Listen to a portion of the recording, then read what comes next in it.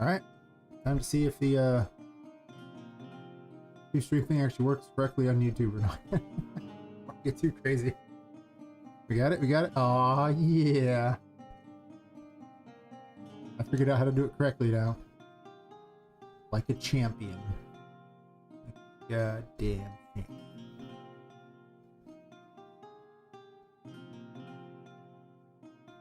All stream working. Yeah. Hell yeah. I guess I care about doing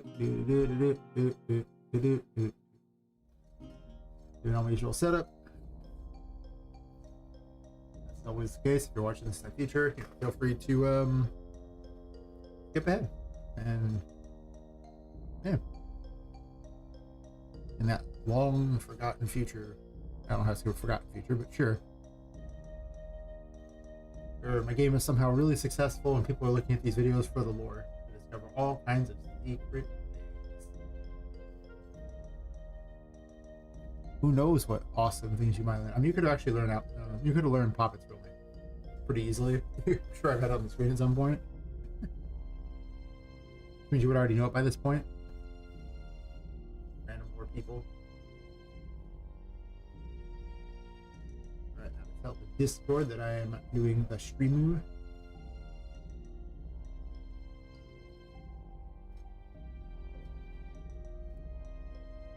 I want the non-short stream to show it.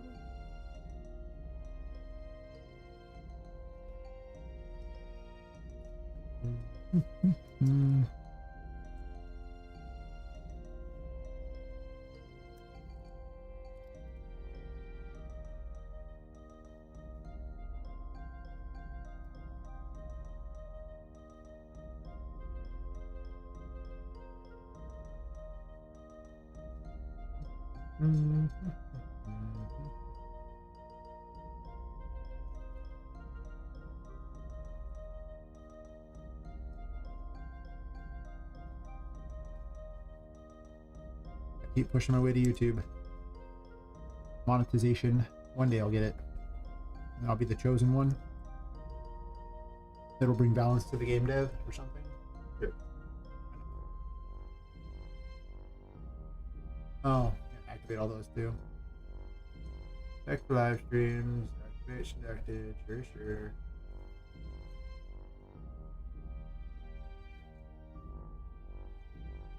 Hey Sam K. Deluge, how's it going? Long boy bonsai.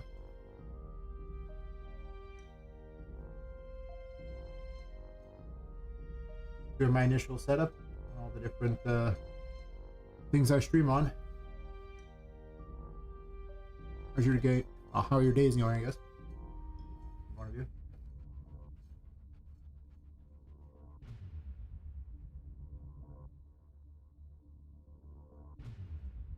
Asteroids be safe. I mean, I guess it depends. Like, you know, if you're far away from just watching them, asteroids are pretty safe. Or maybe if you're in that little ship that just destroys all the asteroids from the game. Of course, usually you end up losing at some point, so I guess that's not really that safe. You know?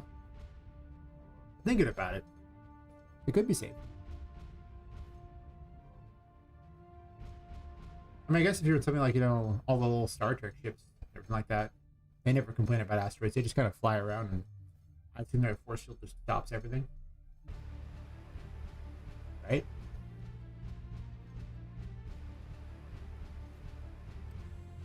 Into comments. And then get to work.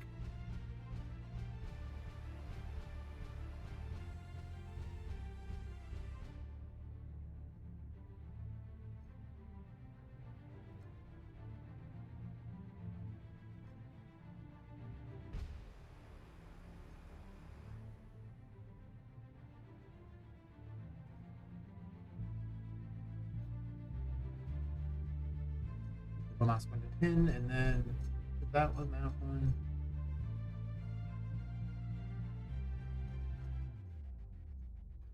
Oh, I guess just pins for both.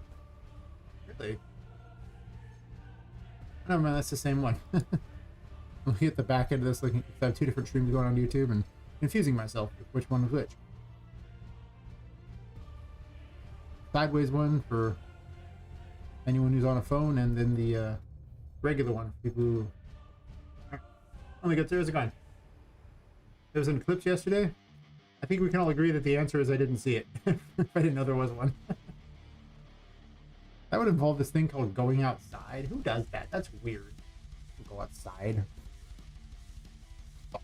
Go outside.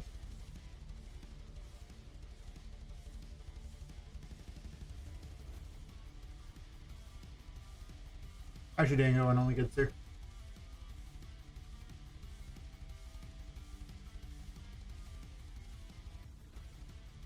I got chapter 3 all laid out, so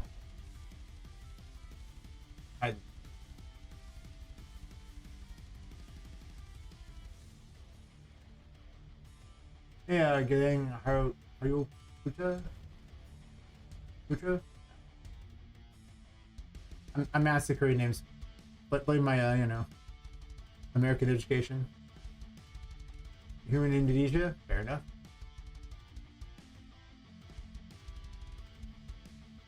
Let's see, just a million haze, huh? 1 million. This is 7.5. That was a 7.4 is the last one, right? Did they provide another update I don't know about? Oh my god. I could use an update that wasn't fresh. Nah, it's just 5.7.4.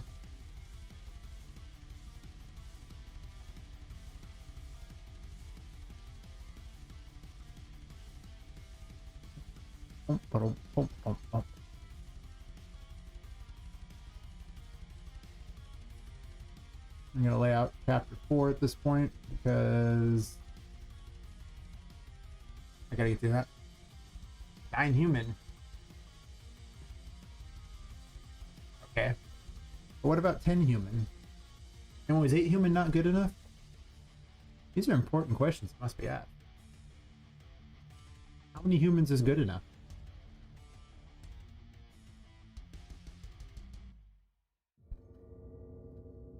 Yeah. People just say all these things, it's just like, but you gotta wonder, right?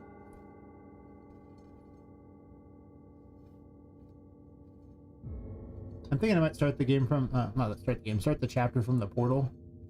Because if you go up to the portal room here, you see, I mean, sometimes random number. One does not question a random number. One simply accepts that random number is random and a number. And that's really all that matters. So I was thinking of a secret passage down in the hallway there, but if you're standing in front of this giant portal, it's so much more epic feeling. So I kind of want to keep the portal.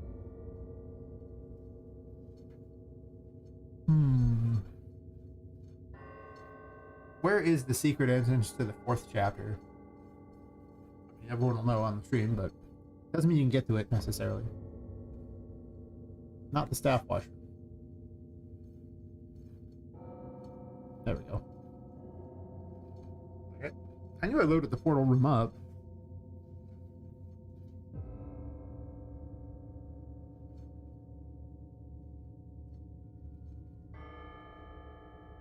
To have all the things so you can open it. I mean, it's so much more epic than that crappy little room down there. What are you doing? Main game? Roblox? I see.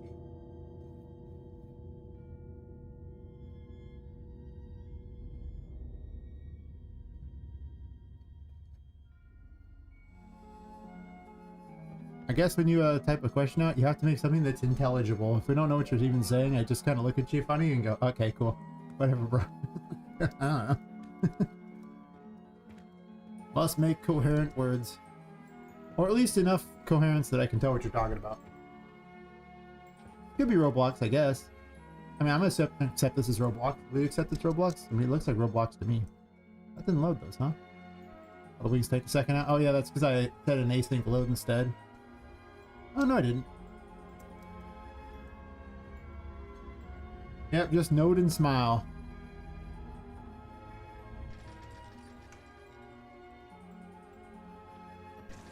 But yeah, I think I might keep this area being the entrance thingy because, like I say, the portal is just so much more epic than having that stupid little secret passage down in the hallway.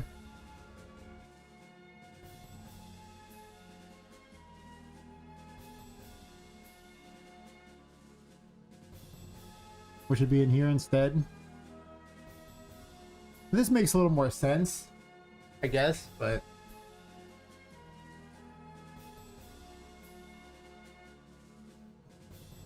I mean... The portal could be in the Toymaker's workshop, I guess. All the tarot cards. This has the upside of having kind of a way off to the side to go down.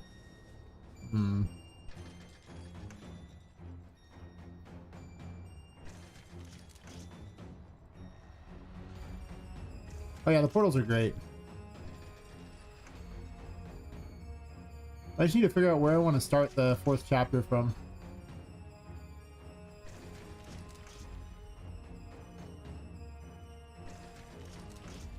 It's either from here, this room, or the room right over there. I mean, I can just move the portal around, I guess.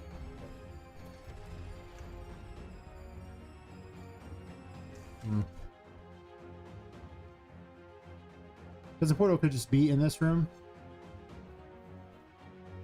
It'd have to be on this wall, I guess. Nothing else would make sense. Because originally it was supposed to be like, this area is bricked off. But I could also turn this entire section into like the abandoned look. Doesn't really work for a Metroidvania particularly. You gotta have some sort of progression to unlock it, so if you randomize it. Like if you randomize the whole game, you could make a randomizer that does it, but let's make the game first, and then if someone wants to make a randomizer, or I want to make a randomizer, we can talk. Job 1, release game. Job 2, everything else. Yes, indeed. Grab this material.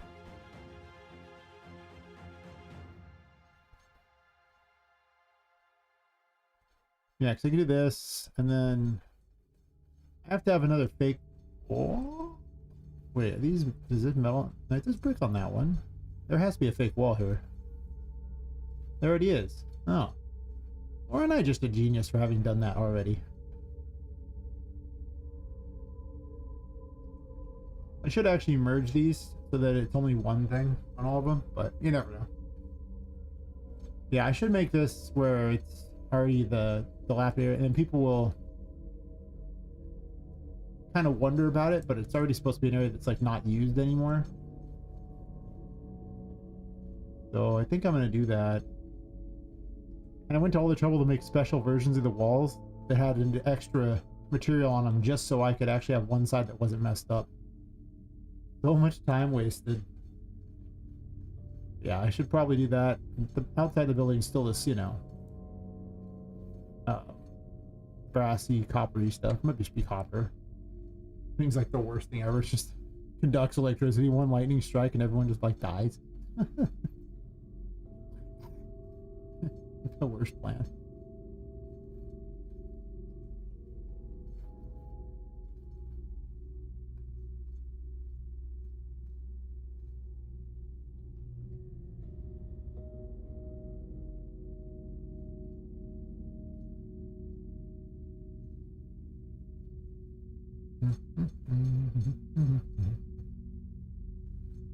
Get all the sides here.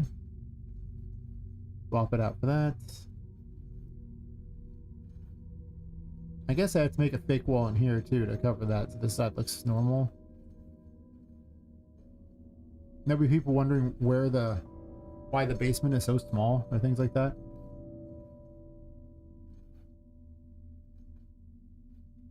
I guess I can make it where I can actually see. Oh, that one.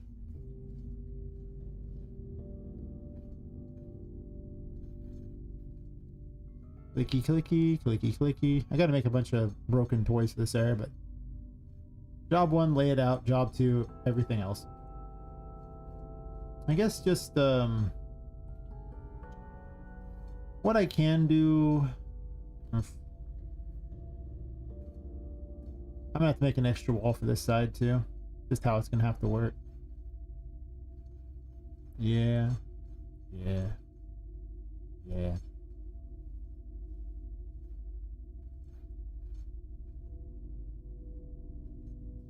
I knew I was gonna have to do some restructuring as the game went along. I had to go through and put all these air ducts in too. And maybe I'll have a fire thing, maybe I'll have a lightning trap. I don't know. Hey Levi. We were discussing important things like how many humans is good because 9 humans was what someone suggested, but you know, why couldn't we have more or less? Other than that, I'm building out chapter 4 where we contemplate these incredibly deep philosophical thoughts.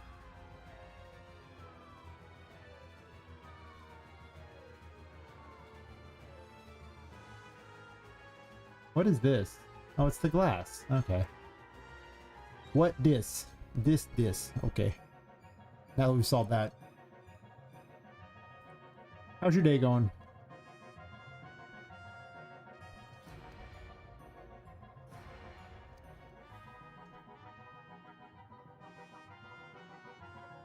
I wish I had a corroded side on this pretty badly, but I don't.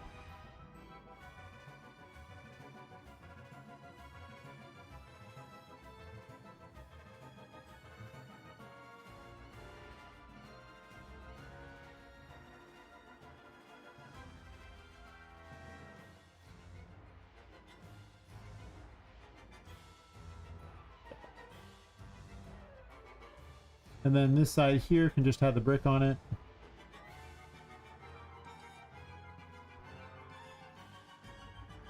Slowly but surely, I'm making more messed up areas.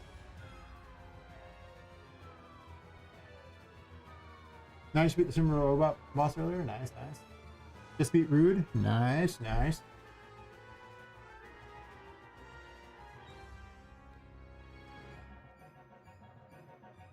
But the real question is Lude in the game? There was in like FF7, the original one of the times when Rude shows up, his name is Lude. Just says Lude instead. It's really weird. Like the middle time or something. No, I think there's actually like there's quite a few times for show, but there's like some podunk town after the gold saucer. He shows up and his name is Lude. Living in walls, it's my yesterday replacing walls using box brushes. Hands and right over here. I mean, you know, you just gotta relax, you know, just lean into making walls. Stress less when doing it. Yeah. Gotta get into Zen wall making here. I want to make 2 walls here. I think I just want to expand this wall out and have them be partially inside each other.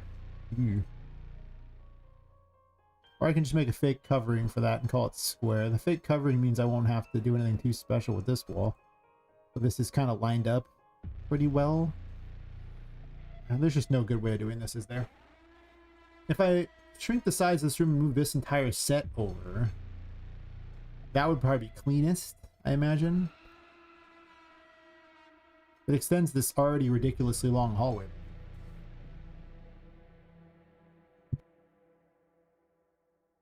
You were complaining every second. The struggle is real, right? How's that going well? How's the game progressing? It's coming along. I was laying out chapter 4 and making concept for it. Well, this is mostly the end of chapter 3, but just getting the concept rooms together for chapter 4 is its own fun thing, for sure. I mean, they look better in the dark, obviously. Clicky this, and then clicky that. So this. Oh. Yeah. Creepiness.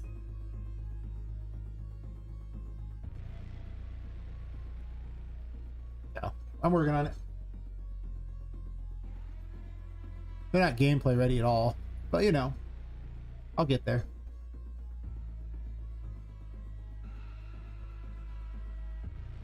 Probably. Eventually, maybe.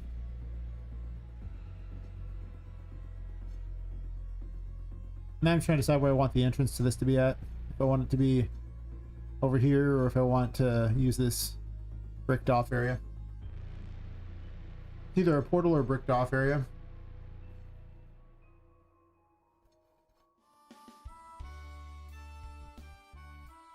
Crap all over my rest here. I was not a very careful eater, for sure. But overall, things are going pretty good.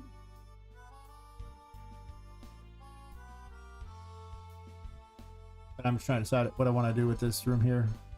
I just grabbed a bunch of stuff from a different room and dropped it in here. But right now I'm just trying to decide if I want to make the wall like that or not.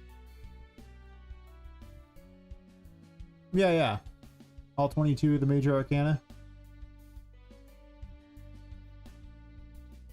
I have like, well, 3 different locations where these are at. One of them I'm going to get rid of. It's either going to be here or in the fortune teller room.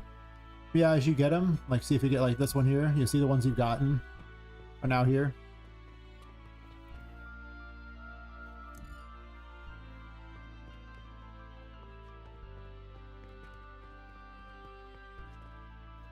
And of course, if you have them all, I have a door that opens based upon that, or the portal opens based upon that too, because the fortune teller room has the secret door as well. That was the original one I was going to use, but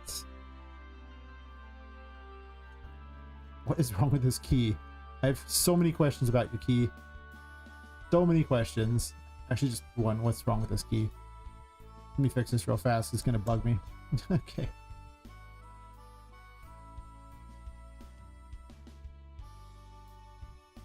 Fix this real fast before it drives me crazy.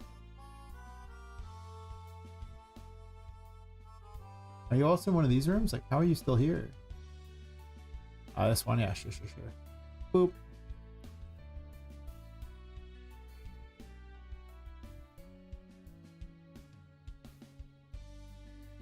Can you tell there's a portal on the other side?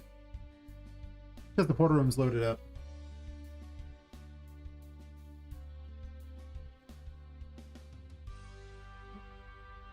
See, currently the fortune teller room has a purpose already. In the form of, you collect crystal balls and they show up in here.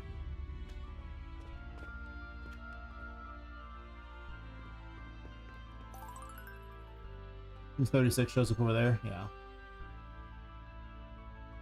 So when you find all of them, they are, you know, they tell a story of someone, like a doll who came before you.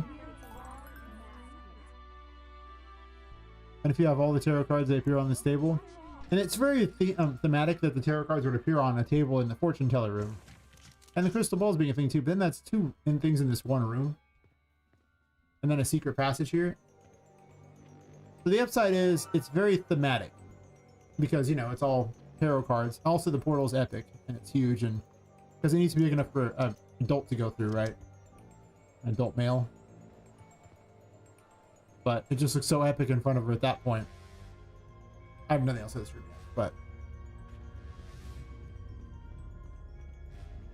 the upside is it fits thematically like that and looks cool. The downside is that why in the world does he have the portal appear down to that place when you, and not, you know, like just a secret entrance down, right? That'd be funny. Maybe I might have like a weird tunified version of me or something, like in a painting or something. Forever immortalize myself. And then a random cat that I find on the street just because people put cats in their games. I don't own a cat. I did. But yeah. I don't know. Having 2 different mechanics in the game related to this one room does seem a bit much. But one of the other upsides is that the location is really next to the haunted gallery. So if I have you going into a final area,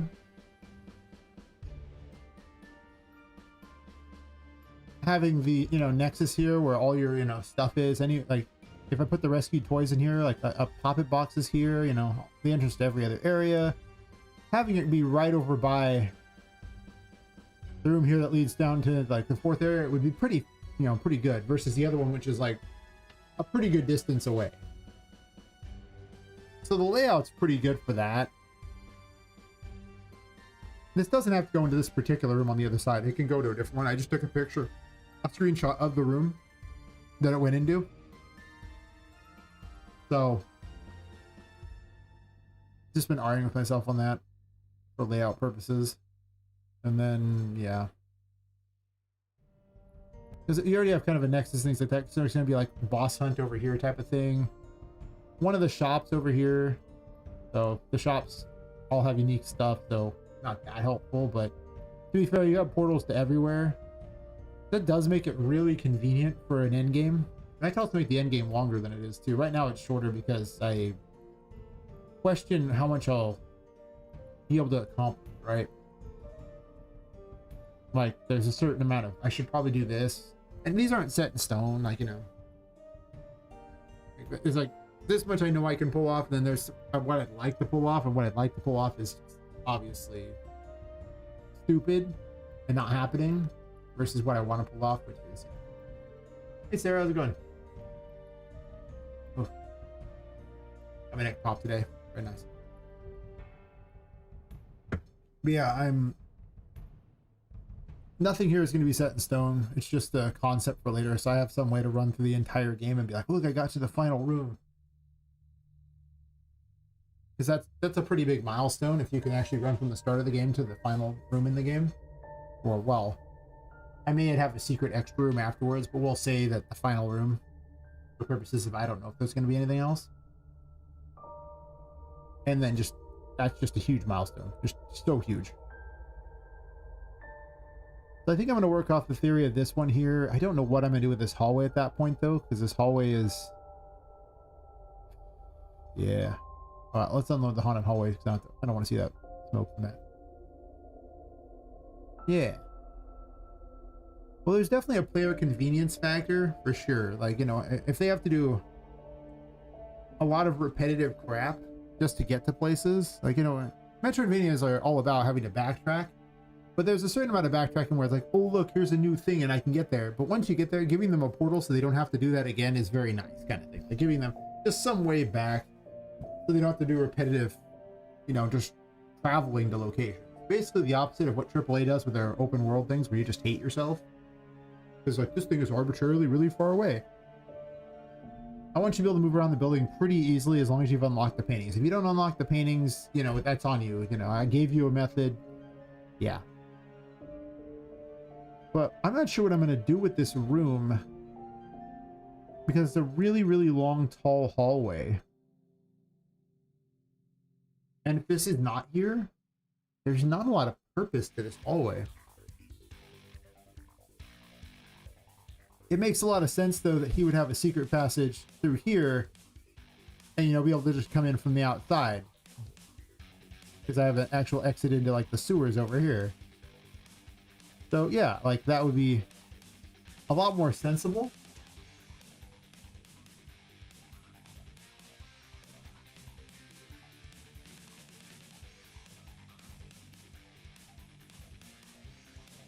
And that's kind of where I'm at right now. I don't know which one I'm doing. All I know is I have the main entrance already figured out, obviously. I need a key. This key.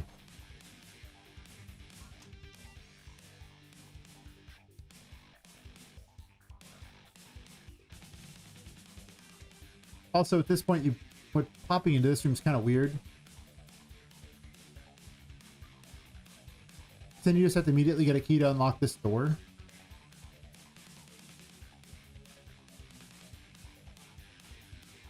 Hey, TX Watch, how's it going?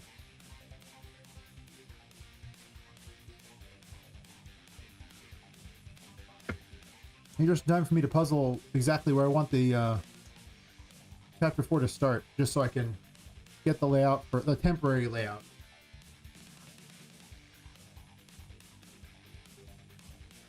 I have like 2 locations where it could easily start.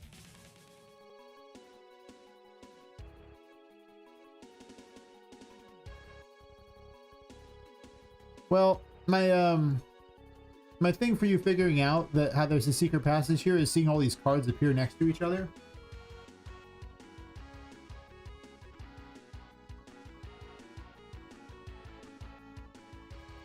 And obviously, like, you know, there'll be like things throughout the game where like maybe messages from like the staff who are like wondering where do all the toys come from, because, you know, there's nowhere they're being made at, obviously. They just appear in the production room, but there's weird pipes coming up from there that just toys come out of. Where are the toys coming from? Why is the basement so small? Wasn't there like, you know, just this tiny little section? What's up with that? Like, things just won't add up in this building. So I'm gonna put weird little messages in there like that along the way you can find bits of lore. All the readable stuff that I personally never read in games, I just ignore completely. It'll be for the people who don't, the people who aren't me. I kind of want to move the portal into this room. Put it on this wall, I think. Yeah. I'm going to reward exploration. There's so many collectibles in this game, there might be too many. And if that's the case, I'm going to cut down the number of crystal balls and the toy maker's like vlog. Because I have like these two things that are findable things. And they unlock stuff if you do find things, so it is worth looking for them. Mostly they tell you stories, but you get a bit of perspective. Yeah, I can put the portal here, but then this room just becomes a I don't know room.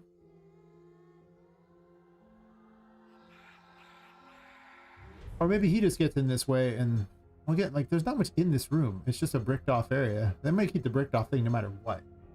Because part of the building is obviously bricked off. Originally it was bricked off in an area where people could see it. Then I realized that why would the Toy Maker's Workshop be accessible to people? And this room's gonna get changed a bunch too, for sure. I haven't even got all the gameplay stuff set up for chapter. Well, 2 needs more work. 3 is, as you've seen, a dumpster fire, and then 4 is pure concept as well. But if I have any ideas, I just like to run with them and see what happens. Yeah, let's grab this portal and move it over here. I think this room just doesn't want this portal. Maybe he has a portal to other locations.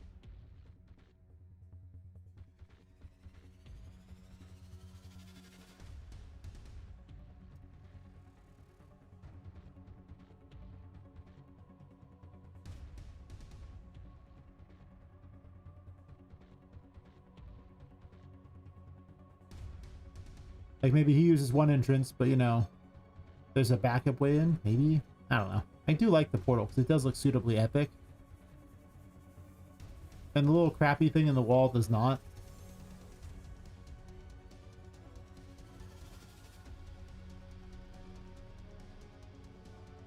But if I put a portal in this room, the downside is that for combat enemies, I don't really want a portal there to deal with. I don't want the player accidentally going through the portal every time they, you know, are fighting or something, just flying around or whatever.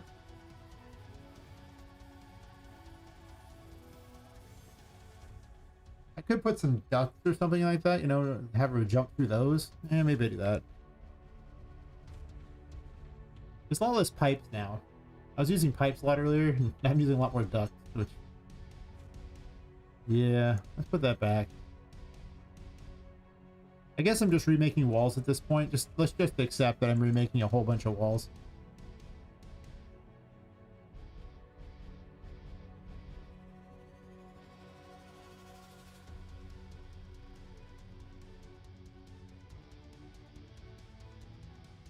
Yeah.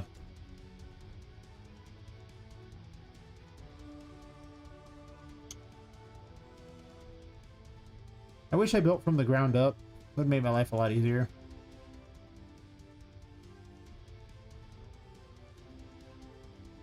Then I could have seen things, you know, from above and be like, oh, let's do this or that. Now there's floors in the way and everything. It's kind of a pain.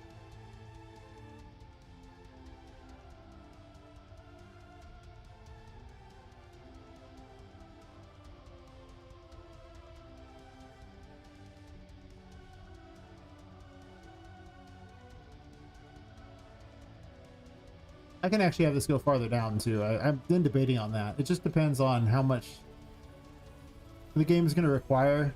I don't want to get too crazy with it because I don't want to. It's already too big of a game as is for a single person, so in my perfect world, this would be a much larger game than it is, but in my I'm not stupid world. Any chance you catch more? I'm making a game called Poppet Quest. And playing as woman who's killed and her soul is stuffed into a doll, and she's trying to escape the Whimsy Wonders toy store, which is like a theme park in a building.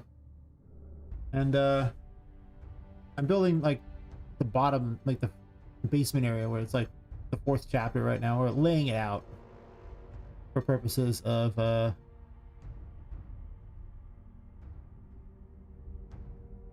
just planning for the future. I'm trying to get this little hole in the wall here. Can I get it? Can I get it? No.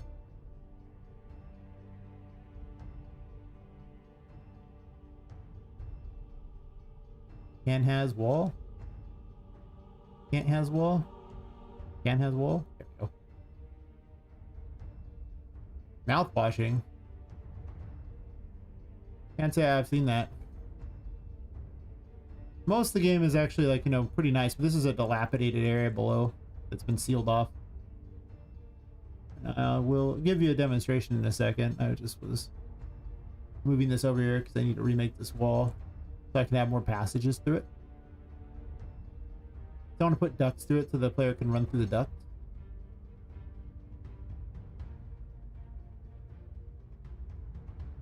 Yes.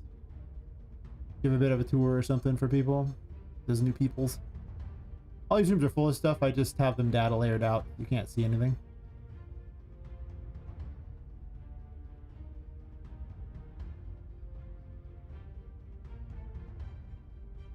You unload a bunch of crap.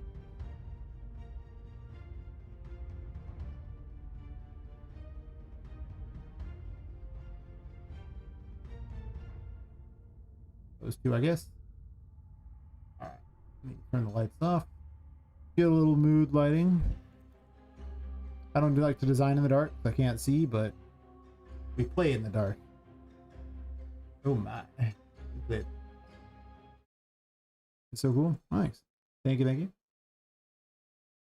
Oh, let me put a nav mesh down real quick. I already hit play, but the first load's the worst load.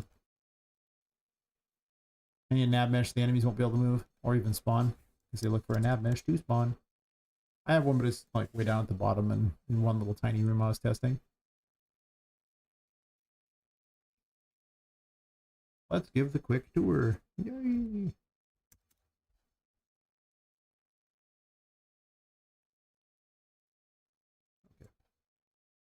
Build that nav mesh one more time. Yeah. Okay.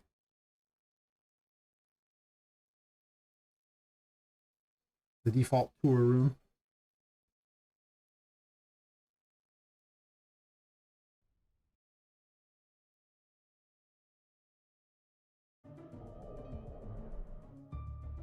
I should have loaded the room in advance so I didn't have to wait, but I didn't. Give it a second. Unreal Engine makes the game really heavy.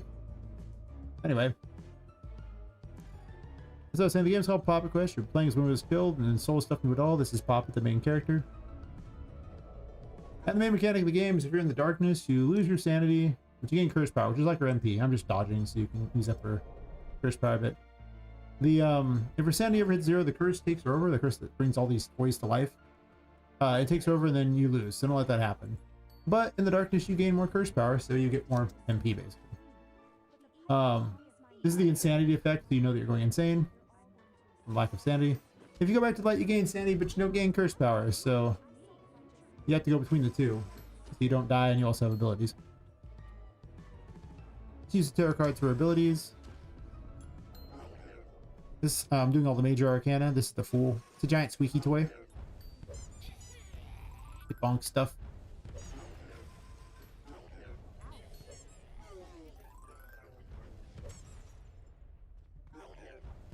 Good, clean, awesome fun.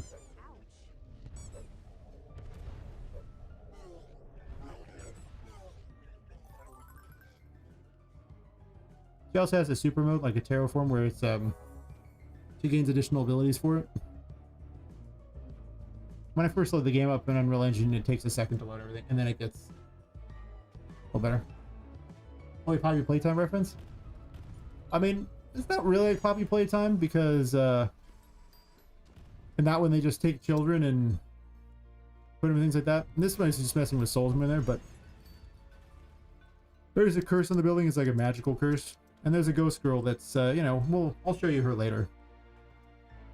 But yes, it does have some... I mean, it's toys fighting. Of course, there's going to be some similarity. But there's no humans here, and nobody's ginormous. There's no giant toys. They're like regular-sized toys. This is the magician.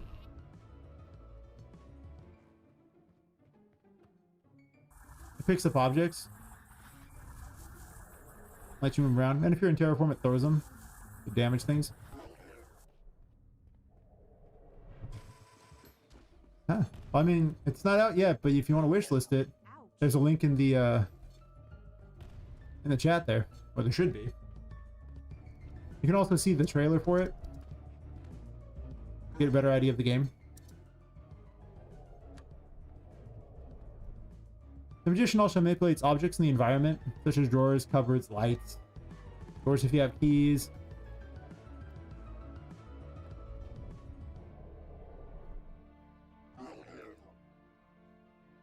This is like an early tutorial area.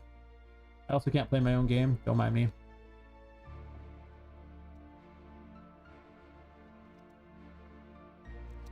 But yeah, it takes me about 4 hours to get to the end of the content I have, when that's getting everything.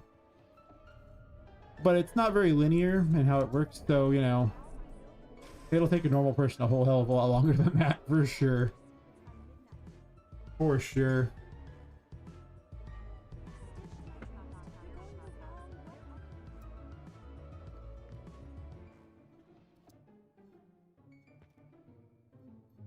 I can't play my own game. I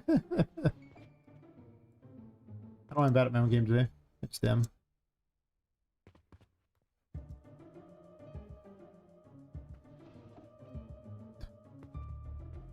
Okay, this is not really that hard. I'm making it look hard today, and I don't know why.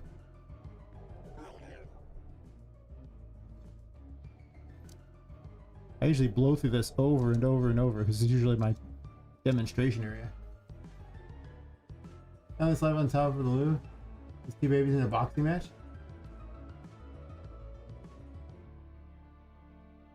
Not live on top of the loo. It's too late. Babies in a boxing match. I'm not quite sure what you mean. For sure. I'm a bit confused.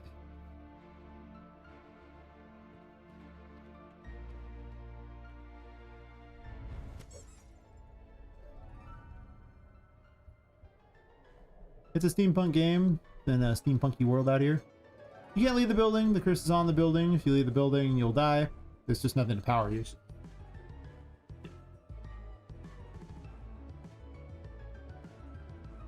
But you're welcome to jump off, and you know it will kill you if you want, and then you'll respawn. There's no real permanent death in this game. You do respawn over and over, but you lose a lot of progress.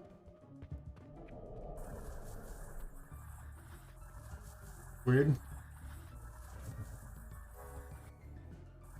I have the star enabled. I gain health back when I'm in terraform.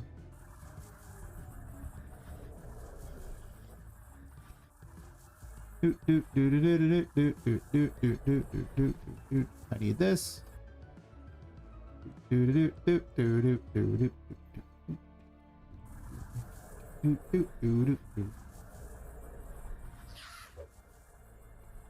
Baby flying sounds like the South Park Crack Babies episode. You just subbed? Thank you, thank you. I mean, half the noises in here do kind of sound a little weird like that, to be fair. Some of the canned noises that I've found in, like, you know, sound packs are a little weird, and I think that's kind of what I want in general.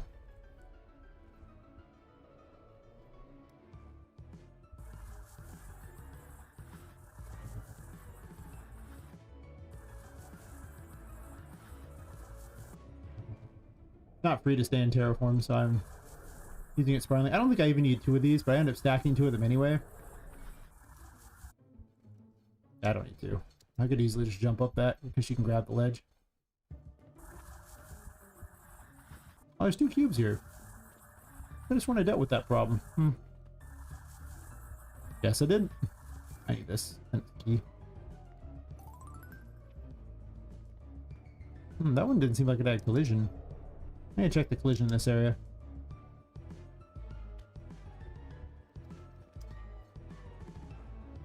He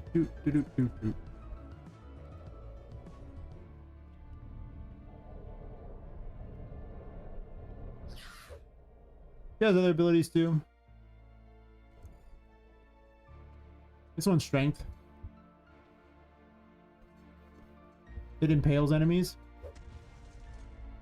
And then you get to beat enemies with other enemies. It's very important.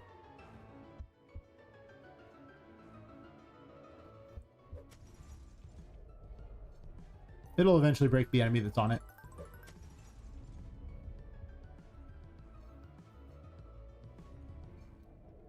Now that I have the key to this there, I can use the magician to open it. Oh, that's right. I gotta fix the painting blockers because right now the this room is unbeatable because I made a change to the code.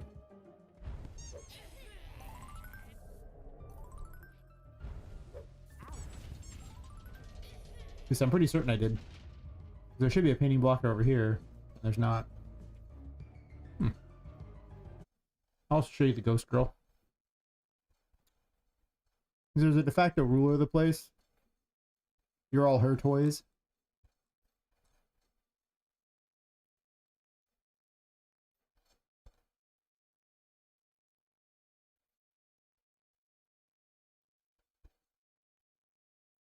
I think I ever set to play a bunch of stupid text messages though. I need to disable those.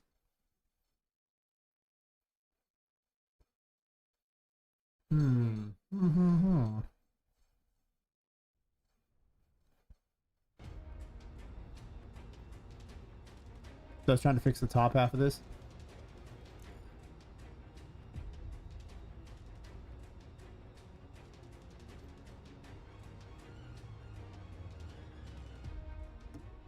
So this is the playroom. And this is where we'll meet Charlotte before this, but this is where you basically have to, in a way, do battle with her, I guess. If you spawn in, it says 0. Hello? Are you here? Well, maybe I broke her. Yeah, you open doors in this place and then... Oh, no, she's over there. Hello. I'm not going through that door if you're right there, lady. I'm going this way then. Be like that. Or smokes haven't spawned. Huh. Well, that's weird. Okay, well I broke something in this room. I need to fix it. Where are you at? This one's here, yeah. This is Charlotte. She doesn't go through these doors, so... Oh, man. Thanks for the money. Hell yeah. Yeah. Thank you, thank you. Nice, nice. I mean, I do the credits. Whenever anyone donates to the game at all, like, on those, you get your name in the credits. As long as it's like $1 or more. I'm not going to put a bunch of people in there who donate a penny or something. Oh god, I'd be the worst.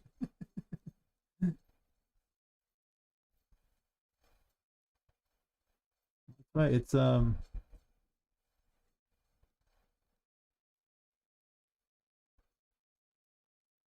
yeah, donate 1,000. Hell yeah. Let's see. This is like...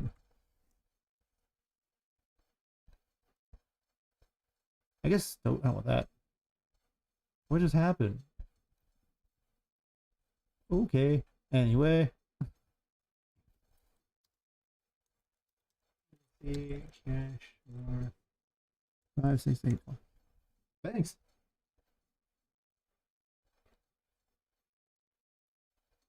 Oh, these are super chats.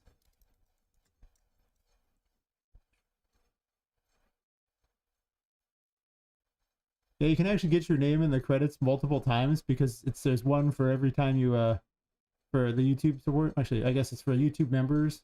Oh, I did that. I just tried to get through.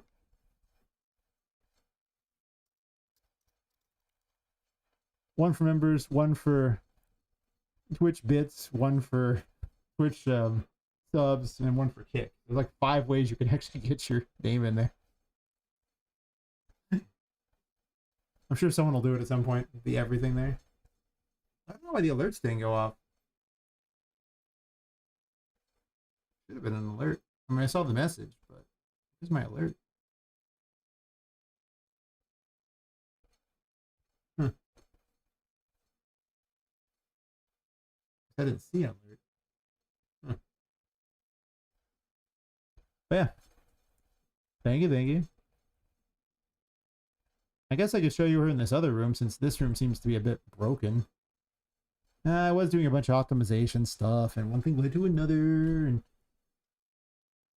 And as is always the case with game dev, it works until you have to show it off, right? It works until you got to show it to everyone, then it doesn't work at all. Oh, I see. Probably shows up in a lot of areas, so we'll just do last fire room. Hidden grotto.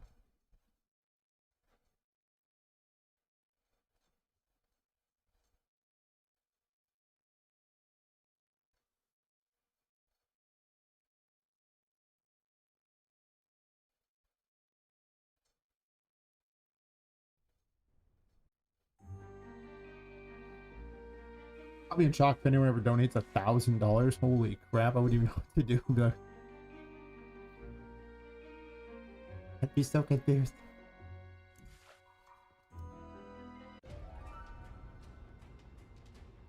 That would actually be more than I've made in streaming entirely off of Twitch. Yeah, you'll encounter a Charlotte down here. He's floating around somewhere.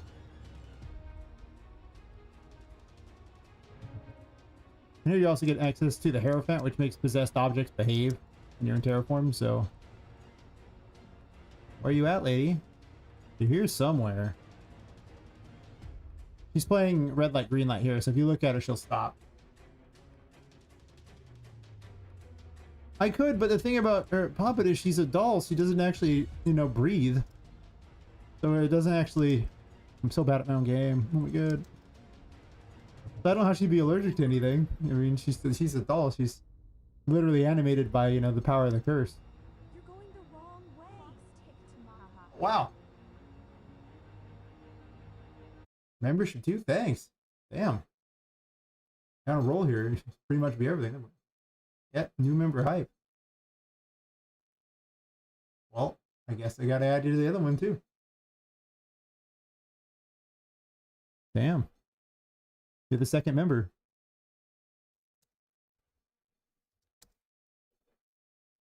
Oh, why not just copy paste the name? It's like so much more time. Yeah, thanks. Damn.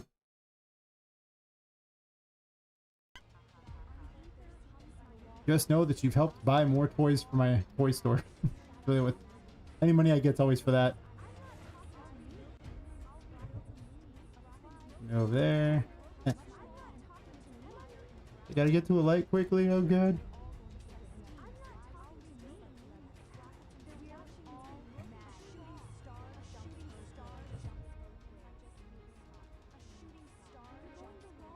Put the light on. Watch her. Go kill me if I don't watch her. Oh god.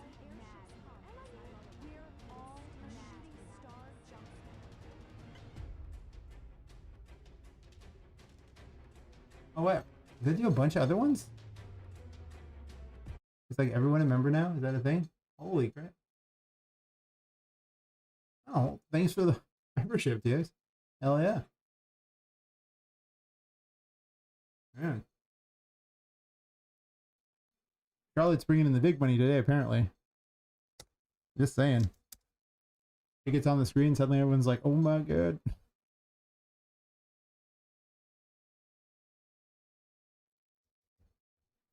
All the monies.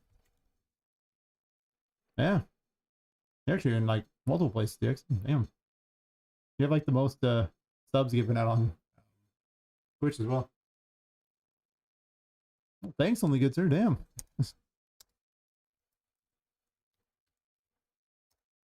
Wow.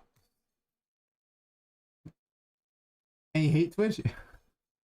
I understand. The thing is, so far, Twitch is the only one who's ever. Well, no, Twitch and Kick have put money in my hands. YouTube hasn't done it yet. And we'll have to get to $100 on Twitch. I'm sorry, on YouTube to get the money. And so far, I'm not there yet. Someday, soon. I'd be surprised. If I get to the. If I could just get ad rev on there, I need more subs desperately on there, and then I'll get the money pretty quickly. And then the game will get a huge upgrade. For sure. It's really not that hard because in streaming, I get a lot of watch hours, right? Because, I mean, like, if you just look from yesterday, the stream from yesterday, okay, I don't need that big. I had 2 streams going on there, and one of them, you know, the short stream there had 250. Wait, what? 100? Really? Damn, thanks, man. Holy crap. Well, I mean, wow. Wow. That is the most anyone has ever given me on any one of the things. Thank you so much. But, like, I'm not as far off this as the sub, you know, and the monetization on YouTube as you think. Because I've actually had the watch hours. Last year, I got 16,000 watch hours. Hell yeah. Thank you, man. It's awesome. Yeah, I'm doing good. And it's just the goods. Yeah, thanks. I'm going to buy more toys because of you. And those toys are going to go in there. Someone's going to get killed off because of your donation. You know this, right? 86, and take some time. But yeah, yesterday's stream, you see like 250 hours on the shorts one, and then the other stream there had 150 hours. So just yesterday was 400 hours of watch time. And the previous year I had 16,000. I just don't have enough subs. So I've had the hours over and over and over. I just haven't had the subs. Are they not showing? I don't know why my alerts are being weird. Because they work when I test them. But I haven't seen a single thing pop up yet, or I don't hear it popping up. I mean, I'm seeing the them on social stream, and also if I just look at the actual streams themselves. Oh, it's because it's on the short stream, that's why, right? No, that's not true. Some of them are. Because, yeah, it's on the short stream. Right? Versus the regular stream. The regular stream is right here, where you don't see the thing there. I don't know why it doesn't alert those in there, because you would think it would do both. Because it did that for the minions, but not for the others. So it's just not doing the chats there. I see something? Sounds good. Man, thanks again. Man, that's crazy. You've stopped YouTube from hanging on to all the money and stopping, you know, from having any of it. They've been lording it over me for like months now. Man, it's crazy. Thanks so much. Charlotte's watching. I actually thought about having her head not rotate, but then I realized it's even creepier if her head rotates, so she'll just rotate her head and watch you. She's a ghost. Fine, not gonna hurt her. You're not seeing chats at all from Chanty. Really? It should be showing up on the screen at least, right? The social stream looks like it's showing them. At least in my back end here. I'm seeing them right here. Donate 500. Insane. You gotta do that, man. That'd be awesome, but you gotta do that. That's a lot. You see it there? Yeah. I'm a little confused on the for the YouTube streams, like, because I have two of them going, one for like shorts and one not, why it's only showing some chats from one and the other when it does like a weird combined chat, sort of, but not necessarily combined though. Actually, it's not combined at all, thinking about it. No, look, it's not, because if you look at the regular messages, it's not combining them at all. The only chat that combines them is the one on the screen, right? That's what I'm seeing. The other one is, yeah, over here you see it doesn't do those. Yeah, it has to be separate. Blame YouTube for that one, because it treats it as two separate VODs, because YouTube is really weird about it, where I have to create like a separate scheduled stream that becomes the short stream and then stream to two different ingests and everything. So I don't think it can merge those, so you're going to have to rely on having the ones on the screen. I can make the chats on the screen stay for longer, if that helps. I usually just have them vanish after a while, because otherwise it's weird if no one's talking for a bit and the same chat's there for like an hour or two, which does happen. Right?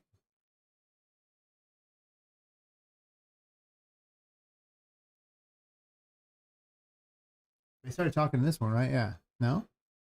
Huh.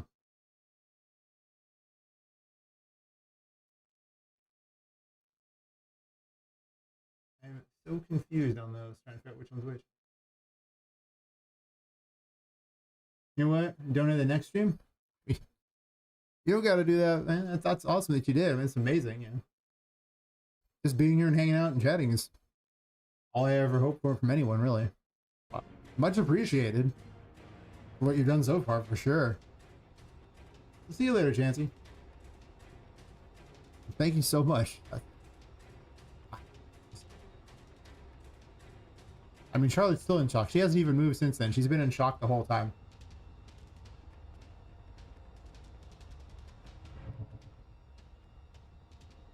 And you know it's, you know, crazy when you shock the ghost girl.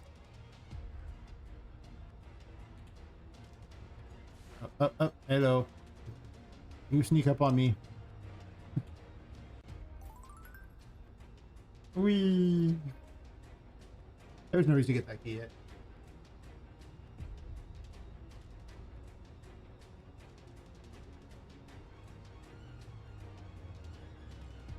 I'm starting to think that Dash might be a bit too costly. Run into what?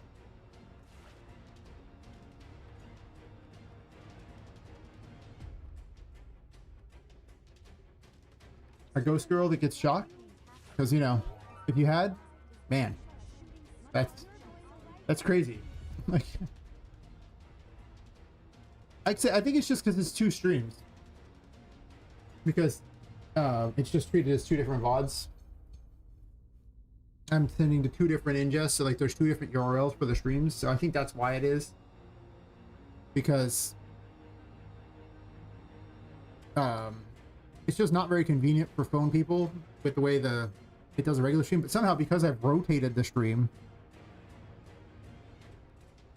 for purposes of shorts, this is really easy on a phone to just watch things. So, because you just rotate your phone and it rotates with it, whereas this one, if you rotate your phone, it tries to keep the same, it keeps rotating the wrong way. But yeah, I found this to be so effective. I was just like, okay, cool, just rotate the whole screen. But yeah, because it's two different streams, I'm assuming that's why. There's not much I can do about it, other than I can make the social stream that connects all the different chats stay on the screen for longer. And that's kind of about it. Even then, it doesn't look like what's even showing, right? Let me test real quick. Wait. Okay, it is there. I guess they vanish a little fast, don't they?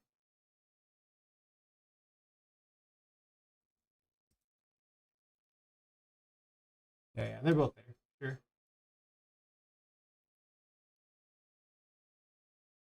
I'll test all of them.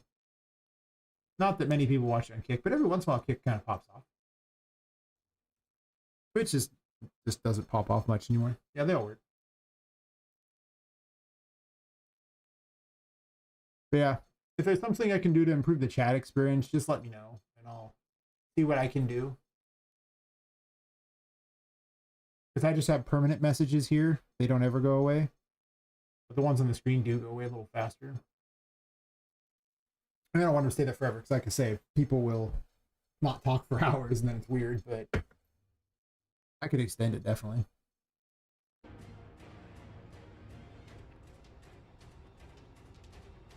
Wee plunk.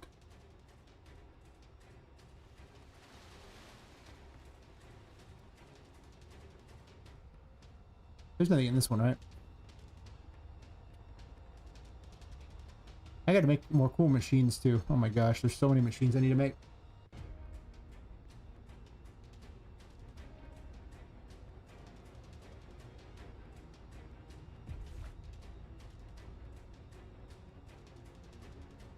I should be working on chapter 2, honestly. Because chapter 2 is kind of in a dumpster state. It's runnable, but it's in a dumpster state, for sure. I gotta fix all the painting blocker things to say, no, these ones work. I wonder why the other ones aren't. That's weird.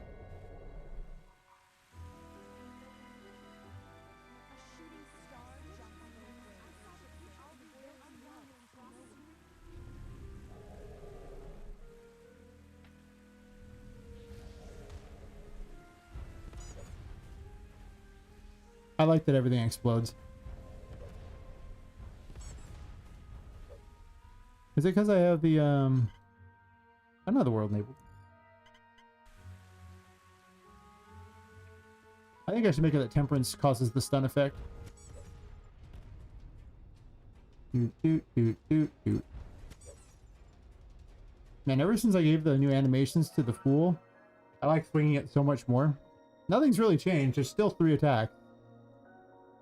I guess the animation's a little different on him, and the timing on him's a little different, but just, it's so much cooler to swing. Really, if you're diagnosing, that's fair. Yeah, I would like to say, just in the future, if there's anything that I can do to improve the stream, let me know. I obviously don't watch myself stream, that's would be difficult if I'm busy streaming, but I go back and check my streams periodically to, you know, see if I can improve something, but obviously getting the alerts to work would be nice. I don't know why they're not working. I mean, Streamlabs says, you know, every time I click the button there after the test, they all work. But I don't see any audio playing. I don't know if they're playing the alerts on the screen or not. Unless they're really fast. I mean, I guess they're pretty fast. Oh, appreciate it. I appreciate pretty much any feedback. Goodness knows I, I'm not watching my own stream, so it's not like I know. So it might be obvious to everyone else. I could just be missing. That is good. Good to hear it. Good to hear it. Get hit in the face.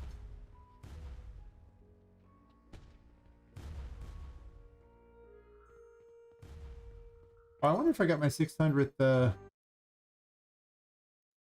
person yet. Oh, nope, nope. One person off 600 on current subscribers. Almost. Almost. Soon. Soon.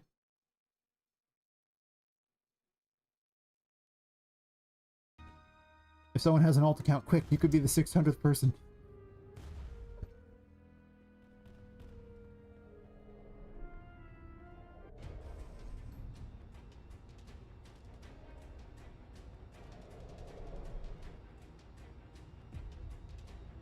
Maybe I'll use it in my test area. Use shorts, to spam upload. Maybe. I did shorts for a while, but I never really got subs off them. I've actually gotten more subs off just streaming to shorts, which has proven to be pretty effective. Really effective, actually. Ever since I figured out how to rotate it sideways. It's not that hard to figure out how to rotate it sideways. I just didn't think about that might be a better viewing experience. I don't watch shorts, so I didn't know.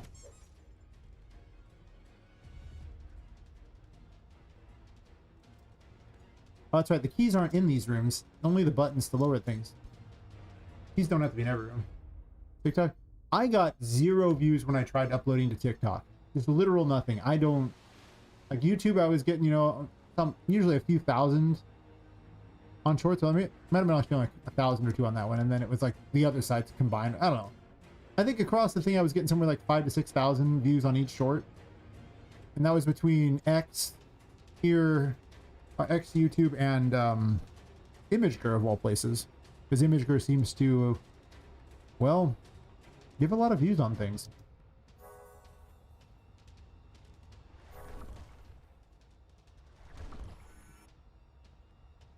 At least that's what I found.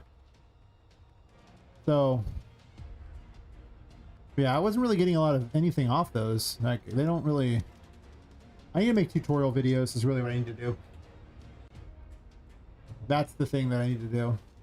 Because over time, people have been subbing because of those, and those have probably netted me the most subs, besides just streaming outright. There should have been a key here. Oh no, there's a card here. I forgot I actually had tarot cards.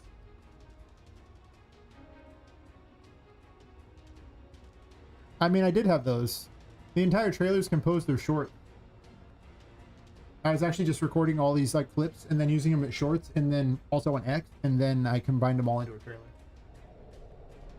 And that's like all the content I made was just when I did that. Because, well, I didn't want to be much of a content creator. I just wanted to be a game dev. But I've come to this conclusion. I've just resolved to be a better content creator because it's very beneficial to make content, and I don't have a real timeline on the game anyway. Like I do, but I don't have this, oh my god, I have to finish it now because I need the money kind of timeline like a lot of people do. I have a, well, as long as my health doesn't suck timeline. But especially getting to 1,000 subs on YouTube, once I get there, every stream becomes so much more. I'll just stream more often because, you know, I'll have money from ads and make streaming a much better use of my time. I mean, it's good use of my time anyway because I still work on the game, but I can't dedicate 6 to 8 hours a day to stream and still have a job. Tough. So not having to do that would be kind of nice, for sure. Where's the other key at? I don't remember. Is it over here? When you don't even remember how to beat your own game.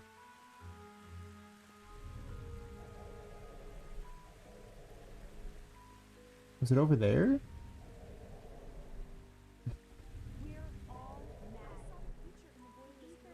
I mean, there's a thing down there they're supposed to be. There's a card down there, sure.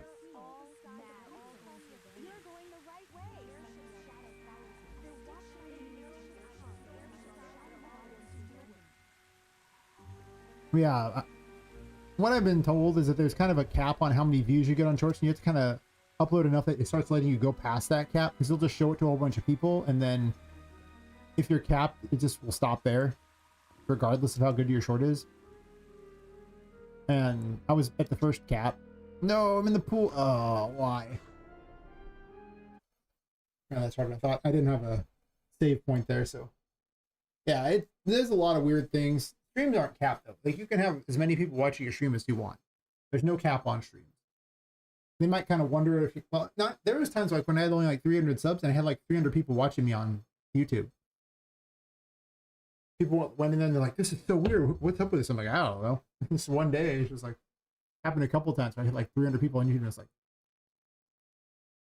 there's just a lot more people on YouTube though. I mean, it's just so much bigger than Twitch ever was. So you get so many people watching that just you wouldn't normally get.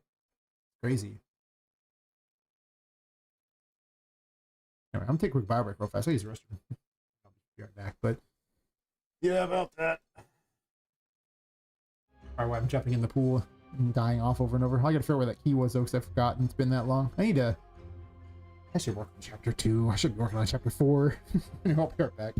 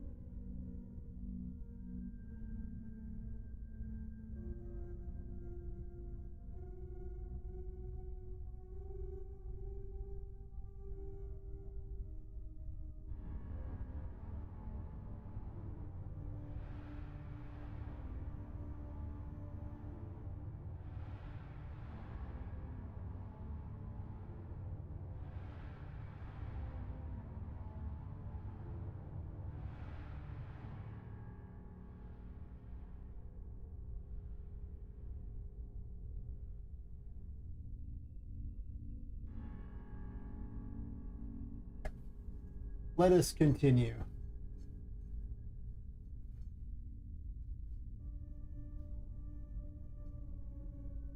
Also, please been growing this play past video, especially not live.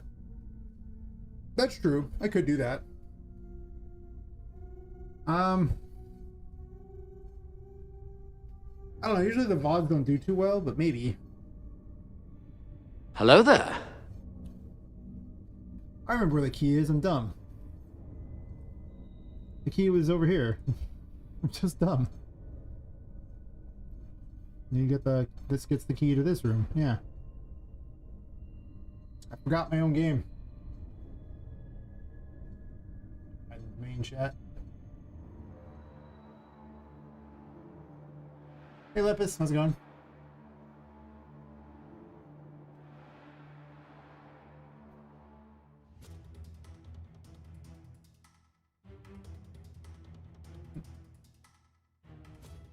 Yes, hello there. I missed it, that wasn't here, but I wish you could do those on YouTube. Little blurbs or blurb. I don't think you can. But maybe? Nothing from Steam, huh?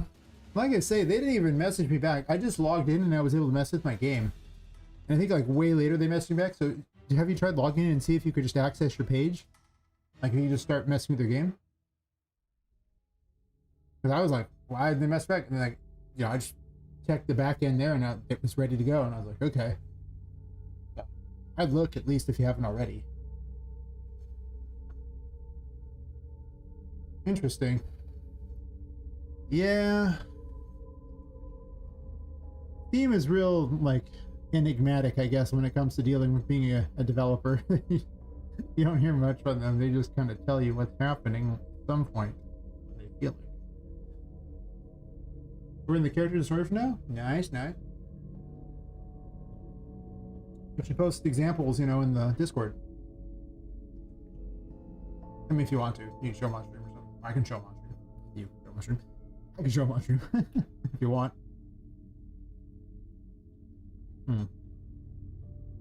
Anyway. I gotta make enemies for chapter 2. Ugh. I was trying to get the layout. I really just want to get to the final room. It's important to me. Get to the final room. This is a milestone. I'm still close to the milestone. I need to make a list of what I need to fix, though. Because I found a bunch of broken things. And I'm already forgetting what they were.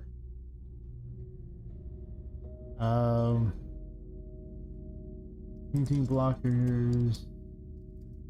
And the toy maze. Don't spawn.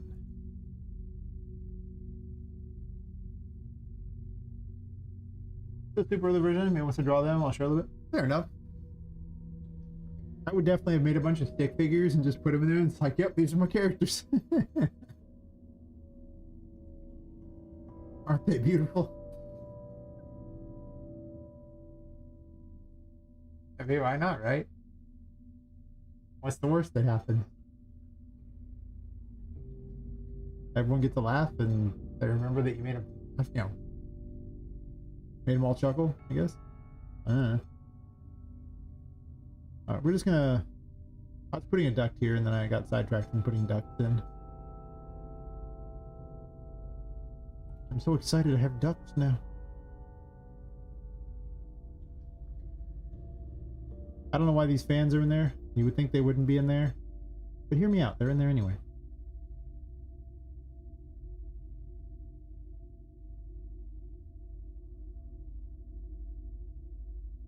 Oh, don't paste it directly into the thing. That might cause a problem. Paste it here. And go boop. And then... boop.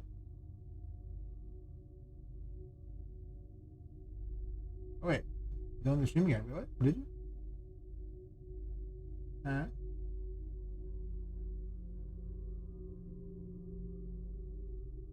You found the stream again? Nice, nice. Welcome back. There's no escape, really. It's been established that I'm an SCP streamer, and what happens is you know, you try to leave the stream and then you just end up right back where you started. It's like the back rooms, but for streaming. There was a whole bunch of people who would fall asleep in front of the streams, in front of their YouTube, and they wake up in my stream, and I just decided that's how it was, that I'm just an SCP streamer, and and eventually, all streams lead to me. Oh, oh, oh, oh. Me, me, me, me.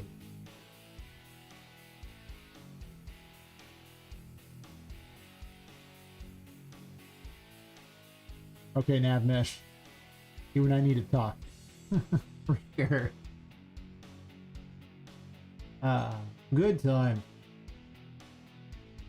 Oh, I gotta turn the lights on. I can't see, these things are so dark. Well, I can see kinda, but I forgot the duck.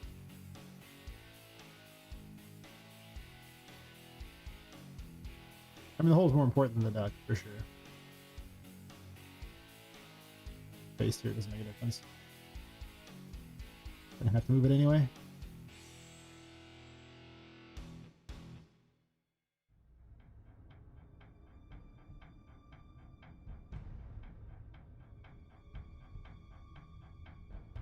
Oh, actually, before I put this in place, I should probably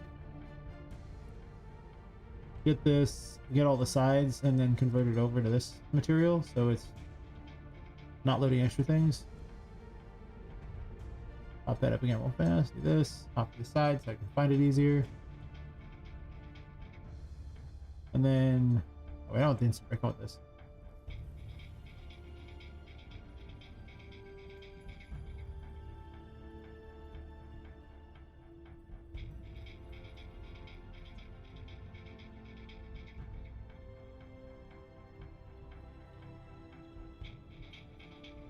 It's possible I might be...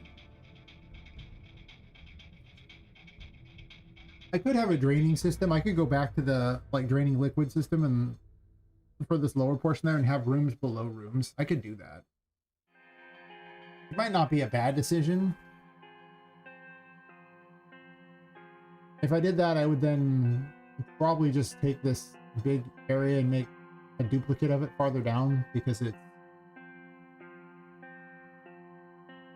Condensate drain is a thing? What is condensate drain?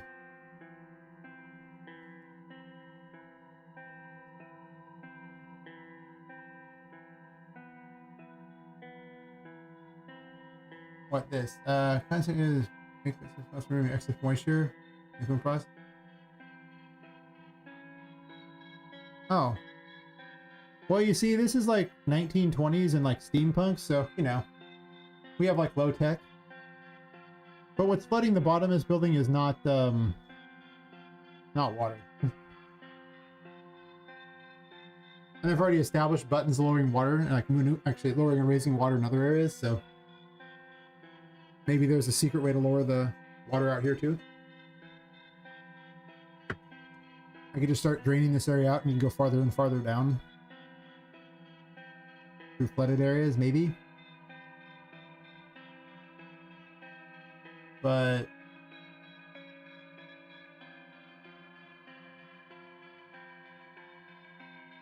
maybe I could work in...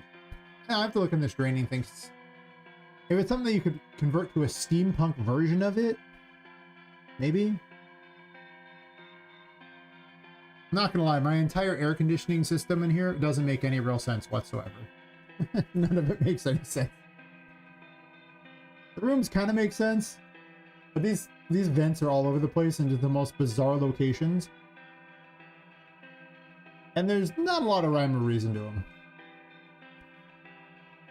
That's true. For sure. For sure. Is it? Well, maybe look into it. I'll just keep a thing up to check it out later and read into it, I guess.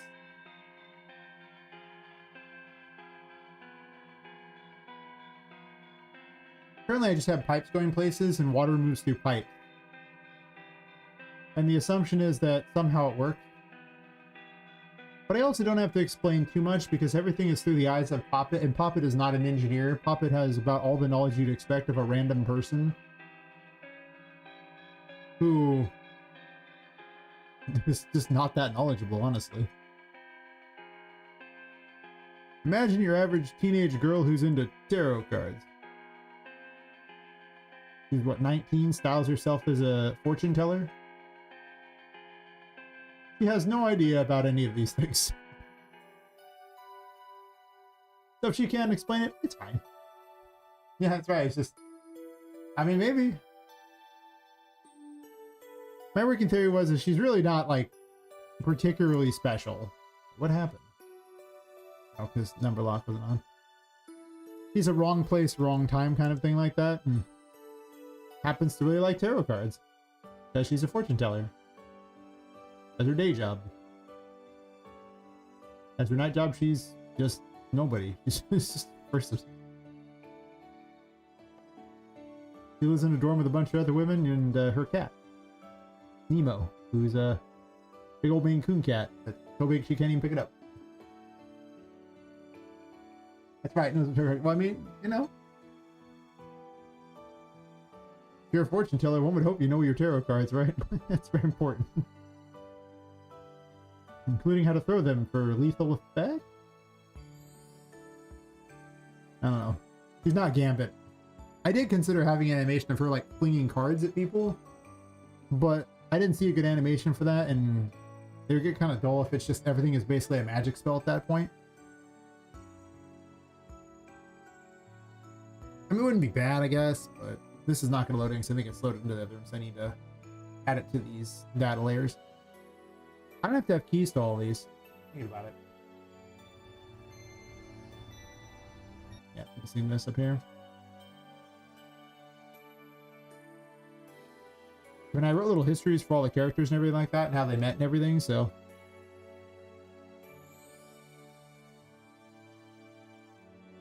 This way when I go to write them, it'll be a lot easier to figure out exactly how they would act in things. In certain situations.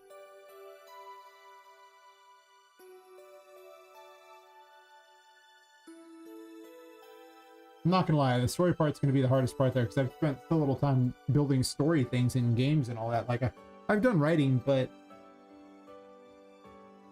I've never put it in like a game form before. So that's gonna be interesting to see. That's why I picked the Metroidvania, because they're not known for their stories. Like, for how long their stories are. They pick a genre that's just not known for like heavy amounts of story. Genius things there, right? I ain't gotta do it if you know, not a thing. Only problem is I also, when I was designing, forgot to include areas where the story would happen. Like, it's fine if she's just talking to someone. Other than that, it's pretty hard otherwise for me to really squeeze any kind of plot in. Like, interactions with Charlotte have to almost be done entirely in the boss rooms.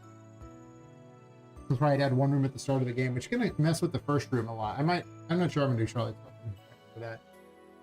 You waking up in there makes the most sense. But then I have to make a big change to the starting room, so story's only be like 2 hours max. That's fair. Well, I mean, 2 hours of story mixed in with gameplay can be quite a bit. I mean, you don't gotta have them sitting there for like 100 years doing all the stuff, you know? Like, it doesn't gotta be like Final Fantasy with like 30 hours of cutscenes or something. Because I watched the gameplay, actually the cutscene story for Rebirth, and it was like 30 hours, and I'm like, wow. Kind of a bit much, huh?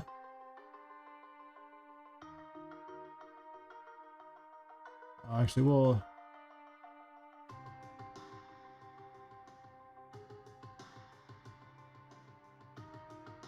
I guess the abandoned area key can... Abandoned area 1... Yeah, the same key could open both. Why not? Not every door has to have a unique key. I figure the story will not be incredibly long. A lot of it will be done in the form of the, you know, the collectibles that tell you stories, like the crystal balls, and the Toymaker's audio logs will tell you story like that. And then there'll be like notes around everything like that that'll give you an idea of what's happening. And then there'll be interactions with the various NPCs. Is there going to be a lot of cutscene-esque things? No, not at all. Cutscenes take a million years. One guy. So it's like, in reality, most time you'll end up probably just standing there talking to the few people. I mean, Tinka's in a painting anyway, so it's not like she's going to move a lot. She can float around the painting. Oliver's sitting in a, when you first encounter him, he's stuck in a cage, standing with Felix, and they'll show up like standing in various places, but they're not really going to move around. They'll just be waiting for your location. Same thing with Sertin. And then I haven't put a lot of the other NPCs in here yet. Those ones are all around. You still have Final Fantasy cutscenes? We're ahead of their time? Yeah. Hey, Zebin, how's it going? Yeah, the Final Fantasy cutscenes were cool back in the day. I think I'm kind of burnt on cutscenes in games. Like, I like watching cutscene movies, but then I don't play the game. A lot of times. I just watch the cutscene movie for a game I don't want to play. Not that I ever get around to playing a lot of games, you understand, because, well, too busy making them. For sure. Move this to the abandoned area. Can't spell abandoned today, apparently. That's fine. Oh, yeah. Way, way, way back in the day. Well, no, 7 was only 3. It was 8 that was 4. Right?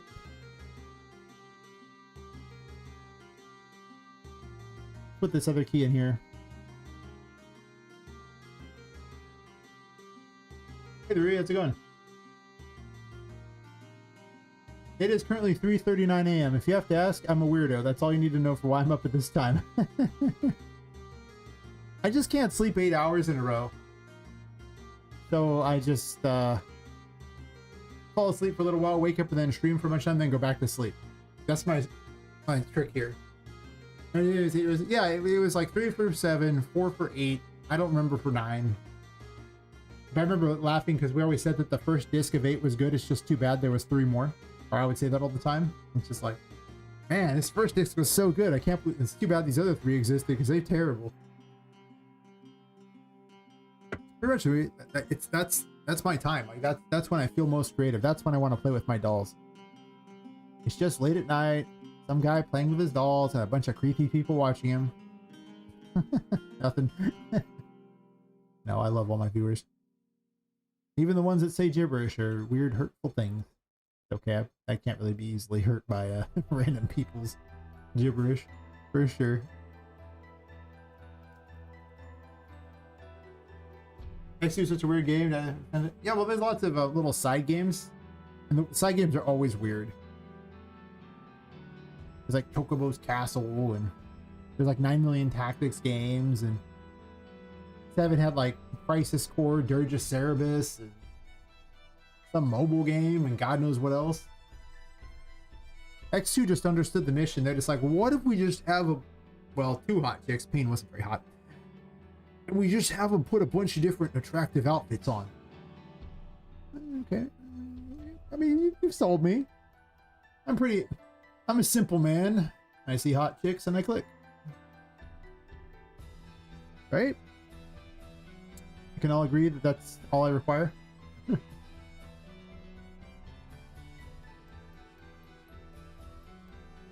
I never got around to 16 because they didn't have it on PC for the longest time, and I just watched the cutscene movie. The cutscene movie was fun. I mean, the story was interesting. The game looked fun enough, but they took too long. Oh, who am I kidding? Even if they put it on PC, I wouldn't have played it because I'm too busy working on games all the time. It looked fun though. Other than maybe the Ultima fight, because I remember points the Ultima fight, I was watching it and I couldn't even tell what was going on. There was so many particles. I'm just like going, are we winning, sir? No, we're not losing. All right. Like, Till Squire shows up. Like, what the hell? Joshua's the Squire, 100%.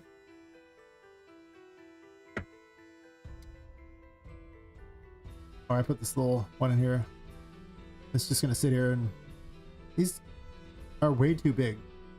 This is actually the size it should be for a human female. Wow, like it should be like a young.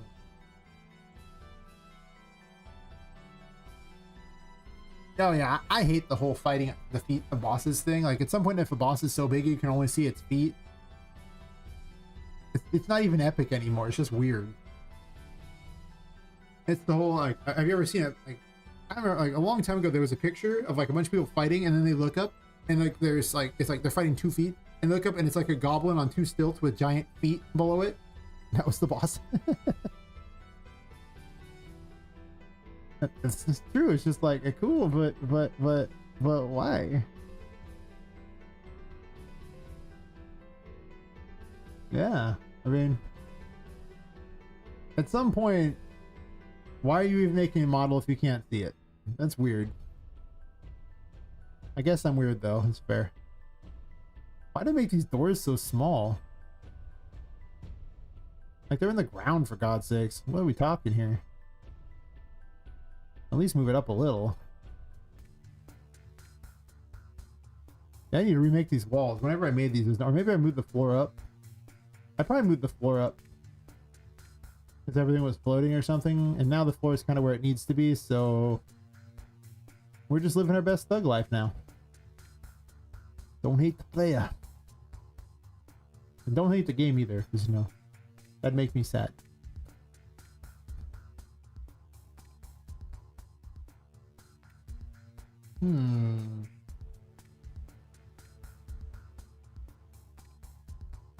Yep. 1 sub off 600. So close. I'm waiting for it to select it. Select all adjacent can take quite a while on this map.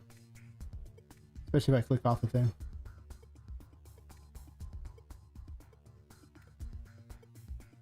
Might as well fix this now.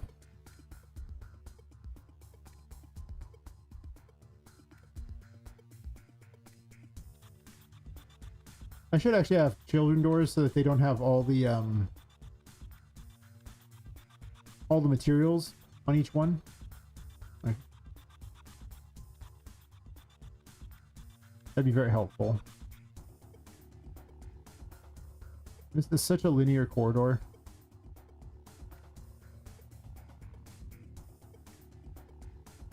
I'm probably going to expand the final area, I'm sure.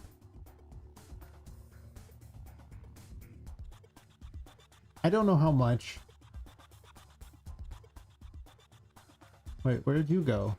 Oh, I see, because I deleted that. It was part of that one. Okay. Yeah, that one's on me. Wait, did I? I guess it was part of that, huh?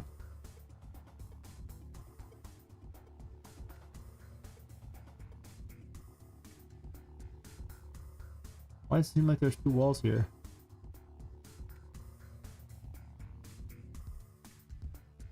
Huh?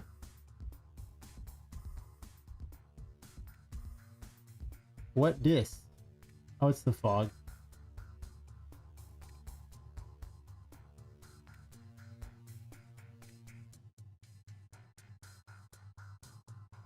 I made some of the models myself. Like I made Poppet.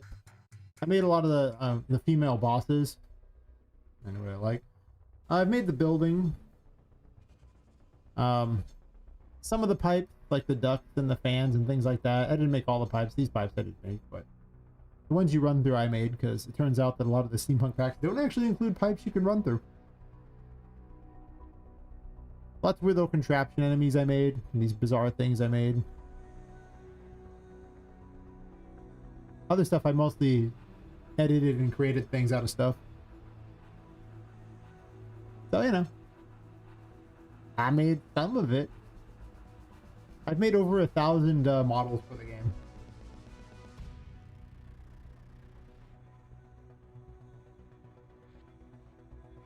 The sad part is there's not very many models in the game.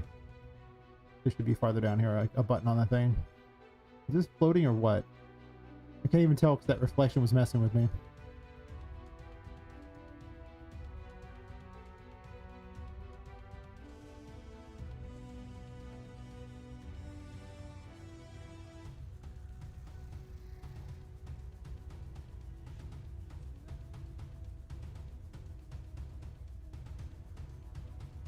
Anyway, there's nothing in the third room of this abandoned thing.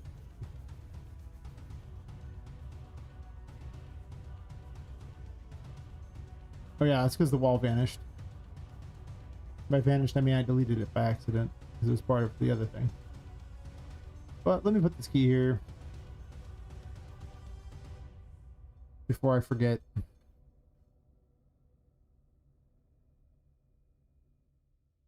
Because forget I would.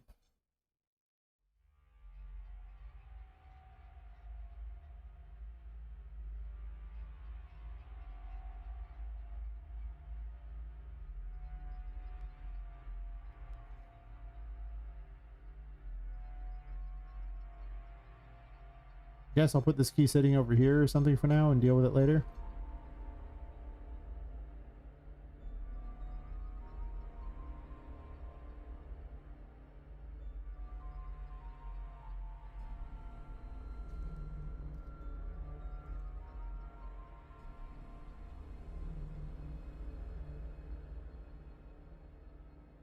All these are still in product storage. Nice. I forgot about that part.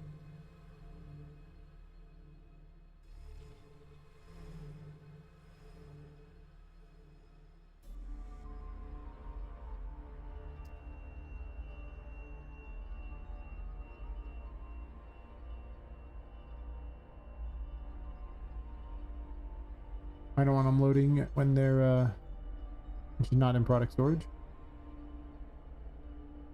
What happens when you copy paste the key?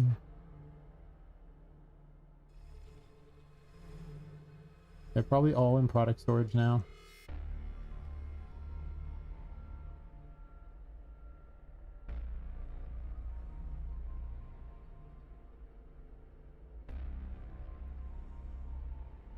I'll have to make a few more models actually.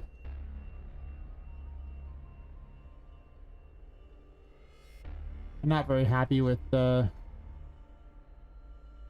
model I have for Poppet's sister. No, nope, nope, nope. He could use some work, for sure.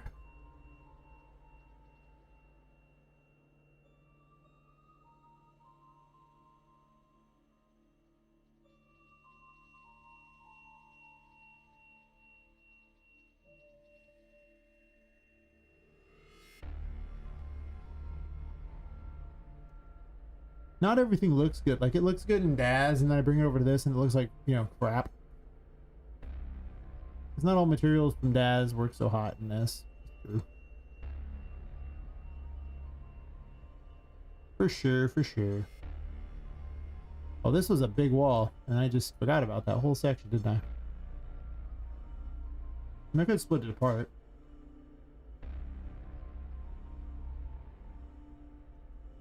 Nah.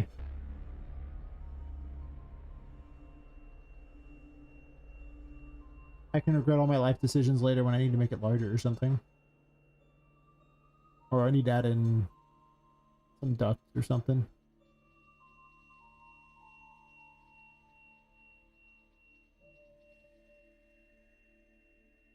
Wait, was this just one giant wall? Do I really want to do one giant wall, or do I want to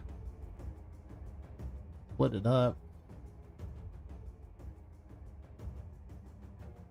And I'll probably hate myself later when I have to remake this wall.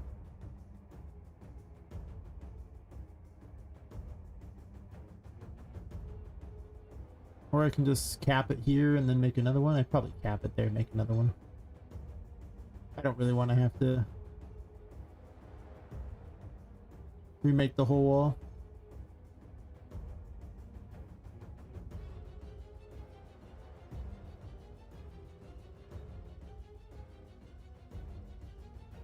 So much stuff's been thrown out, I didn't end up using it just because it wasn't very good.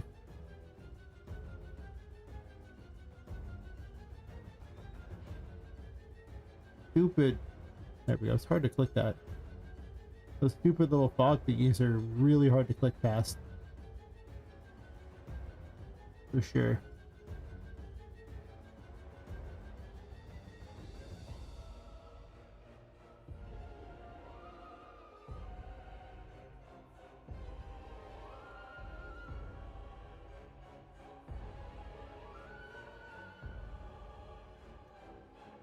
I guess this is probably closer to center. Click this so I can actually see where it's at. I don't know why it likes to unselect like that, but it's really annoying. That's too bad.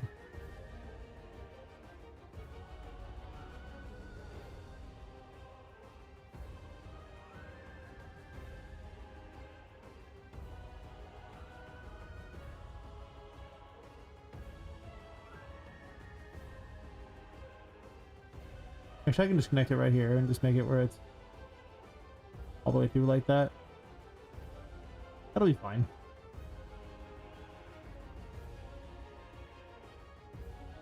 We just take this box right over here and go boop.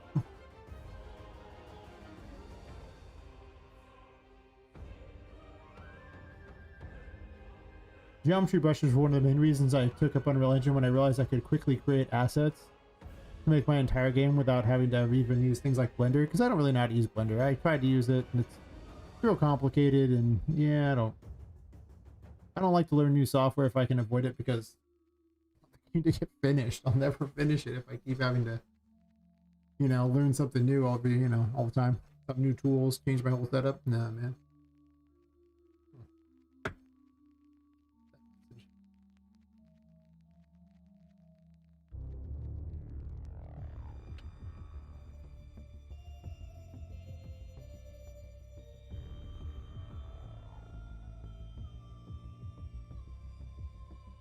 Alright, so that'll work for purposes of this, and then I'll worry about making it nice in a sec.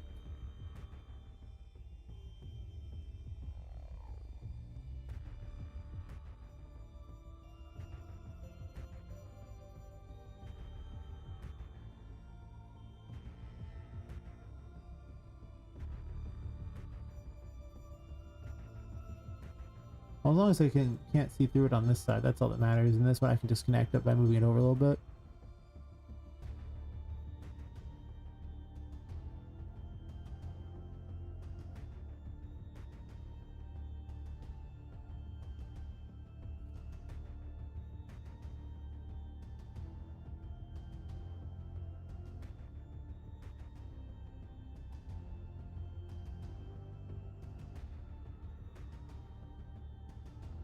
The only downside of breaking it into two like this, you have to connect them and have a seam there, but it does mean that I can make changes to it easily and not have to change them all. And then I guess we'll put one on the church thingy up here.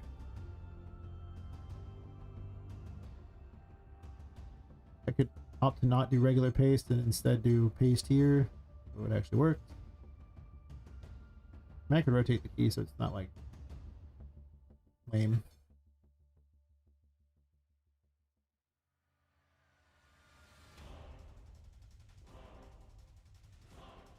Story isn't very good.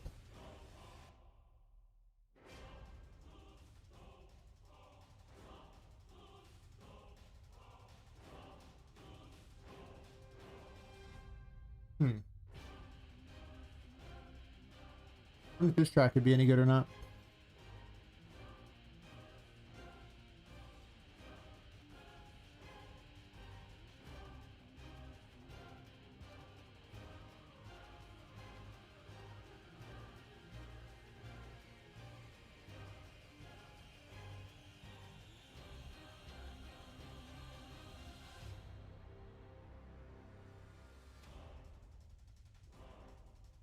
And then I have the forums here. I guess I can give him a key to the Forgotten Sanctuary first. Not sure there'll be keys to all this crap, but let's assume there will be. You can fly at this point, so I can put a key wherever I want. Like right here. And before I forget, there's a key here. They can just be on top, like floating in the air. They don't have to be anywhere in particular at this point. You just have flying.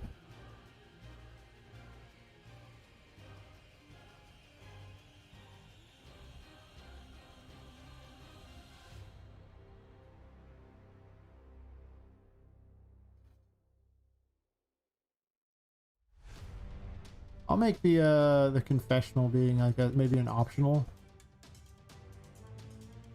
Have a couple optional rooms. Like maybe I can make the 3 rooms over here optionals before the final fight.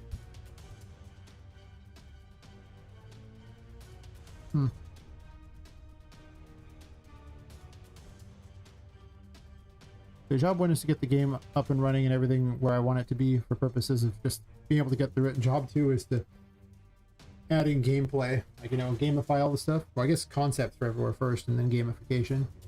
A lot of rooms have concepts though. They're not good concepts in a lot of rooms, but they have a concept. There aren't a lot of blank rooms anymore. There's exactly like 1 in chapter 3 that I just have no idea what I'm gonna do with it. It'll probably be more city stuff, my guess.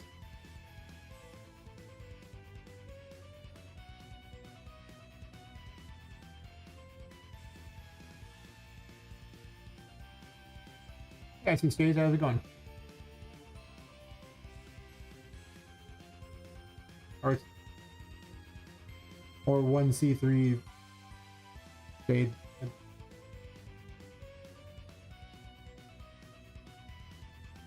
But I shade, there you go.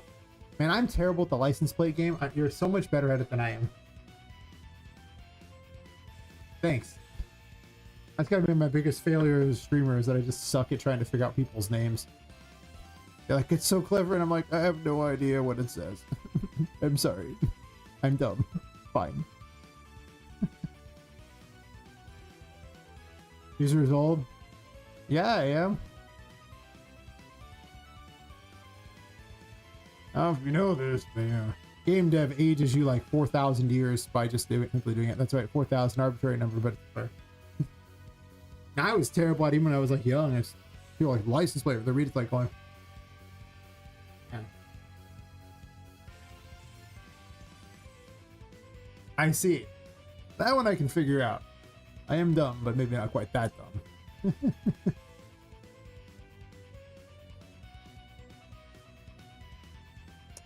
I guess like an optional 2 of the rooms.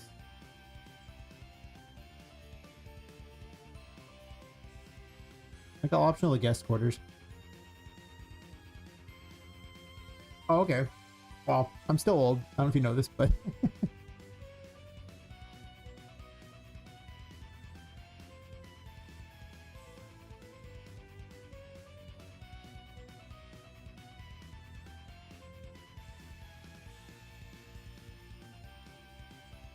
probably nothing at the moment.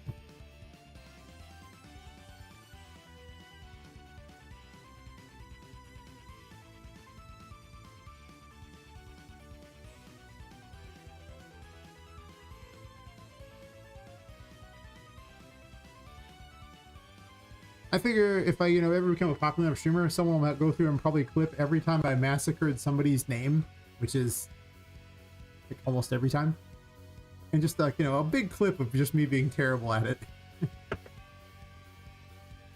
It'll be funny if they do. I hope they do, because I get a chuckle out of it.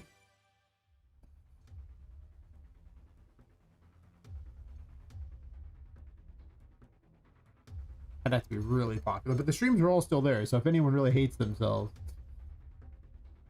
I got you. I got a great plan for you.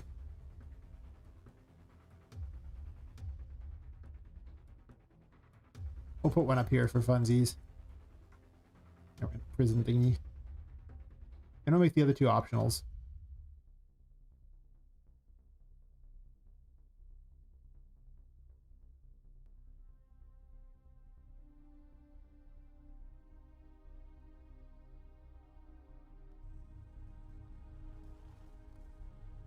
Names are subject to change, sure. Speaking of names, they're subject to change in this game for the rooms, for sure.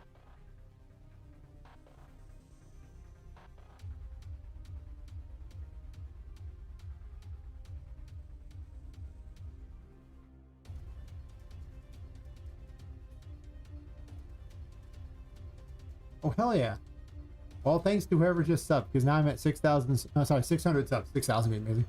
Aha, only 400 to go and YouTube will pay me money. Yes. Yes, thank you people who subbed. It doesn't tell me for YouTube, but you know. It also hit it. Why would you hide?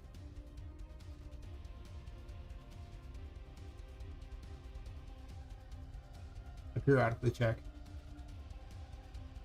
600 sub hype. Hell yeah.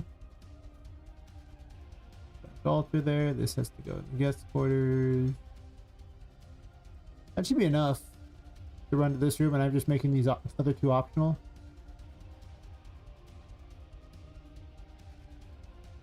Because I gotta have optional rooms somewhere. Third optional room. So it doesn't need a key. That really doesn't require many keys for this area.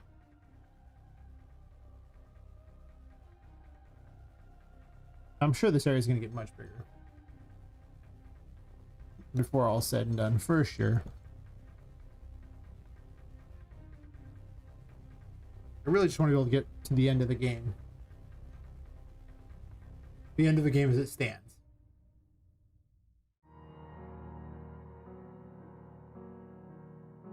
Here, moving things around with the black goo. A goo. Could just be sewage. Not sewage. Not sewage at all.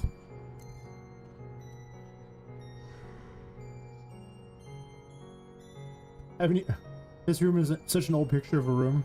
I've changed it like, I think 10 times since.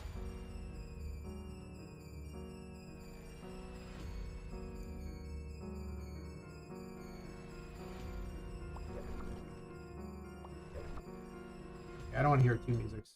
One music is fine.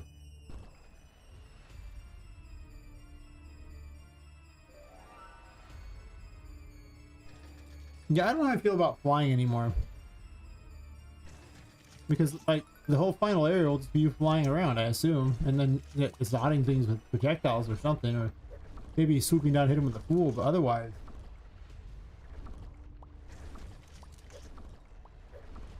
It needs to be a lot more limited, I think. Or have some cost to it. Or maybe only work when you're in Terror form or something. Because otherwise, it's just going to be stupid.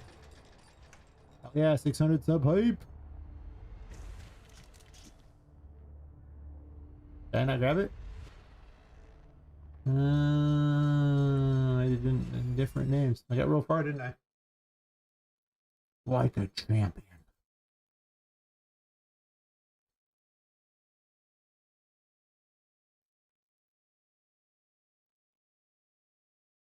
I guess I'll just put a second key. It's fine. I accept. Yeah, I don't know how to gamify this area without having some restrictor on flying, but I have plenty of time to think about it. Goodness knows I'm not getting to this area anytime soon. For sure.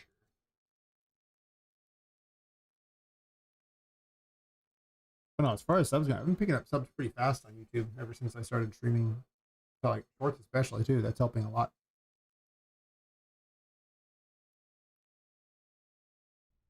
I mean, free real estate, right? That works. There's like 8 people watching the normal one there, and then there's like 37 people watching the short stream. They could all just be sleeping too, you know. Sure. The legend of the sleepers. Oh god.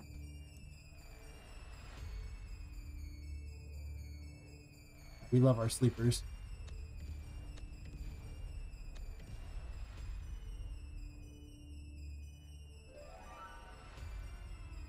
Imagine how sad it'd be. You go through all these things, you accomplish your mission, you get the world, you get down here, and then you die because you ran into a fan blade. Fan blade hype. Actually respawns, everyone's immortal down here. Kinda. Or at least you discover that that might not be as true as you think.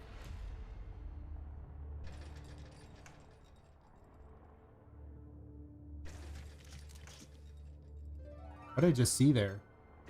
So many questions. I should just wonder what I just see there, but you know. Yeah, I don't actually like flying all that much. Like, it's kind of cool at first, and it'll be helpful for some things, I guess, but It might need to just be like a triple jump or something.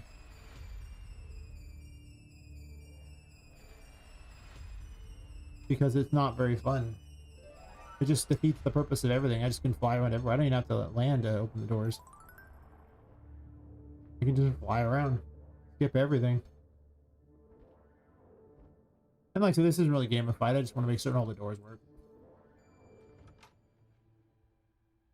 To get hit by a door. I'm dumb.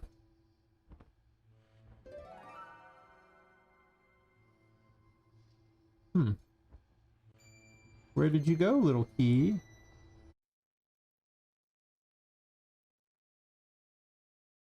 The number of times I've tried to progress through my game, played a bunch of it, and then discovered that the key didn't work in a place is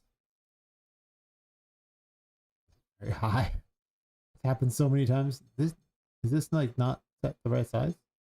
44. Huh? Like, I mean, I've lost hours of trying to get to a certain point, and then it's just suddenly it's like I can't bypass a door. I need to create a master key. Why did you vanish? Unless I got it. Is that what happened? Did I get it?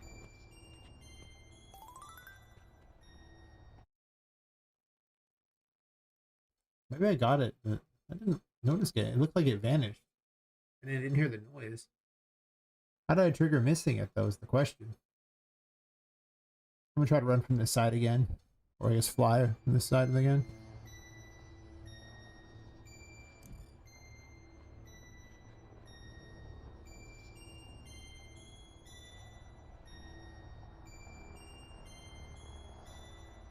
Maybe I somehow got it, and it just didn't...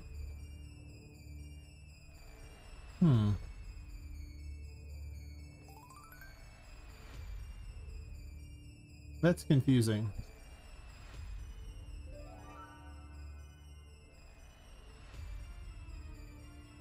Yeah, I want to make this area bigger because I like the look of it, even though I'm not sure I'm going to gamify it yet. But I got lots of time to think stuff through.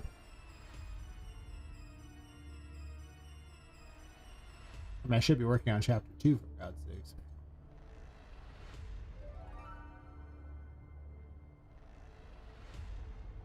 Yeah, I really hate flying.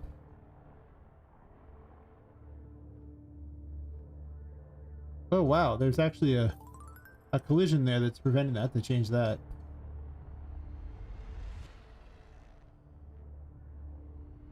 I didn't worry about the collision on all these things. You probably can't even fly through it. It's probably collision issues. Yeah. I literally just was like, these look cool, and I threw them out there. I needed a broken church look.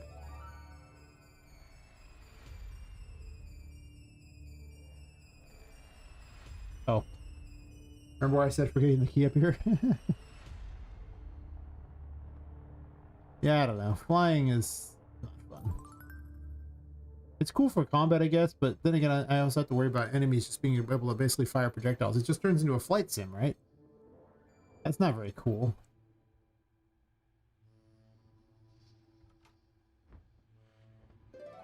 It's got to have a cost to it, for sure. I'll go test that in a second, maybe.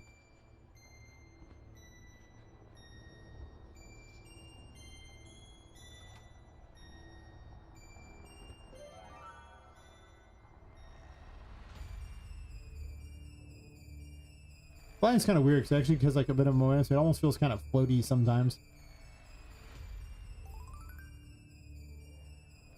It kind of keeps your momentum. I thought about that, and I was using sanity as like an extra cost on things, but it started getting really complicated. I don't know how I felt about that, so.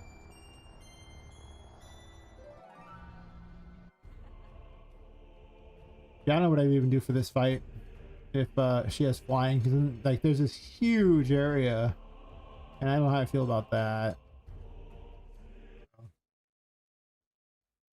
It's possible I just make it a terraform. The problem is I made terraform free once you have the world. I guess it doesn't have to be free. Like some of my ideas for abilities were so overpowered But in testing, it's like I can't even build a game if this exists in it. Like it's just this is too strong. It just nullifies whole sections of the game. And you know, you have to add new powers to a Metroidvania to nullify things in a way, but you don't want to go too overboard and just nullify it completely. And that's kind of what flying feels like it does. It just nullifies like most of the game. And by the end, you get it, and that's cool. But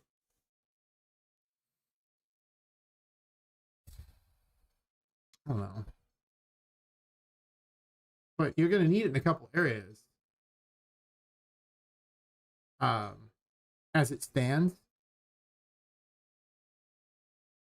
unless I provide some other method of getting up higher places. I mean, like, I could just make it have a cost. It's just literally just you have to be in Terraform to use it. Terraform fixed a lot of problems in this game. I'm probably gonna have a different outfit for it. That outfit was not intended for Terraform. It's just the only other outfit I had. But it made it where it was a lot easier to keep track of all the different costs and things. So now there's just one cost. It's always Terraform's cost. And I guess dodging has a cost too, because I can't let you dodge infinitely. You're invincible during this crazy town. It would be stupid. But if she just double jumped when she was not actually flying and flew when she was in Terraform, and then the one cost can be everywhere, you can constantly dodge, that's fair. I mean, it's just the fact that you're invulnerable the whole time when you're dodging is pretty good, you know? You can also use it as a means of just getting away from the enemies, because you can actually just start dodging to the direction you want to go. And you're fast because it shoots you in a distance every time you do it. So if you just could spam dodge, you can actually use it as a method of travel. And you just turn into like a little glowing purple ball going everywhere because you're just using it so often. And you can also attack while in it too, which is even more overpowered. You can actually just swing your weapon while you're dodging. It doesn't lock you out of that. I probably would have to make it lock you out of that. Pretty much, yeah. Wouldn't be the worst decision I ever made.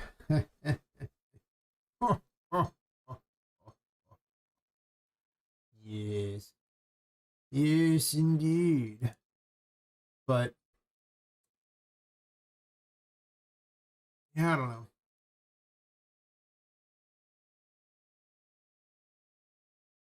I'll think about it. That's also kind of why I'm building out, like coming up with the concepts area and getting like, you know, being able to run through the end of the game. It's just so I can, you know, have a better idea of what I'm going to need and think about it. If I have something to look at, just anything, it really helps. If I don't have that, it just gets really hard to have any idea what I planned on doing.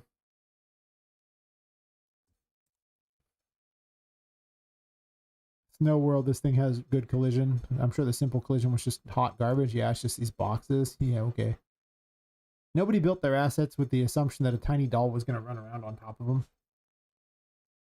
And that's just damned inconsiderate, you know? Nobody respects tiny dolls. For sure.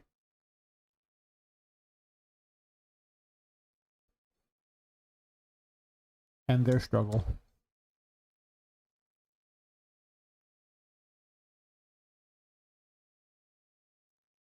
But that's okay. There's no physics involved with any of these, so it doesn't make a big difference if I use complex on them.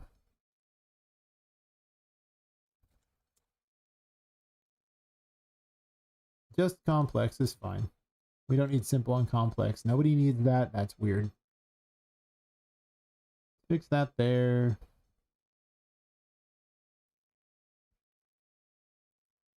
Other than that key vanishing for some reason, I mean, I might have just somehow collected it but not played the noise. But other than that, it's looking like things are going pretty good for this area. Enough that I don't really need to make any changes.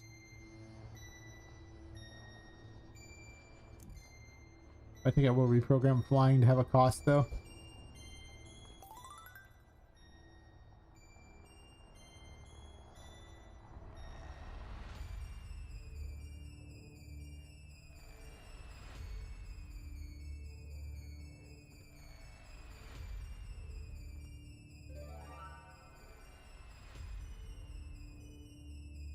Oh, I was gonna fly through the bench things just to check their collision.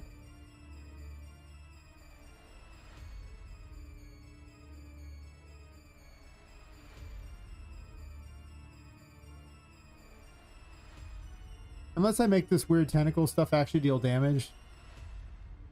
The crazy trees, maybe I will. Probably gonna mess with flying a little bit.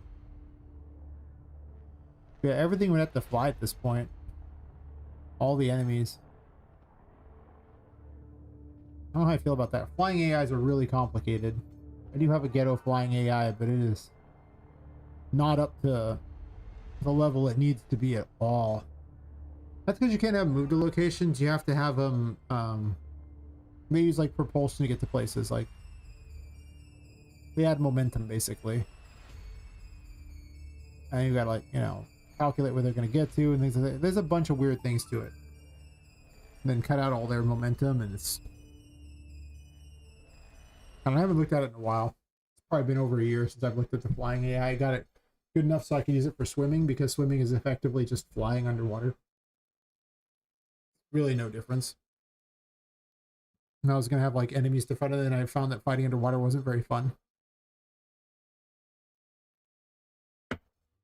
Because of the way I've done water with just basically slowing the game essentially.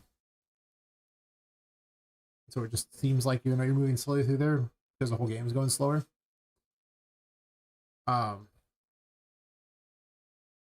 That's also because you can't change the size of volumes during runtime.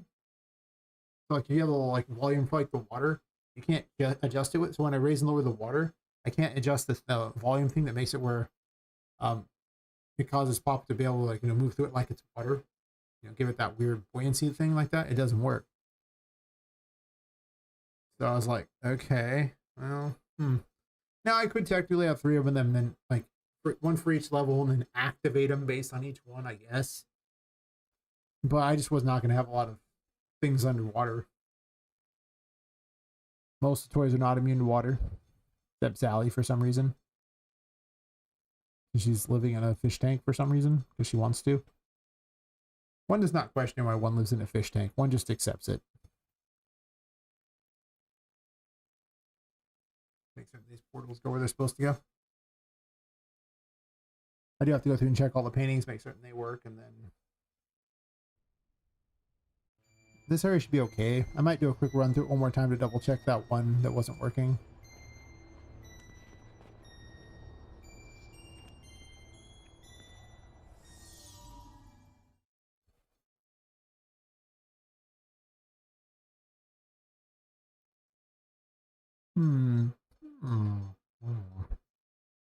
See if we ride the right location.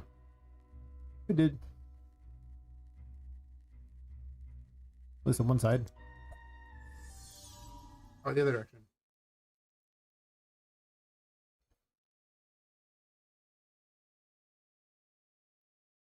How about it indeed? Indeed, indeed.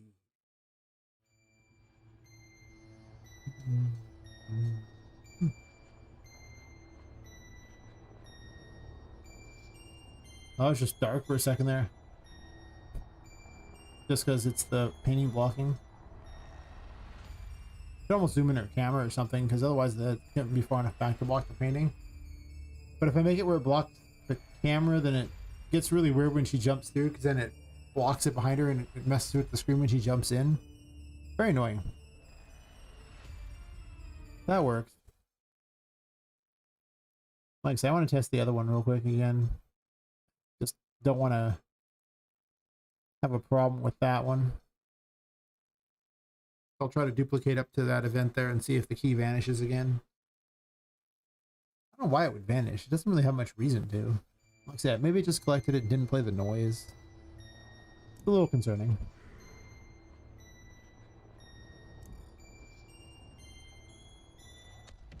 This area could just be heavy combat too. Right?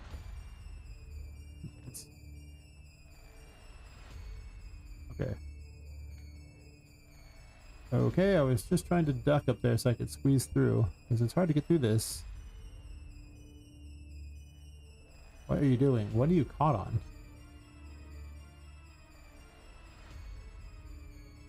Now, without a lot of lights down here, it's kind of hard to see.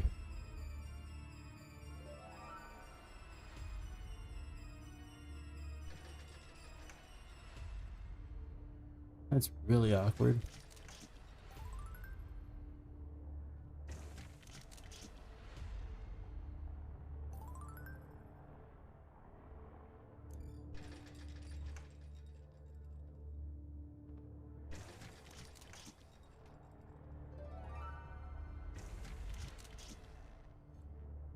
Yeah, I might make this larger.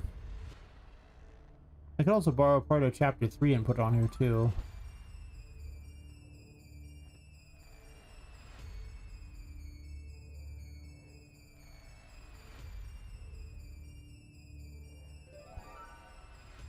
I'm not gonna add the stuff to the data layer, other data layers until I have those actually figured out, so I don't care about the popping right now.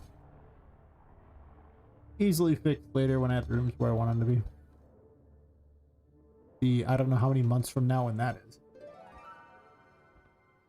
Yeah, right there. I did not collect that key.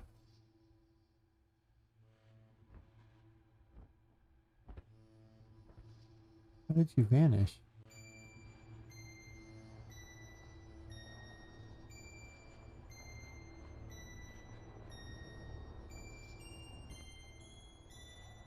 The key is taunting me. When I was in the room, it worked fine.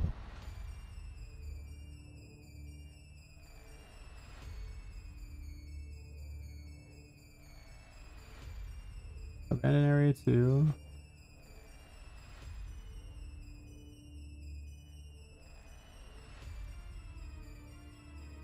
Abandoned area 3. Why did the key appear and then disappear? Is it because it's in failed toys or something?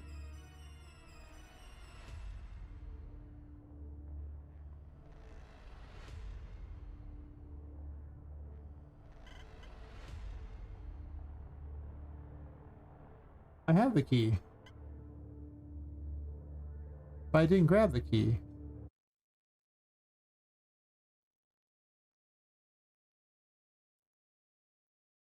Huh. It's because it probably shares the name and I didn't change the name correctly, right? Yeah. Oh, I'm dumb.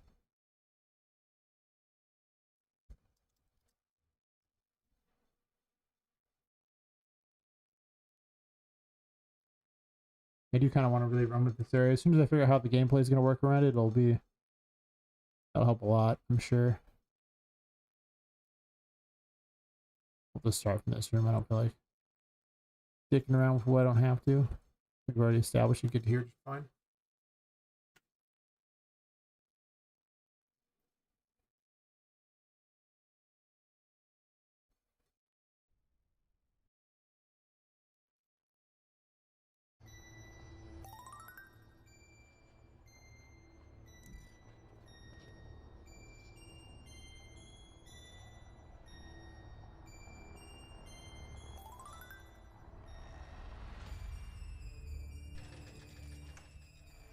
Flying does make testing a lot easier.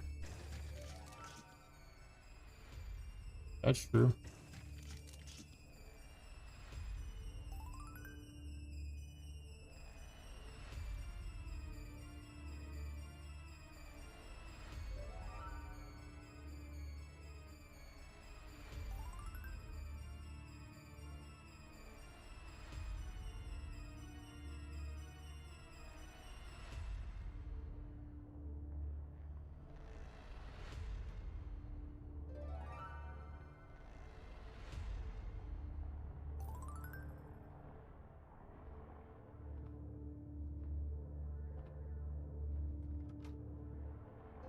And then it should play out just fine. We'll check the collision on that real fast. Even though I left this door open. I'll make sure the key works in the door. I'll close it and open it again.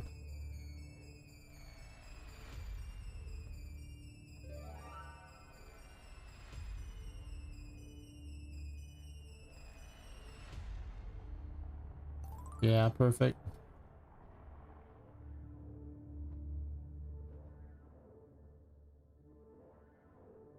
I mean, I made that goop like just lethal to touch. So there's not really a threat in this area. Like it would need to be higher up or something. Like there has to be like death areas high above or something so that, well, at that point it's just a flight sim. Like say, I don't know if I like the flight sim idea because I don't really like flight sims very much. So everything just has to fire projectiles. Kind of makes the melee weapons crap though. But they don't have to be good all the time. A really weird one that's going to be like the alternate abilities. Like the hermit will be really weird in the air. I don't know how it'll be all that great. Actually, it's probably really good in the air thinking about it.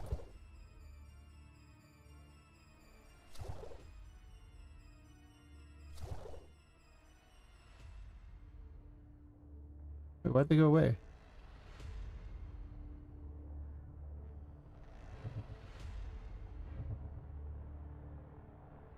Huh, you seem a little broken.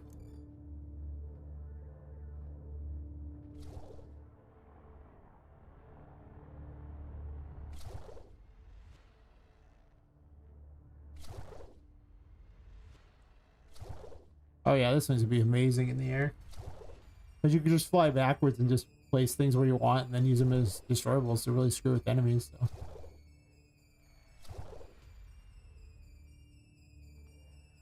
Unfortunately, they break, so I gotta make note of that. Um,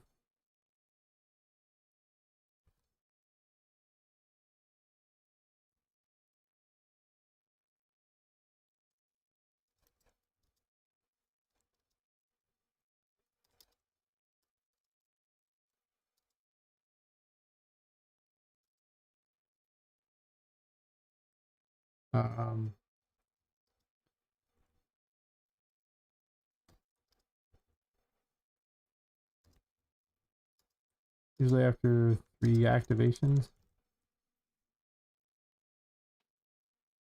Plenty of time to figure out what I'm gonna do with flying later, but I think I might impose the nerfs, maybe. I really want to force Poppet on the ground a lot. But she does need to be able to fly through certain areas. Let me fix the painting blocker thing. Because now I've essentially made it where I can run to the end of the game. You can already get to the end of chapter 2, except for the painting blocker issue. In the toy maze. You can already run all the way to chapter 1 and 2, and then 3 I ran through yesterday, and it makes 4 runnable, so yeah. Outside of special rooms, you should be able to get to everything in the game. This one here. And this room looks like almost nothing. It's crazy how much just all this crap makes this take way longer.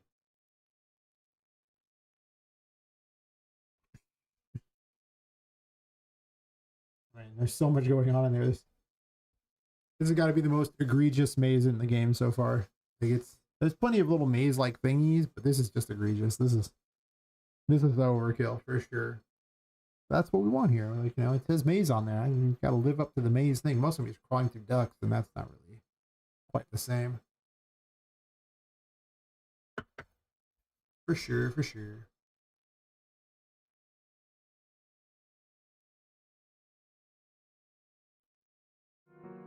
Music back on. Oh, painting blockers. What is your problem? Let me find the thingy.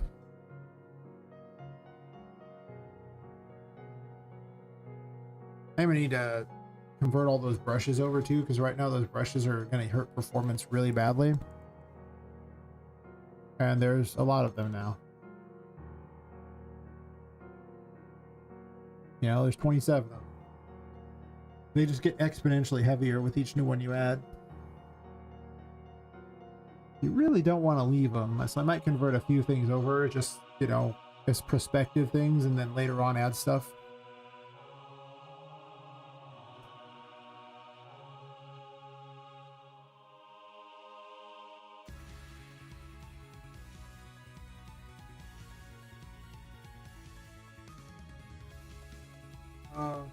Here.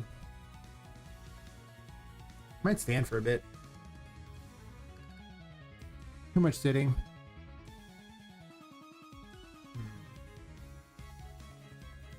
Maybe after I figure out what's up with these.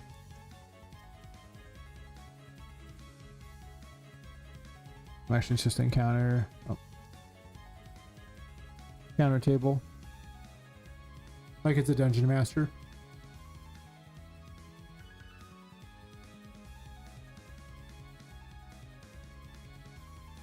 I think it's because I originally had it as relative and it's not relative anymore.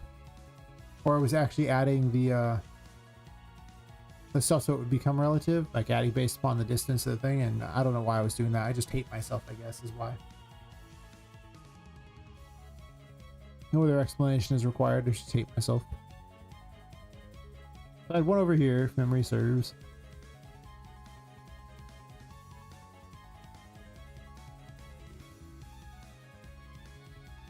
Change this out there.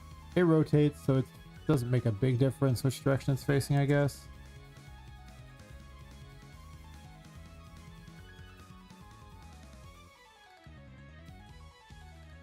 I have one up here.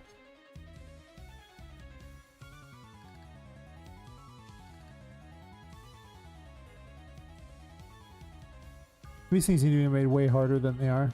They're not very tough.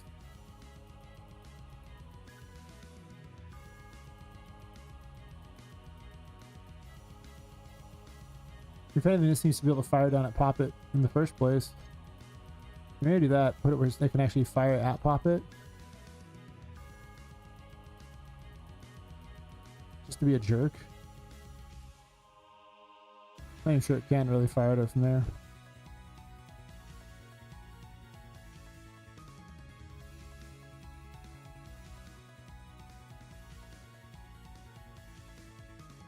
Not really.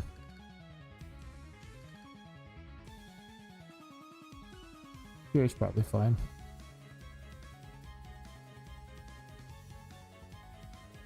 Number 2 here. Let's do this.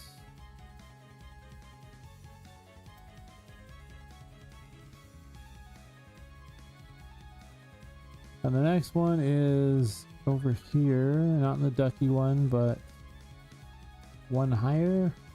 2 higher. Passing this one.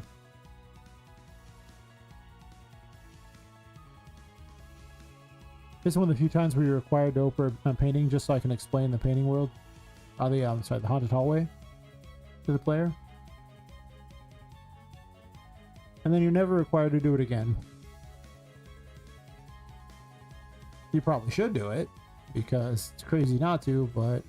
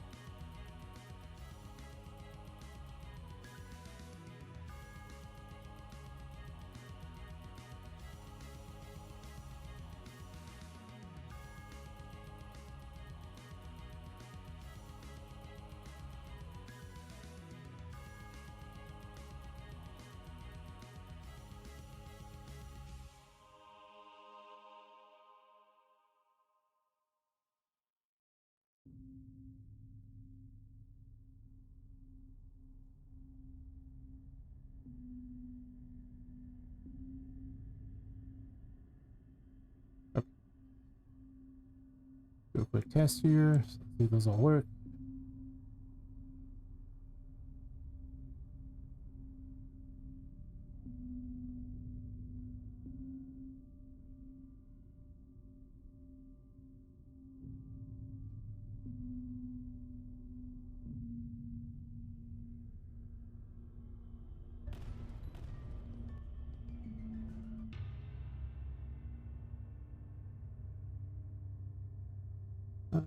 I gotta go for abilities.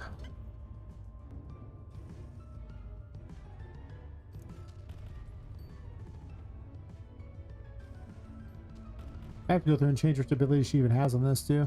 She used the wrong ones. Suppose I have to do that for my testing. Going on YouTube? One of your things broke in the background here? What are we doing?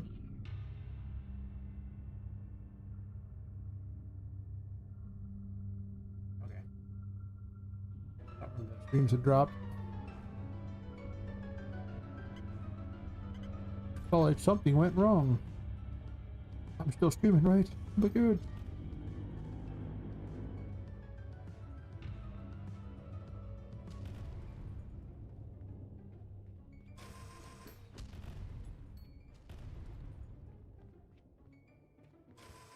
Plus, regular enemies aren't really spawning now. I wonder if it's eating, like, there's too many enemies because of the painting blockers, so.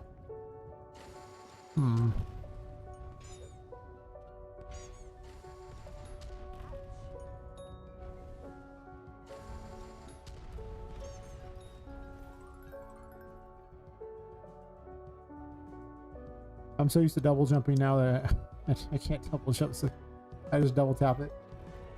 Favorite character's family tree in the background. Nice, nice. Yeah, you gotta do all those things, yeah. You gotta, in case you want to tell a good story, right? You gotta know where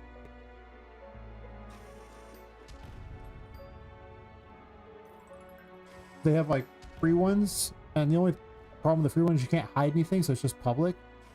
But you can see what options they have for, like, as ideas for what to include about characters and everything. It's kind of crazy, some of the things they suggest. I don't remember much of them anymore, but I think I deleted my one because I didn't really want to reveal that information.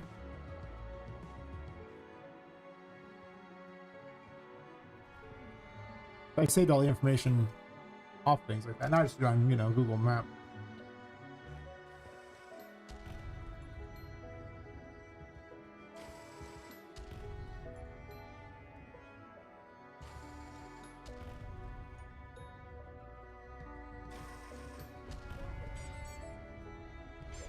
I don't dodge nearly enough. I could just dodge and swing my hammer, and I never do. I often just tank the hits, and that seems really bad.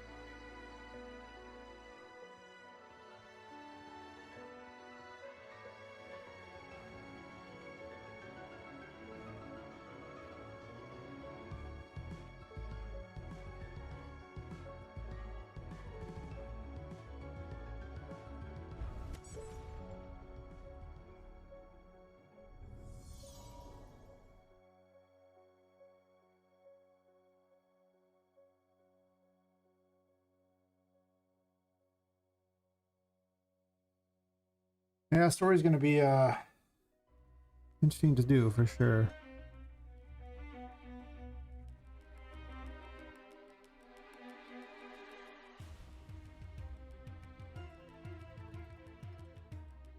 That fixes that problem.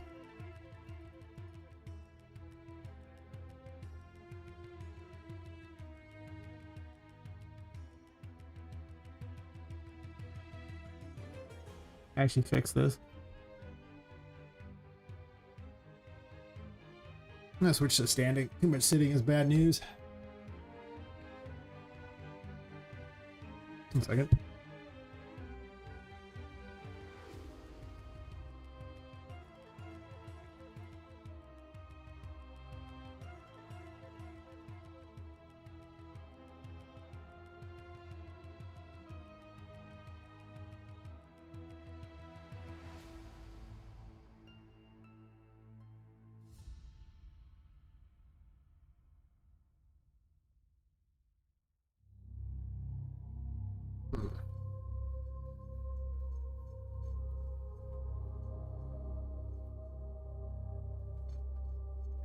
Frame.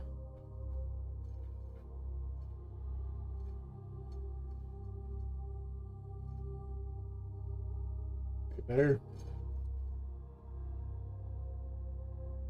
Can kind of get above it if I, you know, pop up my heels or something.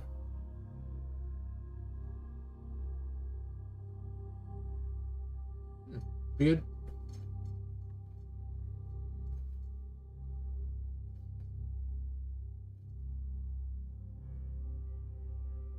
Yeah, I went on a bit of a walk today and everything through Bidwell Park, which is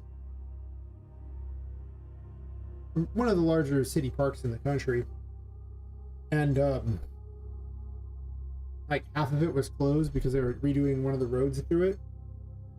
And like nobody was on that half of the park, and it was like super creepy because it was mostly just homeless people and the criminal types. And the other half was not that populous either. I did not get very far in the park there. I think I walked for about half an hour, and I was like, you know, this really feels like might not be safe. I think I'm gonna make an exit.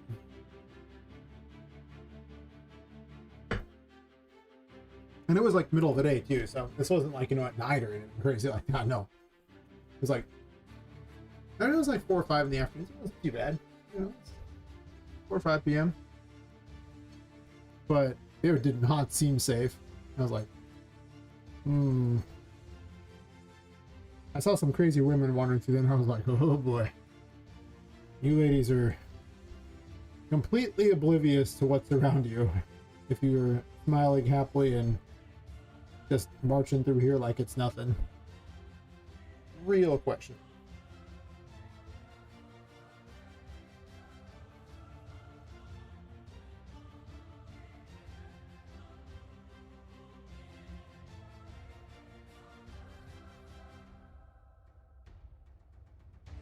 Whole bunch of things I need to do for dialogue, which I haven't done.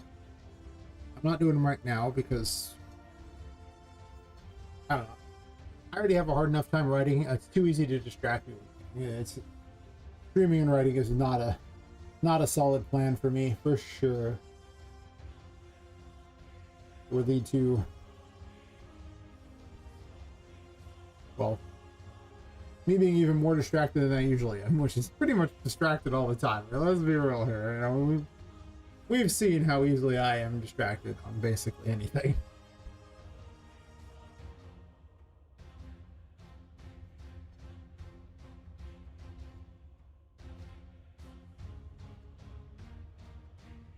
I guess I could start add enemies to the second area.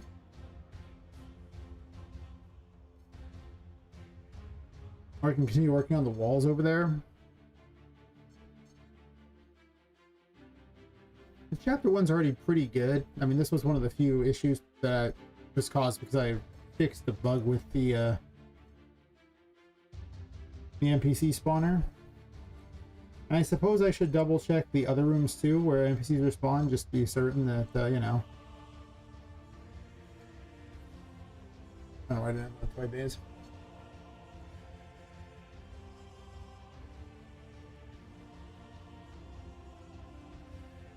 Because I think we should spawn here.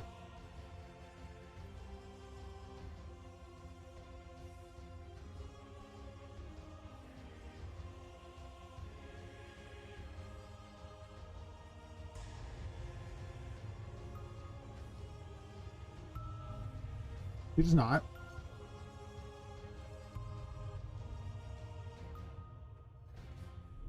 Oh, she does.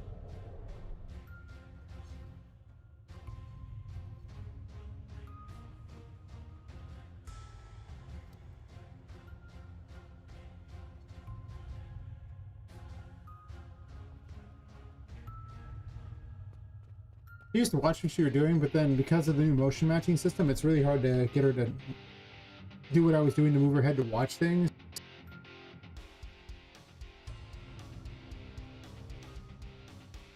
Matter because there's a new motion matching system, as you saw, as you mentioned, linked in the Discord, and who knows how that one's different. I mean, it's 2 versions later, so.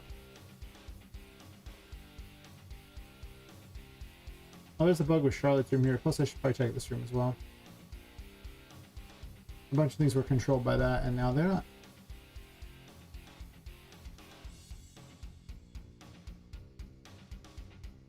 It's possible instead of having little Charlotte fogs, I just have like teleport points that she moves to, and then I just have a singular fog thing because the fogs are really heavy. Wouldn't be a bad decision.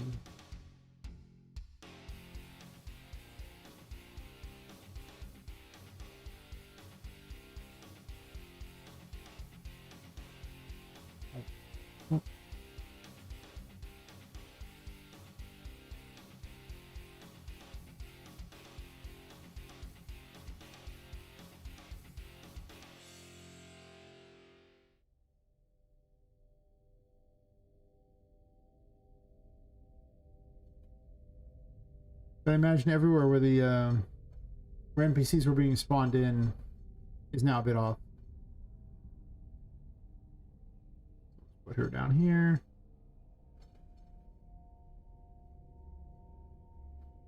She desperately needs a jump scare too, for sure. So this location here. Go ahead. Cram that into here. And that should make her spawn just fine.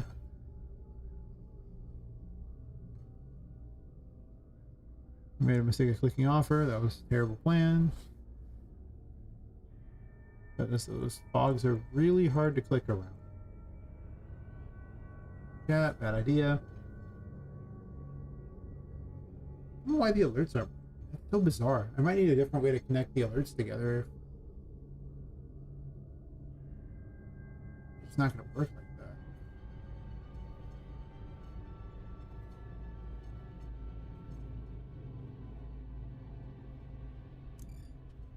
You have this by now? Is there no nav mesh? Be a nav mesh, right? There's not. Well, that explains why she can't move, doesn't it? Also, why enemies weren't spawning the way enemies might have spawned normally. I just didn't have a nav mesh down, so they couldn't.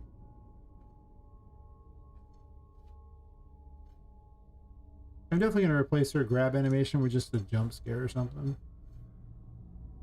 Might just be a picture of her that's like, you know, in like a shrieking door, isn't it like wobbling back and forth or something? Maybe like going in and out real fast. I assume that's how I would do a jump scare. It's just a HUD thing.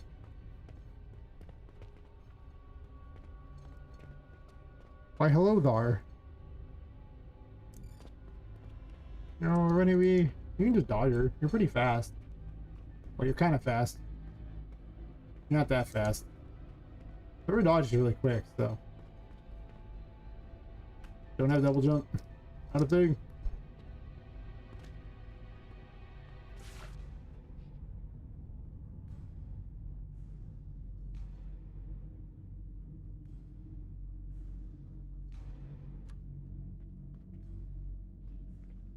He does move over, right? What you doing?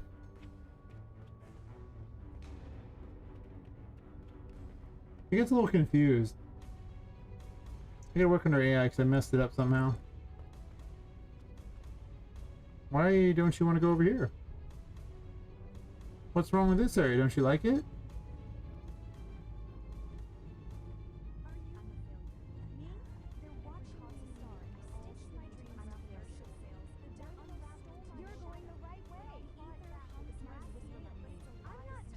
Like this side. Why are you talking to me? Are you the dynamo? Me?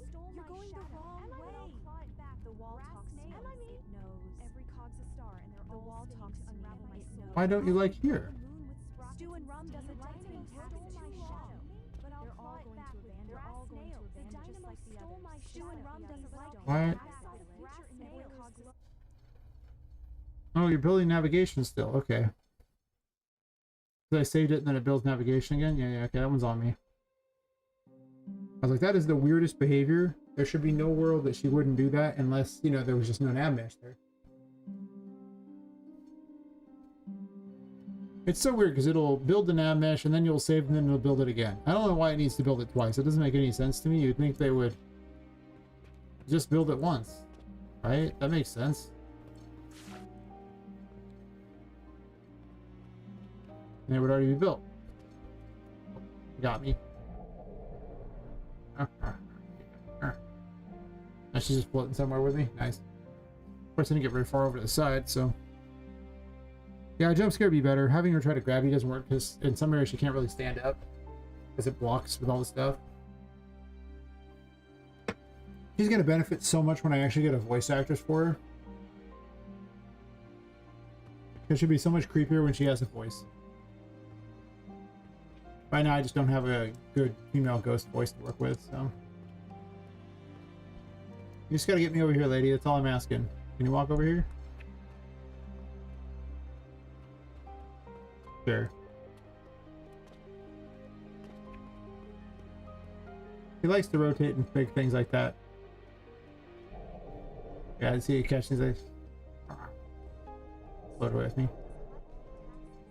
So where is she going with me? I don't even know. Maybe she's going back. She shouldn't be moving. I don't know why she moved, but she did. Alright, so that one works. No jump scare thingy yet, but whatever.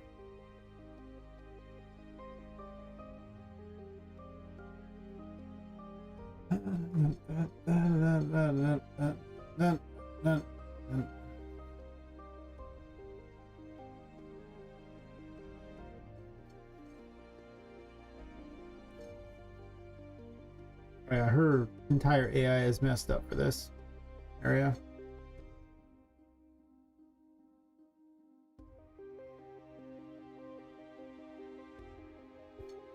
Oops.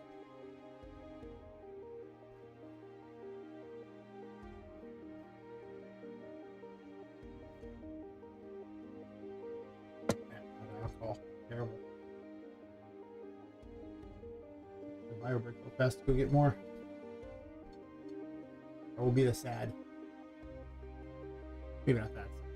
It's sure.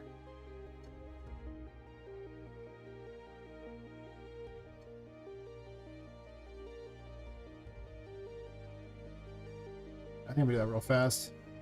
Takes her to anyway. So I'll be right back. And I'll work on this and figure out why Charlotte is having so many problems with this particular room. Kind of important. It's her boss fight, or first one anyway. Be right back.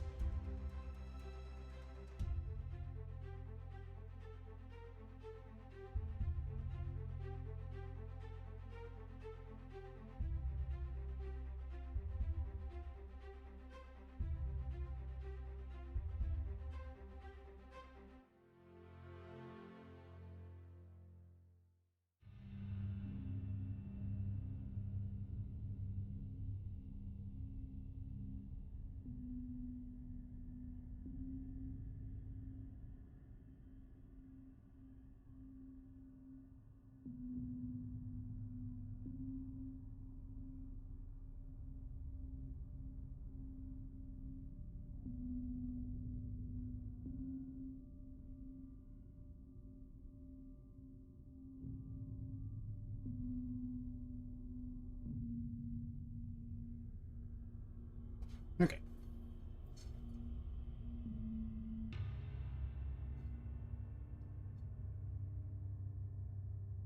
Today it's just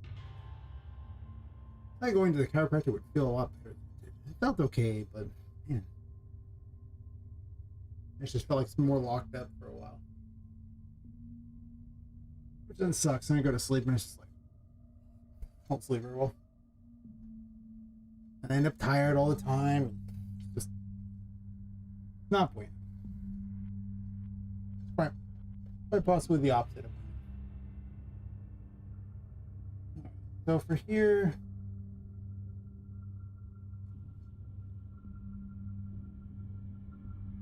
I really wish I could reorganize these so that they were a lot more easily figured out. There's gonna be like 100 and there's like 101 rooms in the game so far. There's probably gonna be more. And I'm gonna have to have 101 of these things, or well, maybe not all of them are gonna have that, but almost all these are probably gonna have a room for these and the encounter table, and it's just gonna be a mess because they're not gonna be in any real order. I wish it at least just alphabetized them, but you can't reorder a map variable, which just sucks. There should be no reason why you couldn't, but they just never coded that into Unreal Engine. So it's possible I might want to have like 4 different ones or something, one for each, you know, chapter. But to do that, then I got to set each room as having a chapter, and then I got to go through and mark each room by going into the room info thing, clicking on it, and then putting whatever the chapter was in there, and then I could go from there and figure out which one it's in, and split the encounter table into like 4 different chapters, making it easier to keep track of. And each one only be about like 25 instead of like 100 plus. And there might be some argument for that being more efficient too, right? Because it doesn't have to browse through 100 things every time it does that, but it only does that when you switch rooms, so it's not like it does it all the time. So I imagine it's not that big of a stress. It's just more of an annoyance for me. That's really what it is, just more of an annoyance for me. Careful.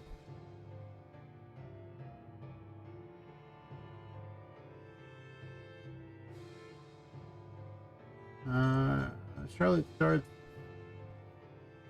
Where am I at? Can't even tell where I'm at. This is the start. He starts in here.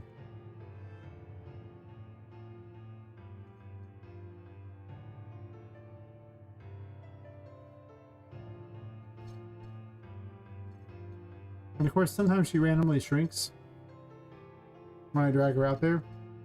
Just a glitch in Unreal Engine, don't worry about it. So many times this thing just has little glitches in it, and you're just like, cool, great, nice plan.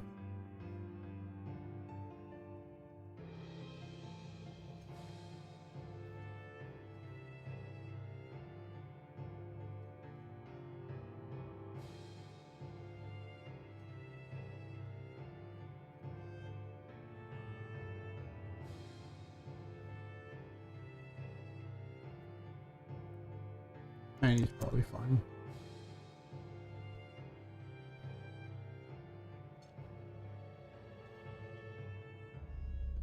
And all the smokes are in the wrong location. There's supposed to be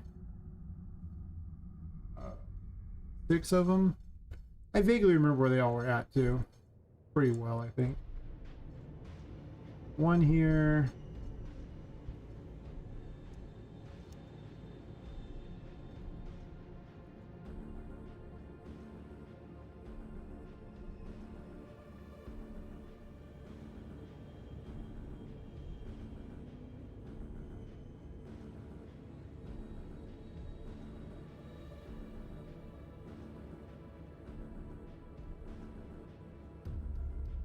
I might rotate this a little bit.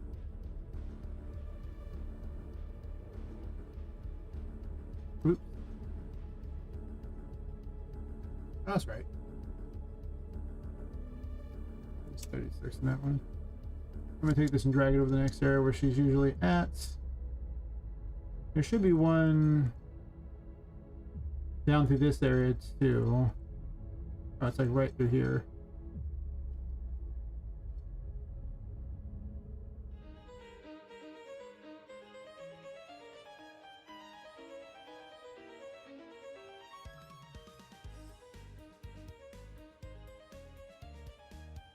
I'll go back and delete them later.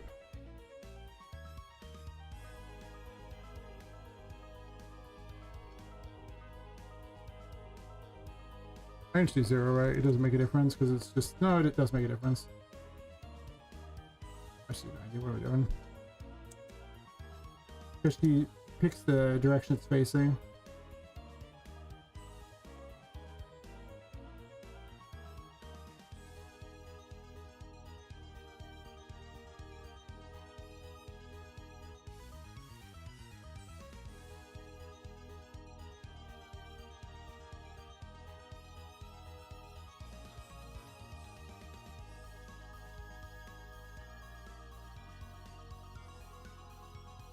This was all working until I started having the Poppet Master spawn these in, and that changed everything. But it's more efficient if these aren't just here. I got the Poppet Master to put them in.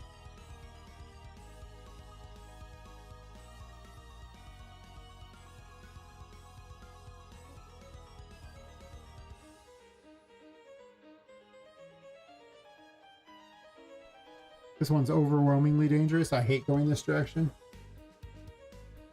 I know it's dangerous. It makes me never want to go this way.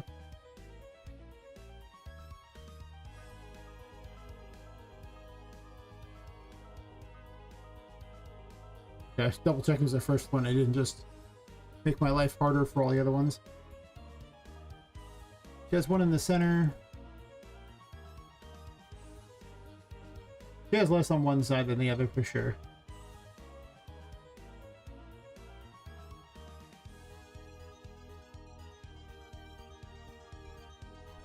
Better home base version.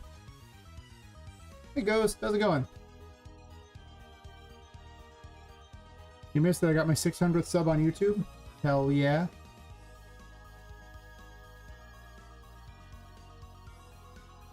Just 400 to go and YouTube will stop, you know, hoarding all the ad money and my game will probably be able to afford better voice acting, or, well, any voice acting. Oh, thanks. Yeah, I'm glad things are going well. How goes your fishing game? Or your fishing mini game, I should say. Wait, are you putting the fishing game inside of the hunting game, or are you putting it separate?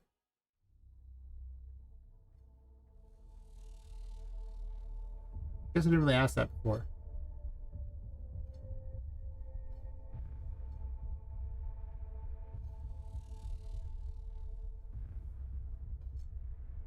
Now I'm all curious.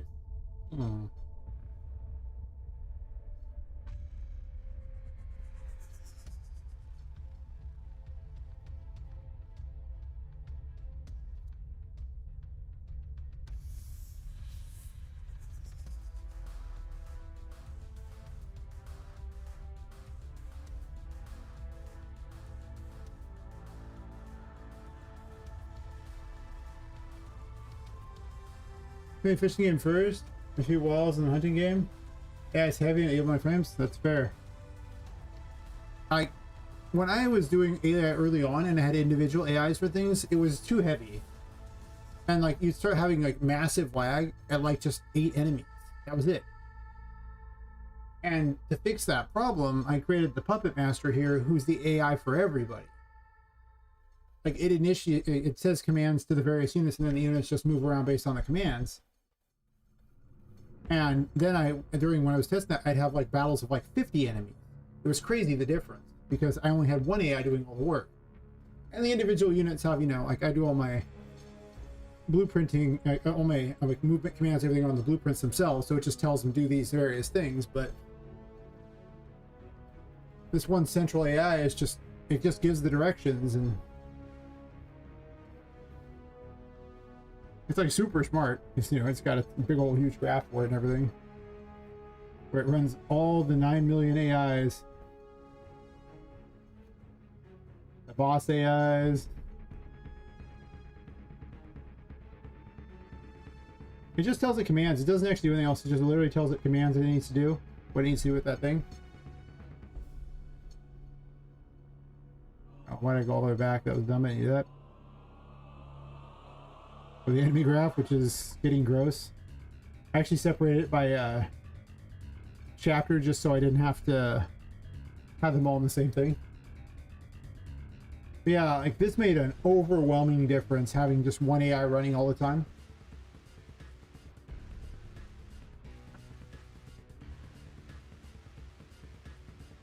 Master Ab, anything more? Shadows when they all went together, I think about 20 frames in the do. I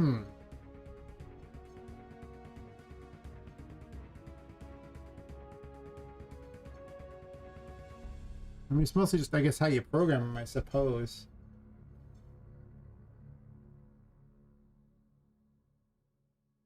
Like, are they referencing each other when moving? Like, or is it just the AI telling it, giving it, these are the... Because if an AI just says, hey, all of you move to these various points, it shouldn't take that many more FPS unless your models are really heavy, right? But if they have to sit there and constantly keep checking to make certain they're in relation to things, then that would be really heavy. But if the AI just calculates all the points they go to initially, it shouldn't be very heavy at all.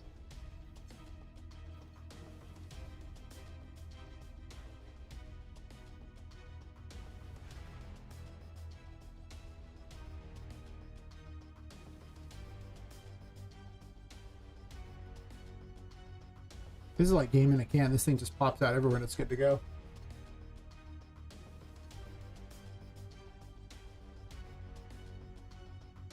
Anything going on in the check? With new AI's paint? Yeah, it is. That'll work. Full Italian spaghetti? Hell yeah. If my code isn't delicious, I don't want to use it. It's really that simple. How's it going, Johnny B?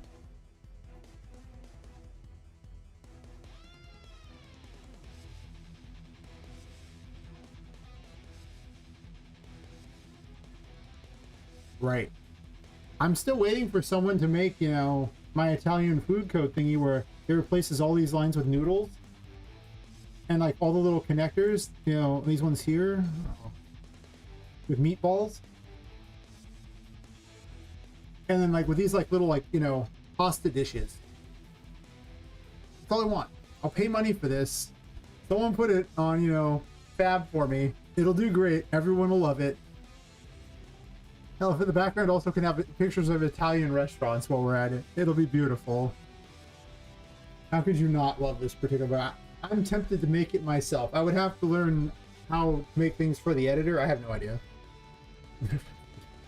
It's probably not that hard. I just have never looked into it even the slightest bit. So, you know.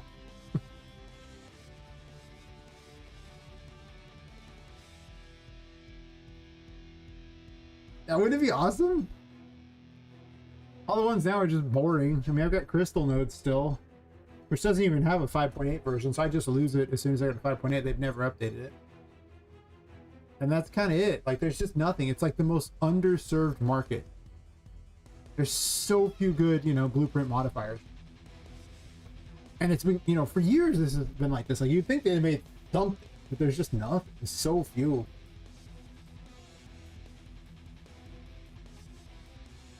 So, someone make it for me. You have one job, and that's to make that. Put it on Fab, and then, you know, make a bunch of money, because you have at least one sale right here. Just saying. If I plant and Miss Crystal Nodes. Oh, yeah. I don't know if I can go without Crystal Nodes. I think I need it. It's important.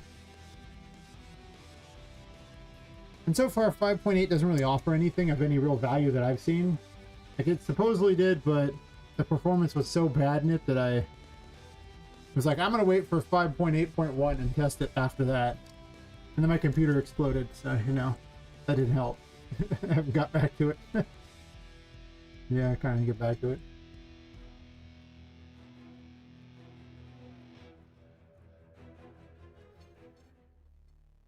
Computer goes, blows up. The hamster died. The potatoes exploded, you know. 0 out of 10, not a good plan.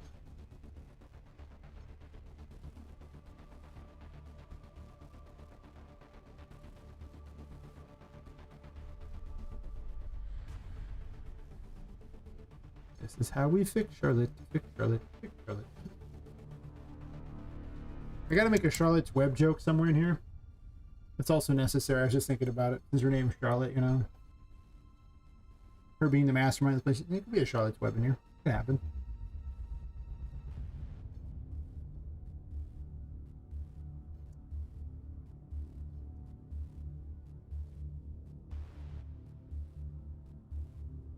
Alright, let's see if this works. I'm not going to talk about the top half.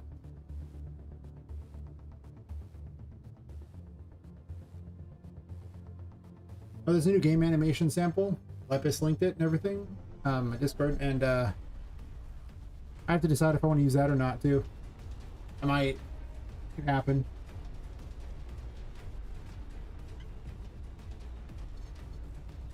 Close out some of this crap.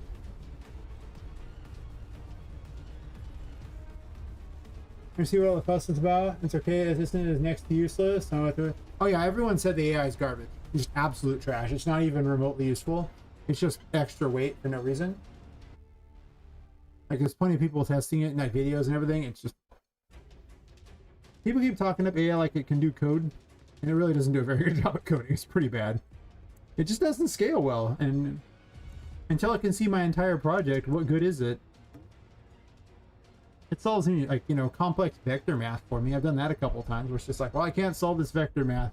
It's like, this is the vector math you need. I'm like, okay, thank you. And the code's not useful for anything I want to use because I gotta convert it over, but at least the math is right. I suck at vector math. I don't understand it at all. I'm dumb. Real simple. You better have you seen Codex Evo? Probably, yeah. I mean, as far as I can tell, you're better off just not using AI and using anything else. Like, it doesn't make a difference. Whatever you want to use, as long as it's not AI.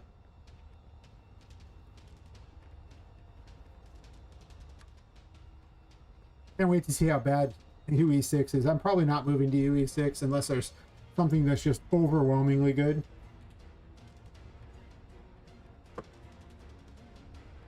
Because it just sounds like a disaster. And I mean, most of the AAA companies are still sitting on UE4. They knew better than I did, for sure. Like, I am dumb. I don't know why I moved to UE5. I should have stuck on 4. Everything's there after Q&A, single function, sometimes whimsical content. Yeah, like, it can be okay as long as there's a small thing it's doing.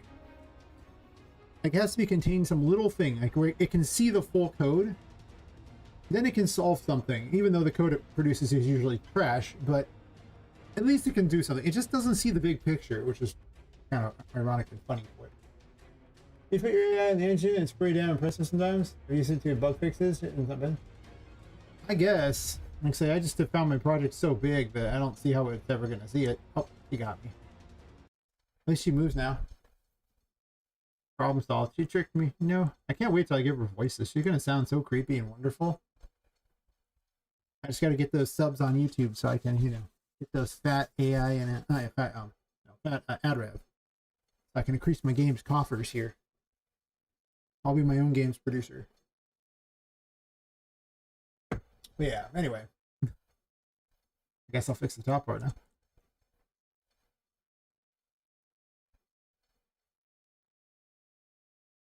Yeah, I don't know. Like that, I am unimpressed with AI as far as that stuff goes.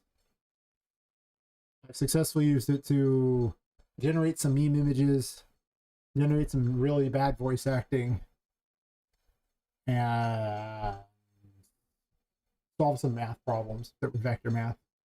I might use it to help for materials. I don't understand the setup for materials. Like, I know how to edit a material, but the calculations they use to figure out the materials, I have no idea. Like, I've watched Jed do it a few times. Jed, I was like going,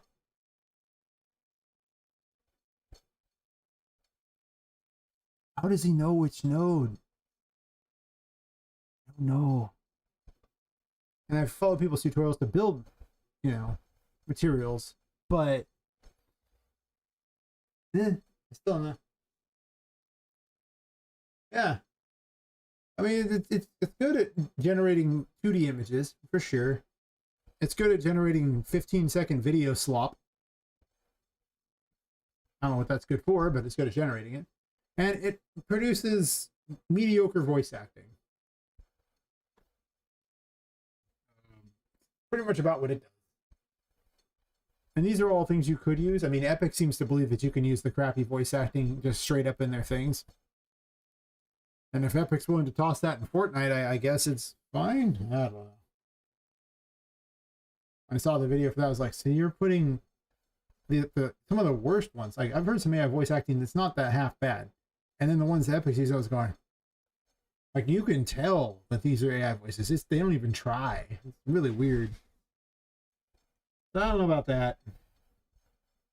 Don't get me wrong. 11 Labs, yeah. I was using, gosh, what was I using? Not 11 Labs, another one. Speechify. And they're pretty good. I mean, Poppet's using some AI voice lines right now because, well, I haven't figured out what the voice line's supposed to be yet, so I'm going to pay a voice actress when I figure out the writing. But I don't need an AI disclaimer because the public's not playing the game yet. I'm just testing it. Once the public tests the game, it won't have AI voices in it.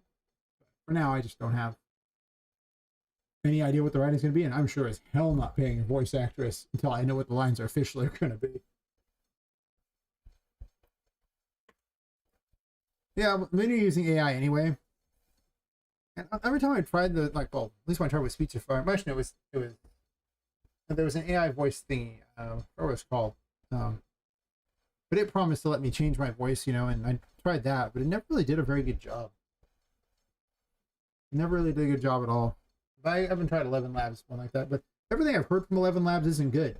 Like, I've heard people's 11 Labs before, and it didn't seem very good either. Like, it's not awful, but it's not great. Like, it's not like real voice acting. It's kind of what you hear on a lot of the voiceless, actually, not voiceless, the faceless AI YouTube channels. It's just like, they're fine if they're just reading really simple things, like if it's like an advertisement or something. Whenever they need to have any kind of real emotion to their voices, it just isn't there. The whole like scared thing, they don't do scared well at all, or creepy or anything like that. None of that. I mean, to pay someone? Yeah. Well, that's why I'm basically saving up money to do. Like, I'm trying to do everything else I can, but there's certain things I can never do. And, like, doing female voice acting is going to pretty much be one of the things I'm just not going to be able to do. Like, all the AI voice changes I've heard suck. Maybe there's better ones now. I haven't really seen it here. So I'm going to have to pay someone. It's probably going to be off of Fiverr or something, unless I find someone in real life. Which I'd rather find someone in real life who does it, but maybe, I mean, I do have a university in the town, so I could put an ad there, be like, I'm looking for a voice actress. Or two. Probably 2 or 3. I have a lot of female voices to do. Unfortunately, I was dumb. I picked a lot of female characters and realized that I couldn't, you know, cheat and voice act them myself. As you do if you voice act yourself, just dub and tell you. Yeah, it's just I found they don't pick up a lot of the voice inflections. Like, I've tried doing ones like that, and they just miss it all, and I'd have to redo it over and over and over because AI would just flood it over and over and over and just miss out. It wasn't very good. It might have gotten better. I don't know. I'll have to try it. Like, it's hasn't been that big of a priority for sure. But I'm not a professional voice actor either, so the quality is going to be a lot less if I do it for sure. You know, buy them a free meal. Oh man, it's like I'm taking them on a date, except for instead of sex, I want them to voice act my game. Like, no, babe, put your clothes back on. I just need you to voice act this character and then get out. Weirdest date. You for voice acting or real lines and dub it or take a look with it? I guess. Every time I've ever heard it, the fake female voice acting, it is just not good. And you know, if there's one thing I've learned doing content creation at this point, especially for streaming like that, is audio matters more than visuals. You might not think it, but if you like, you know, have a stream or something and your audio sucks, people immediately turn that off. They do. It's just terrible. I can't listen to a stream with trashy audio or any kind of video with bad audio. Terrible music? Oh god, I can't handle that. Video quality, like, I mean, I watch plenty of shows on, like, you know, various free streaming sites. that are probably only in 720p. You know what I mean? Like, they're not great. Maybe because those sites don't exactly have the best servers, so 1080 is a little rough on them, but they are free. Actually, I know something exists. I didn't know Peacock had a streaming service until those sites told me. Randomly. Yeah. Anyway, as far as the voice acting goes, we'll see on exactly what ends up doing that. I will do it more experimenting with it later. Probably not while I'm streaming, because I know when I was testing the other AI voice one, it was too much on the computer to stream, do, Unreal Engine, and then the AI voice stuff. It didn't work. I had to basically do nothing on the stream. I think it was like, there was like one stream where I was kind of trying to do it, and I was using some of the ones from the AI voice changer I was using. And as long as they did nothing, I guess if the Unreal Engine itself on top of that was too much. Like, all these things combined for too much. I can't do those, because I was like, as a joke, I was gonna have like an avatar of like Pop or something like that, and then use a female voice for the stream, and it did not work. It was too much. My poor computer was just like, nah, because it's heavy on the processor, but this processor's doing everything else too. The second Unreal Engine needed to compile crap. Just was bad news. We'll see. But I don't think I can do a creepy girl voice particularly, even with an AI thing. Like, I don't know if I do creepy very well. And, having a good voice actress can make a big difference for the game. I mean, Poppet herself should definitely have a voice actress. Being, the main character. All eyes on her kind of thing. So she's got to be... Like, I could probably get away with, using an AI voice changer to modify my voice for the less important female characters, sure. I think Tinka, Poppet, and Charlotte are all going to need to have either one really talented voice actress who just does them all, or, multiple voice actresses. But if I did it off like Fiverr or something, it'd probably cost me like less than 1,000, I assume. No, that's incorrect. It really depends. It would depend on how many lines are going to be in the game. I don't know. Again, I need to go through and really finalize a lot of the writing things, but to do that I have to kind of have the game finalized where everything's going to be. I don't know if I do a creepy female character, the old Southern lady, so it works. And while yeah, like I say, there's just some things that are outside my wheelhouse, and I accept it. Like, if you want me to do some kind of redneck or something, I could probably get away with that. And if I just had, female voice changer, it'd probably be fun. But, I don't think I can come up with a scared girl voice. I don't... I'm just not a very emotional person. Like, I don't really do fear very well or anything. In any kind of an emergency, I'm just that guy who's just, quick to act, and he just keeps his wits about him. I don't really do fear like that. So it's like,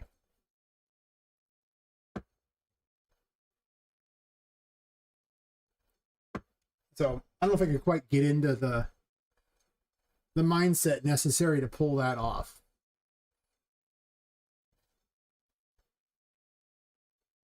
Like I said, I should have just picked all male characters.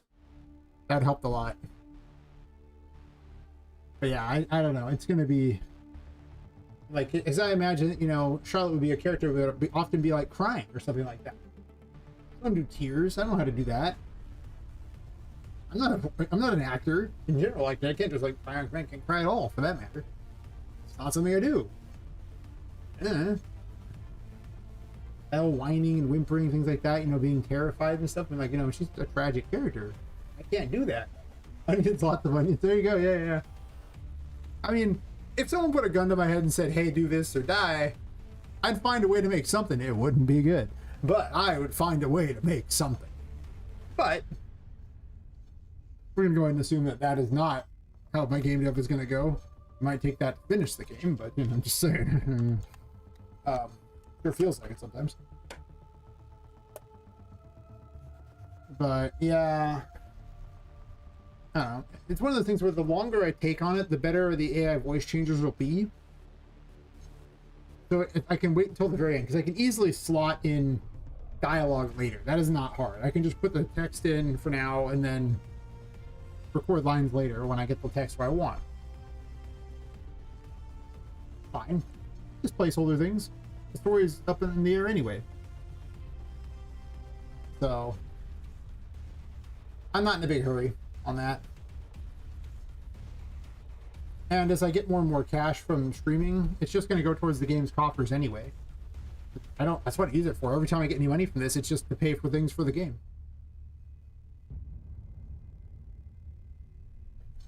Why not, right?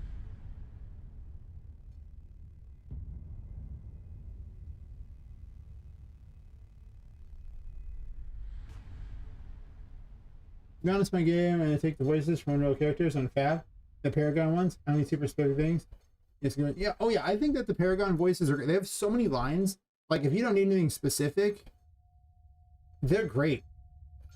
They're great. Each one has so many lines. You get so many free voice acting from those by just downloading all the Paragons and just ripping all the voices. You somebody should buy assets in Fab? Yeah, that's what I do. And don't forget to collect the free stuff. Fab has more free stuff. If you haven't done that, they just came with new free stuff on like a couple days ago, I think. So yeah, get new free stuff. But yeah, I figure it's just investing in the future. Like, I'm not living off the streaming money. So any money is just like, that's why everyone's name gets put in the credits when they, like, you know, end up donating like more than $1 to the stream, essentially, because you're the ones paying for the game to be made. Yeah. The only thing about splines is that, well, actually, it's hard to pull one of those into a blueprint usually and have it work, or at least last time I tested it. There was like some spline VFX and I tried to pull them into a blueprint, like that blueprint is like a child of that, and it wouldn't work. Maybe this one will work better. And maybe it's just how the guy programmed it, but I was sitting there going, There's some stuff where I have real holes in my knowledge, for sure. And when it comes to like creating particles, yeah, I'm not very good at those. And materials, not good at those.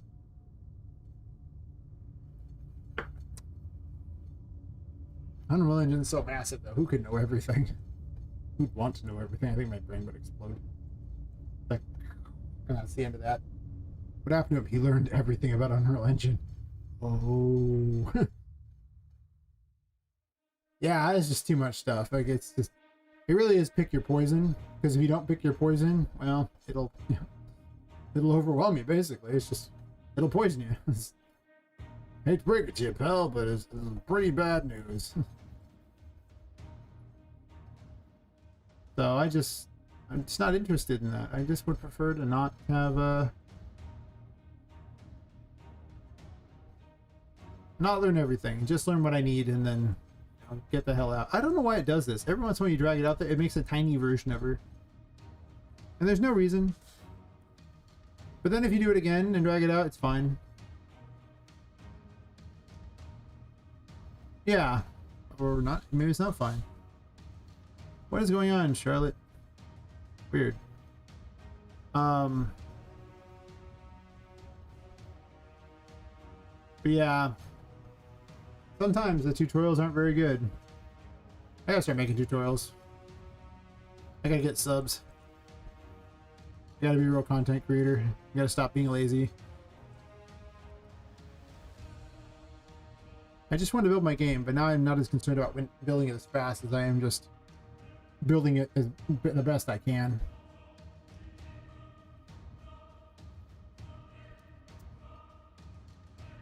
I'm going for punishment. I'm trying to learn everything. That's fair, I guess. The problem is the Unreal Engine is designed to do a lot of things we don't need, like architectural things and stuff like that, you know, and like doing modeling for cars and things like that. There's all this weird stuff that Unreal Engine, like Hollywood movies, like it just does a lot of crap that we don't need. And some stuff's so half-baked that I don't want to learn it because Epic's never going to finish it. They just, like most things Epic does, put out something there that half-ass works, maybe, and then forget about it. So I just don't have a desire to learn things unless they have a real purpose, because otherwise it's just gonna turn into this scenario where it's not useful because they forgot to finish it most of the time. Not always. Sometimes it is useful. Is making green screen backgrounds? That's fair. Yeah, there's definitely some usage for it. I just don't need all of it. Like, I don't need it for everything. Or I don't need it for hardly anything, really. Most things I don't need it for. I guess I'm putting one back here. I don't remember where all the ones are for this. That sucks, but...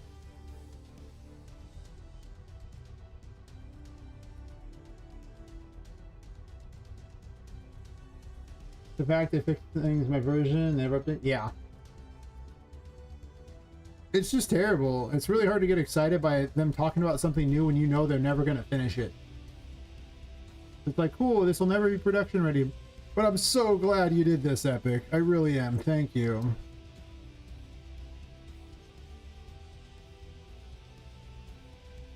Remember some 3D World using webcam? Nice, nice. I consider doing something like that. The only problem is that my computer already sometimes struggles with all the crap I'm trying to get it to do. I don't know if I want to make it do more. About that. About that indeed.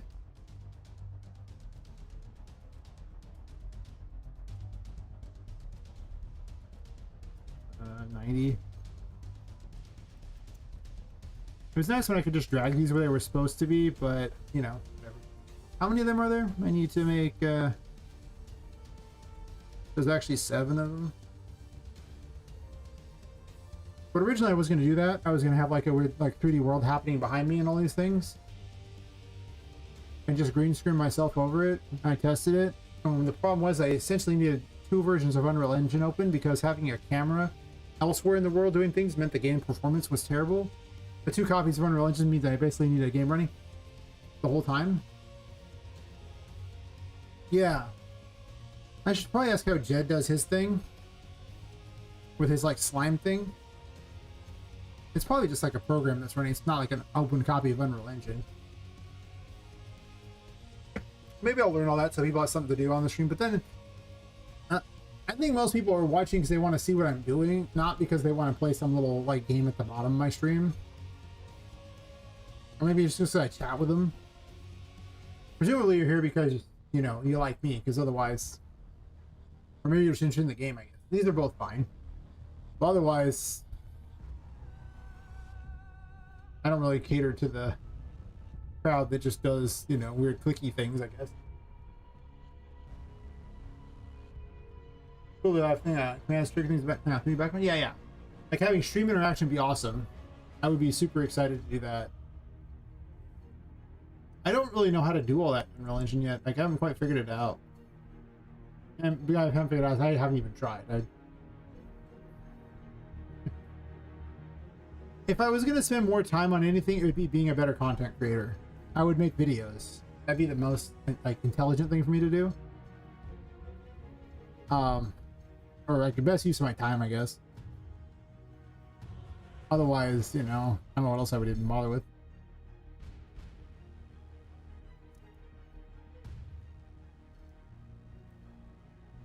I think I had one here, too.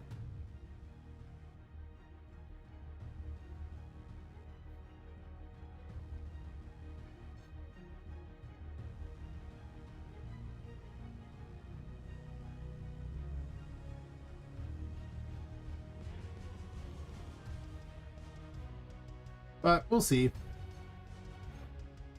If I just keep streaming, then I got lots of time to make my stream better and better, right?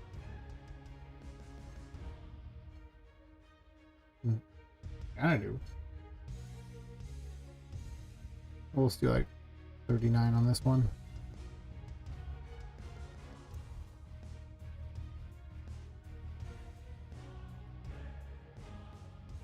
My feet have been hurting all day. It's numb toe day where all my toes are numb. Welcome to spine problems. Exactly. I mean, basically, if I sell a bunch of copies, I'm just going to be giving out lots of free DLCs I keep adding to this game, honestly. if I'm making millions of dollars, like, you know, like, I just plan on continuously making this game better and better. I don't really see a reason to make another game once this one's out until this game is like as good as it can be, and then we'll talk. Then Poppet Quest 2 can happen. I mean, if I made a bunch of money, Poppet Quest 2 is happening. If the game sells poorly, Poppet Quest 2 is not happening. Just saying. For sure, like, I definitely plan to emulate what Bloodstained was doing, where they were just, you know, had a bunch of planned free DLCs and just made their game better and better.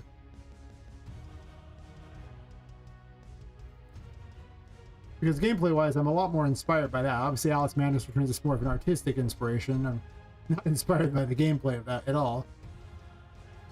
But I'm definitely inspired by the way Bloodstained did all their stuff. Granted, I can't quite, you know, emulate them in a lot of regards, but I can try. We'll see how it goes.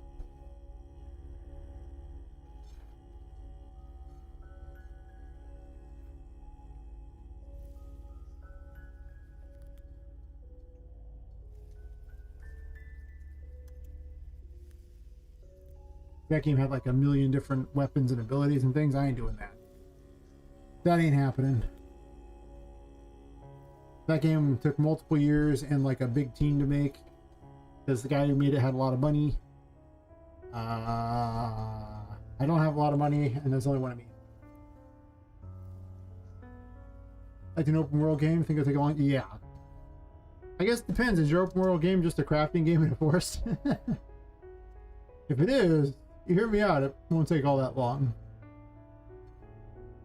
I mean, relatively speaking, obviously it's still making a game and it still takes forever, but it'll take a lot less time than you think. Huh. Weird how that works out.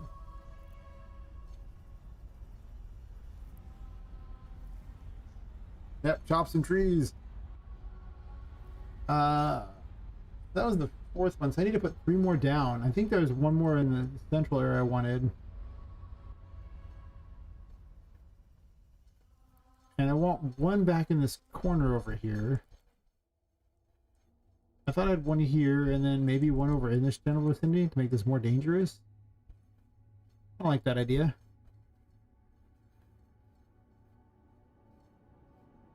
Yeah, sure. Okay. I think that's what I'll do. I think people really get fascinated by open world things, but I don't really think they help a lot of games. I think that it's mostly better to have a game that's a lot more focused than that, and like put your content much closer together rather than just have arbitrary extra space that just doesn't really do anything to make your game better. Oh, Levi, you don't want more chopping trees, but why not? Where's my logging game, right? Let's just skip the whole crafting portion there. You're just a logger. You literally just go and wipe out forests. It's a good story about the logger, you know, trying to raise a family and all that, you know, and how he's going to lose his house, and how Fern Gully is standing between him and, you know, having a happy life.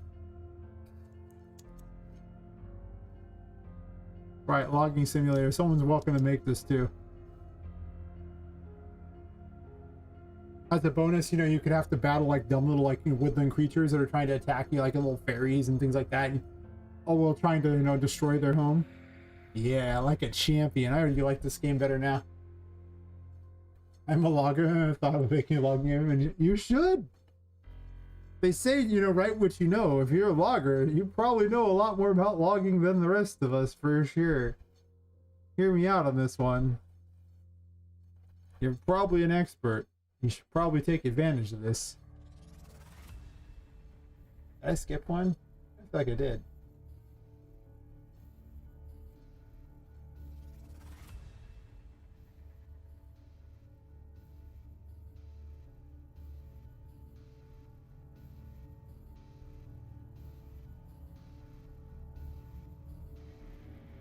Axeman from Little Red Riding Hood? Yeah.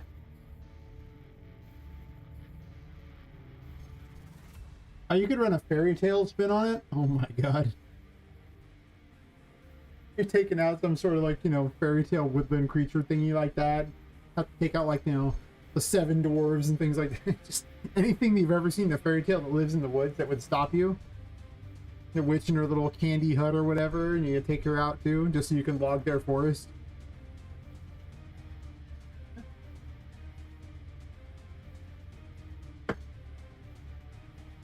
Fairy tale logger. Everyone's got to make a living. It's just... I'm like the patron saint of terrible ideas. I don't know if you know this. I'll suggest some of this, like the worst, best sounding ideas. Like they sound good until you think about it. They're actually just terrible. It's a skill, you see. I did this one, and that's number 3. I got confused for a second there. The problem is then I'm making a game and I have all the worst, best ideas in my game. And then I take them out because they're terrible ideas. I've had a lot of bad ideas along the way, for sure. I did this one, sure. Okay, yeah, so 5's this one. I got a bit confused. Face protest and attack you. Yeah. That's what I said. It's basically like, you know, Fern Gully's in the way. You gotta take out Fern Gully. Feel free to replace Fern Gully with whatever weird animated thing where they're protecting the trees, you know? Nature has a new enemy. You know, just chopping through their things like that. Hell yeah. Be awesome. You're a North Pole Open World survival, hunt reindeer, polar bears, top down candidates. Yeah. You're taking out all the elves and everything. Trying to stop Santa from, you know, delivering, you know, all the presents. You have a countdown to, like, you know, C Day where it's, you know, just Christmas and you're taking them out. Hell yeah. These are games I would play if people want to make them. That sounds awesome. Anything that's just a bizarre, like, you know, perversion of, like, some childhood thing sounds hilarious to me. I'm just a bad person. It's widely accepted at this point, I'm pretty sure. But I'm square with it, so it's fine.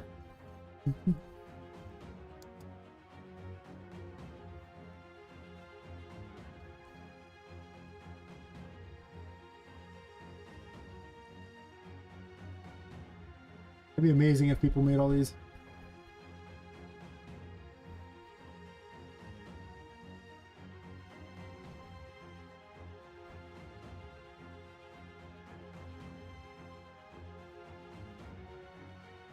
And thinking of all the children's stories that I've seen where literally it was just nature good, people bad. Oh man. Flip that script. Flip it. Flip it. Just do it.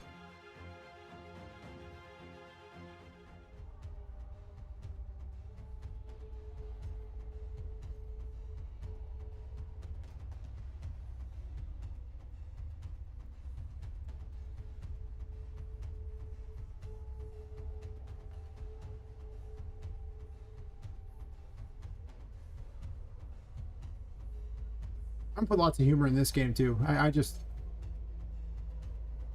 like funny games. I also like games where you talk to, the narrator talks to the character. That's one too. But I'm not doing narrator talking in this one, obviously. But it doesn't fit this. Axeman can have a flamethrower axe. See, now you're talking. That's right. You're not chopping down the trees fast enough. The woodland creatures, you know, the fairies and God knows what, the elves and everything are fighting back.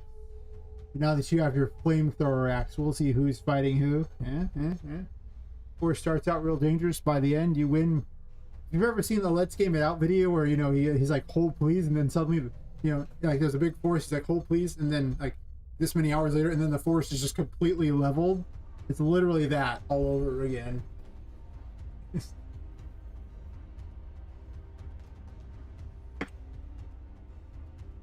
Oh, you can even do Candyland, right? Like, let's see. Tab has a fun thing like that. Let me throw it. Oh man, you could do this. You could be a terrible person. I think it was called Candy World. What it was? What was it? This guy made an entire world of candy. Yeah. So you can attack Candyland instead? Yeah, like a champion. You know, made all these candy things you can make your world out of. Yes, yes. Yeah, you just eat the gingerbread. I mean, you know, what are they going to do about it? How are they going to fight you? Now's your chance. Yeah, so you can just do that. That reminds me of, it was this really, really bad horror series. I know, like, bad doesn't even narrow it down for it, but it was called The Ginger Dead Man. And I didn't see much of it, but I did see the ending of one where they beat him because he was like just an evil gingerbread man. They beat him by just eating him. He's a gingerbread man. I was like, this is stupid. I mean, it was like legendarily bad. And we were looking for, my friends and I, back when I used to hang out with a lot more people, I think now I don't hang out with many people because I'm a shut-in. It's like, but we used to have this bad movie night thing where once a week it'd be someone's job to pick the worst movies they could find, and we just make fun of them.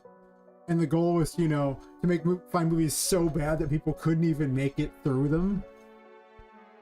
And we had some real winners.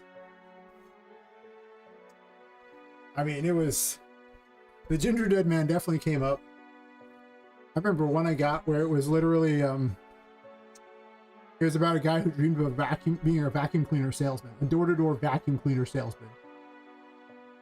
And if you're thinking this had a plot beyond that, it most certainly did not. It was so boring. It was terrible.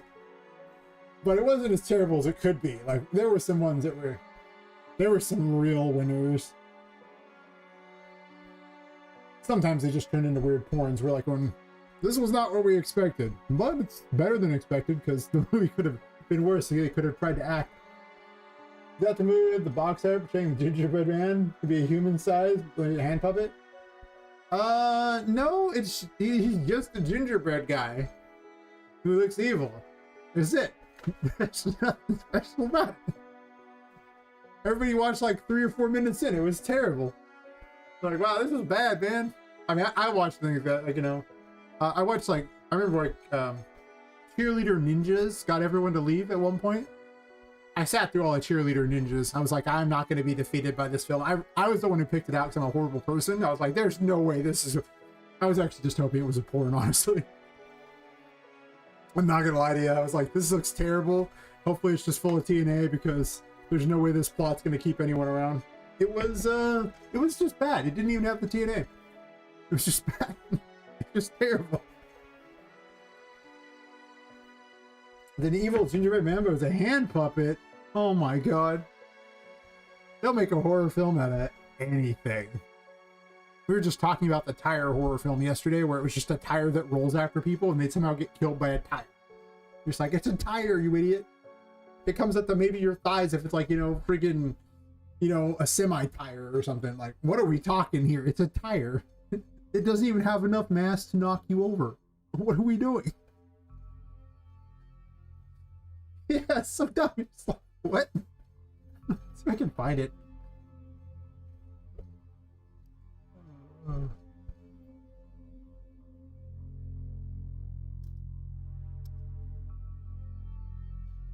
I'm gonna mute it because, you know, YouTube does love its copyright claims, but behold! I would love to have the sound, but you know how it is with YouTube. Hurry up, I don't care.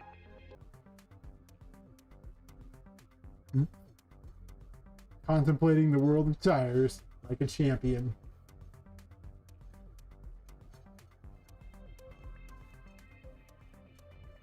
But yeah, that was not the worst movie we found. It was actually not as bad as it sounds. It's stupid as hell, for sure. It was such a stupid horror film, but it wasn't as bad as some of the things we are. There were some things that legitimately weren't even designed to be entertaining. Like, I remember one movie I found, I can't remember what it's called, but the entire premise of this movie was these people were LARPing as vampires, and then there were people doing a documentary on the people LARPing as vampires. This was supposed to be a legitimate film. I was like, yeah. I used to do bad movie night with my friends, and the goal was to find movies so bad that nobody could make it through it. There was always a challenge every week, and when it came your week, it's just like, what do we got, people? And so you pick a couple films that were just the worst trash imaginable. That was back when you'd rent films. Now we would just go onto Netflix and just search whatever, you know, or a pirate site or something. Just some streaming service. And you just find something terrible. I still have one that I remember. And I'm not dating the woman at the time, but I had a long-term girlfriend at the time. And it was so bad that just the mention of that film would get her angry and she would leave the room. Even years later, it was so terrible. It was a bad film, but it was crazy how much she hated it. I couldn't believe it. I was like, man, this is a winner. Every time I wanted to annoy her. If you're curious, the movie is called Nude Nuns with Big Guns. It was actually about cartels using nuns in Mexico to sort cocaine, and they made them do it naked so they couldn't hide the cocaine. That's what it was really about. And then one of the nuns, you know, got caught hiding the cocaine, so they went to kill her, but she survived, and then she went on a rampage like that. And that was it. That was what it was about. But it was so bad that she, years later, it pissed her off to even mention the name of that or reference it in any way. Nude Nuns with Big Guns. Feel free to look it up. It's full of a great deal of nudity too. They did not lie. They're in fact nude when they suit all the when they sort the cocaine.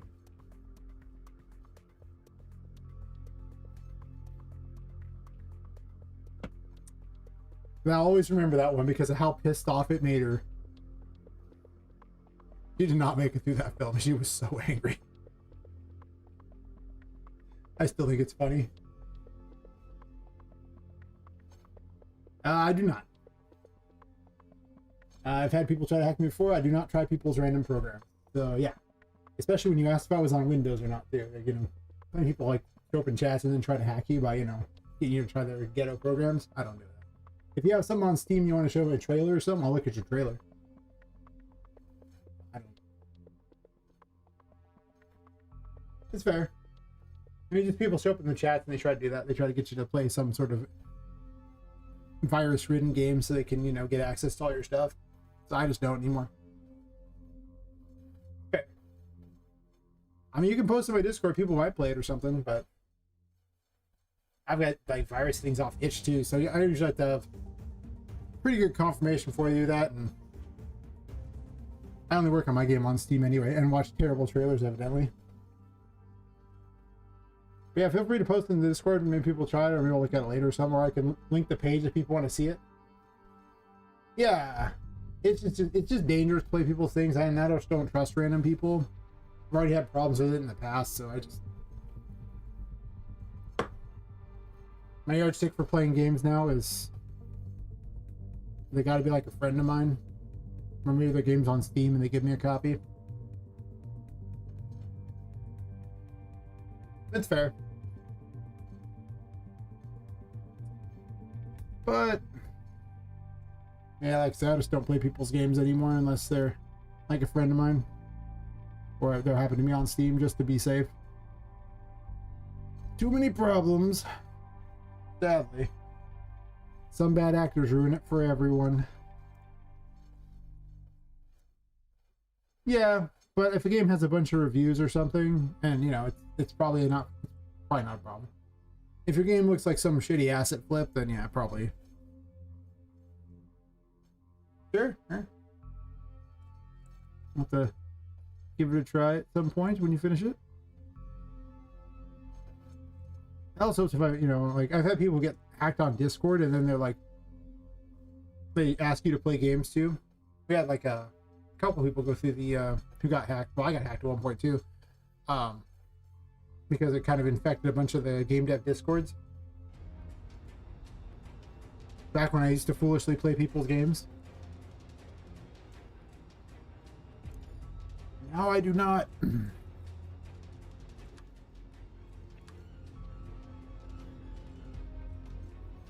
Because I am paranoid. You gonna find it this time, lady? But she did. Woohoo!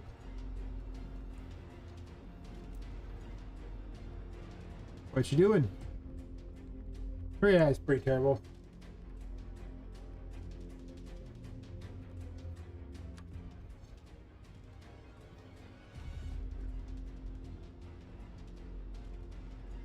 I'll send you the TP thing and figure out how to package it. Nice. Came out here, plays, and get some reviews. Yeah, helps. Because, you know, I'm mostly just a dev. I don't really do a lot of playing other people's games, but I might be tempted to do more content lately. I missed the thingy. No, I missed it. Suppose I could close this so it's faster. I gotta get rid of all those stupid geo brushes.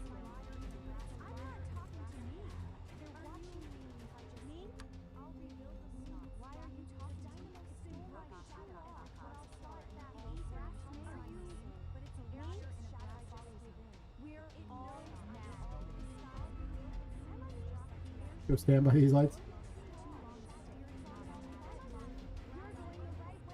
More physics sandbox. Okay.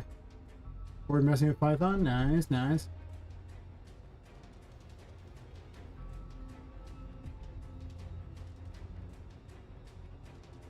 Yeah, getting people to play a game is often the biggest challenge.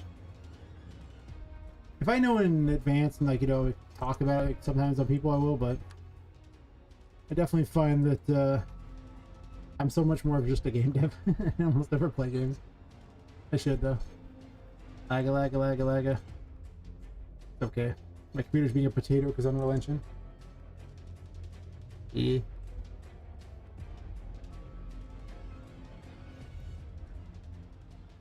There's actually nothing to magician in here.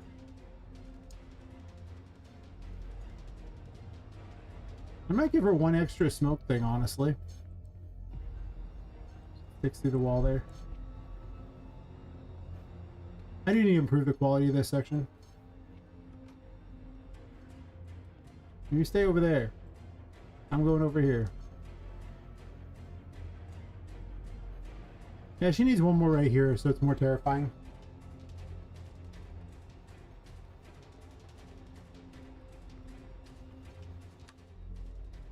It opens it right on there. Yep.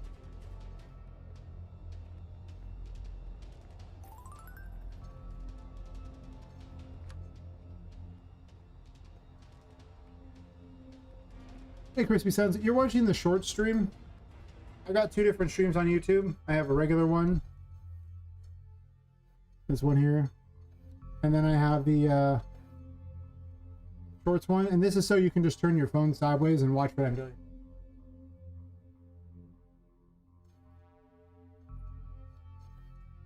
And then, you know, just regular streams on Twitch and Kick at the same time. I got grabbed through the thing. Deserved. I gotta give her a jump scare really bad. Yeah, she needs one more smoke thingy.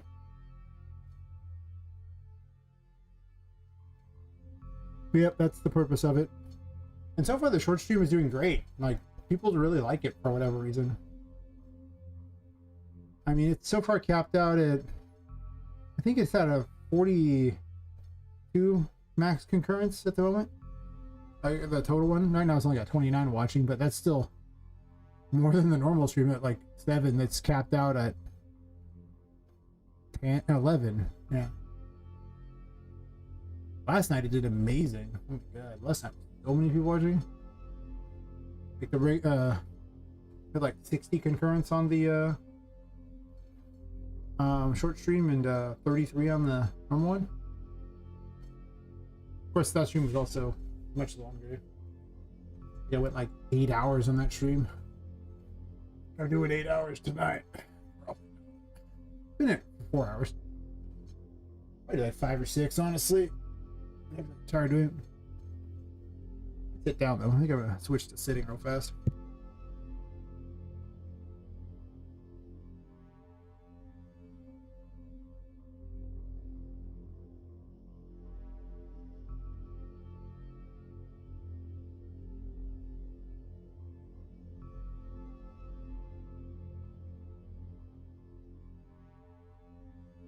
Trying to stand more during streams so this way I have less issues with my spine.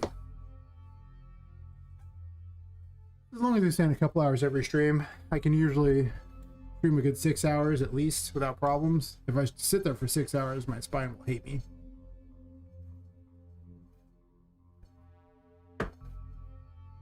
So my within frame. That should be fine.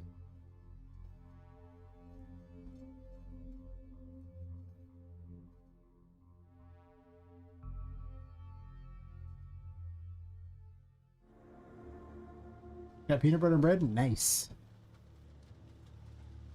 But don't you need at least one other ingredient? I mean, just peanut butter and bread? Yeah.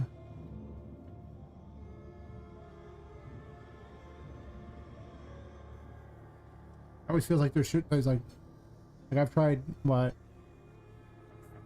caramel with it. Like that was pretty good. One time I got like caramel sauce like that. This is a completely American thing like that. Just all like natural, real caramel sauce, and put that with peanut butter on a bread. Very good. Honey works really well too. And obviously jelly, but jelly's much less tasty than the other two previously mentioned things. Of course, it's so much sugar that I basically pound a huge amount of water whenever I do it. You have honey? Yeah, it's pretty good with bread. And peanut butter. It was actually like my old elementary school that used to sell those as an option. I was like, wow, peanut butter and honey sandwich. I guess I'm into that. Turned out good. Who knew sugar plus sugar would be good? Sugar plus carbs. Delicious. And this is why I'm a few pounds overweight, if you know what I'm saying. Hear me out of this one. It's probably not helping. Probably not helping at all. Oh, that's enemy spawner. I'm done. That's not what I want. I'm here to help provide you the most important things so you can look like a game dev. It's not about tutorials on how to be a game dev. See, that just doesn't cover the most important thing of how you need to eat like a game dev too, so you can look like a game dev. Also, you should throw away any kind of thing that involves shaving, you know, because shaving is just, game devs don't shave, right? If you don't look at least slightly homeless, are you really a game dev?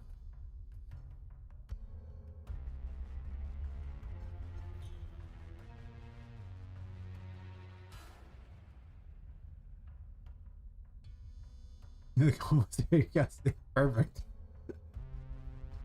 That's the secret. The more homeless you look, the more likely your game's actually going to be released. You won't see that in any of the tutorial videos. No.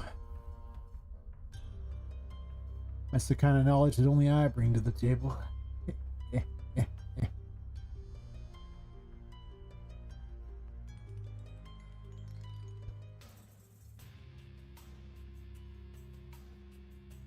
I think I made Charlotte a little faster than she needs to be. She's really hard to beat.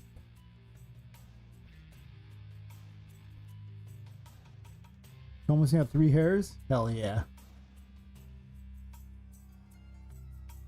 I mean, we've already established that as far as streaming goes, it's actually more effective, like, to generate money by simply begging on the street. So, might as well look the part so you can make real money later, right?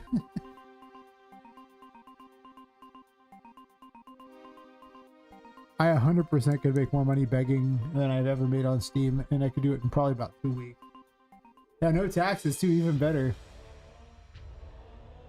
Like, I think the bums on the street should be giving me cash. They're the ones not paying tax. Like, how much money they rake in doing that? Sheesh. Just think every person who just goes by and gives them like a, you know, $1 or $5 or whatever, just those premium spots. Oof. Especially in big cities where, you know, like they have to spend thousands of dollars to even live. Plus 20 bucks to them, jeez.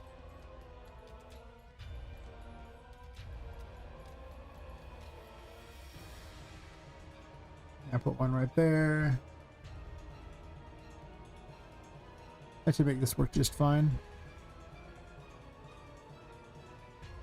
There were some, you know, stories of people who are on the on-ramps begging, and they make, you know, 300 bucks a day just begging, and I was like,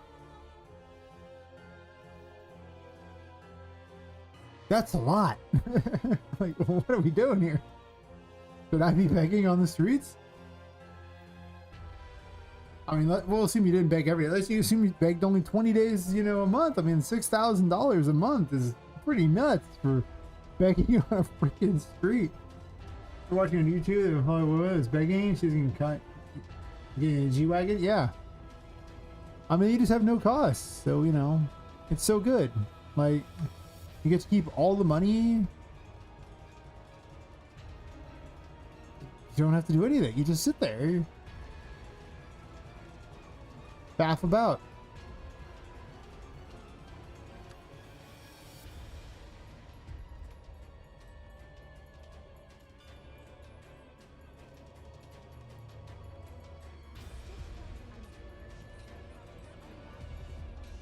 You might not even use that one. I could move them farther apart. Yep. If you make people laugh, you'd be surprised. Plus people buy you food too.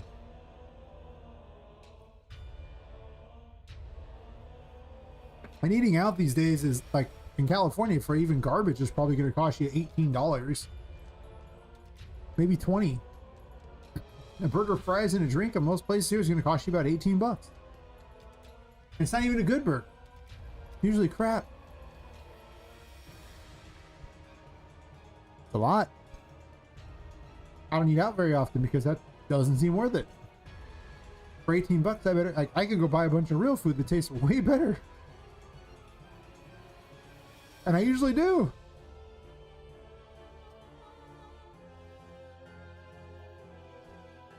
Exactly. It's just not good. I guess I'll leave this one here, but it seems kind of mediocre where it's at.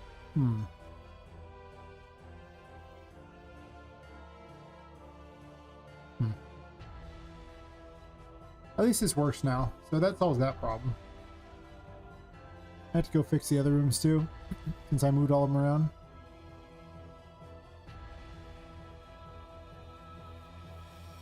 It's all about building your system around a broken, you know, something that's broken and then having to change everything later because you fixed the broken thing and now everything's wrong. Want to sit under a tree with the kids and ask for money using your kids for sympathy instead of getting a Cali? Yeah. That works. It really works. People just, yeah. The sympathy is real, for sure. I'm going to do this differently because now I can update the library and these things have the same thing. Should also do it in the waiting room too. It would make them load better. Yeah, I've seen a lot of things like that. It's just the beggars have a lot of cash. And then keep in mind that at least in California, and I think most of the US at this point, you have to prove that you work 20 hours a week. And if you can prove you've worked 20 hours a week, then you get about $300 a month food per person. Like, you know, just plus you get reduced rent, like Section 8 housing, which is usually about $200 or $300 a month for like a 3-bedroom apartment. And you get cash aid. I don't know what the cash aid is.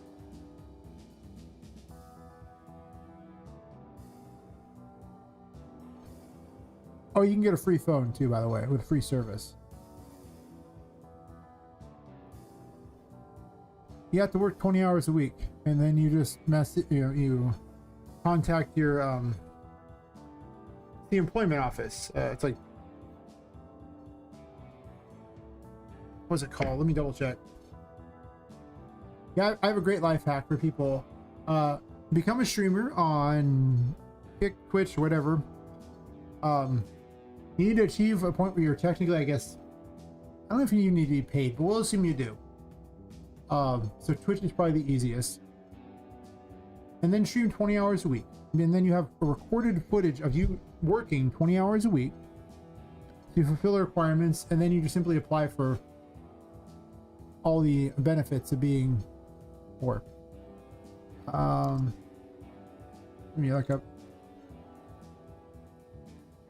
I forgot what it was called. I'm blanking on the name. But yeah.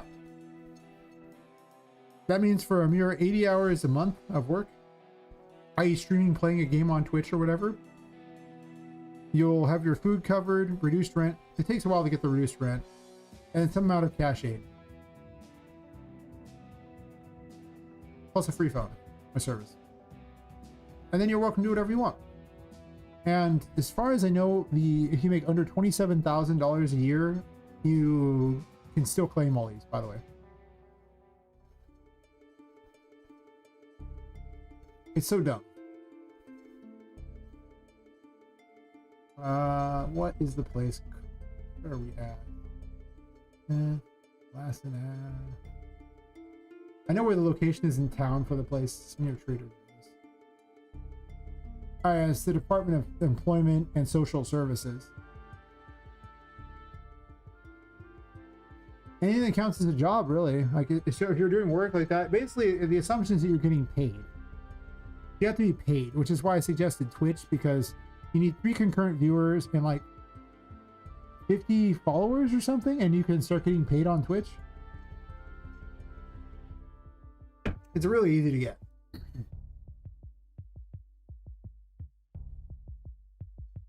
So you just do that and you can get a bunch. And I found out about this because, like, you know, there was like about 6 months where I couldn't even really walk.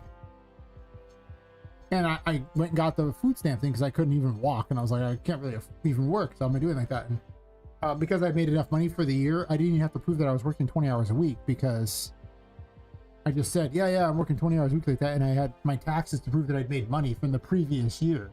So I didn't have to prove that I was making money this year. Well, not this year, but the current year. It was a while. Back when the health problems were like real bad. And I saw that. I was like, okay, cool. You also get free medical too. There's that. The medical is not very good, but you get free medical and free dental. Man, you get a lot of free crap.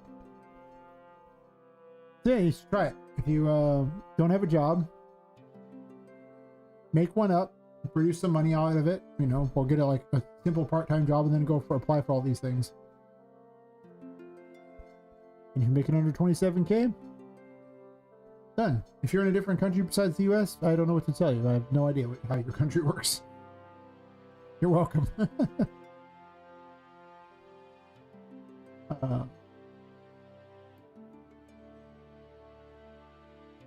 Exactly. It's dumb how much money you get for just getting handed things. I was just like, this is insane. Like, what are we doing here? What are we doing?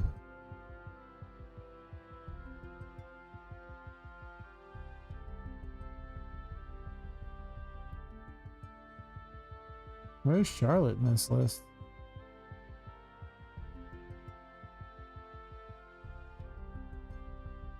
Is Charlotte even spying in the library?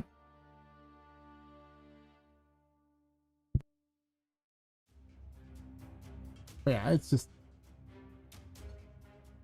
I worked for 3 years, and he's working in client contacts. Never want to work for a company again? That's fair. I've been self-employed for like 24 years, I think, at this point. Forever. Charlotte spawned in, I don't know from what.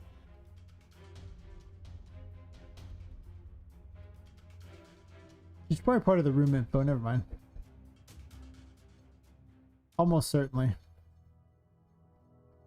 Oh man, this is some ancient technology. We can make this way better. You feel you got Rob paging yours? Yeah, probably. It's dumb. They just reward people who don't want to work. So it's like, you're not rewarded for working in a lot of instances. That's a terrible world, but I mean, true, you're just not rewarded for working. Like, either be really rich or be really poor. Being in the middle is a real problem. Okay, so I just did that, put her name there, sure.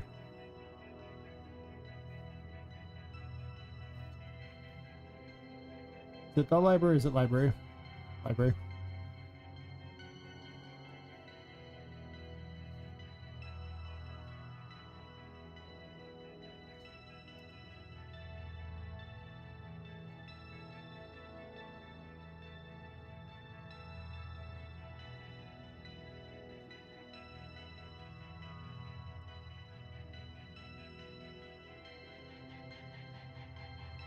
Not that any of those actually matter, but I just fill them in anyway.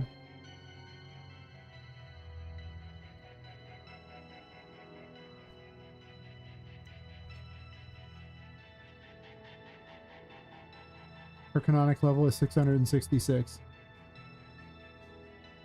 Just because the system often marks the level on things like that. And obviously by this point, I think you're level like 12 or something.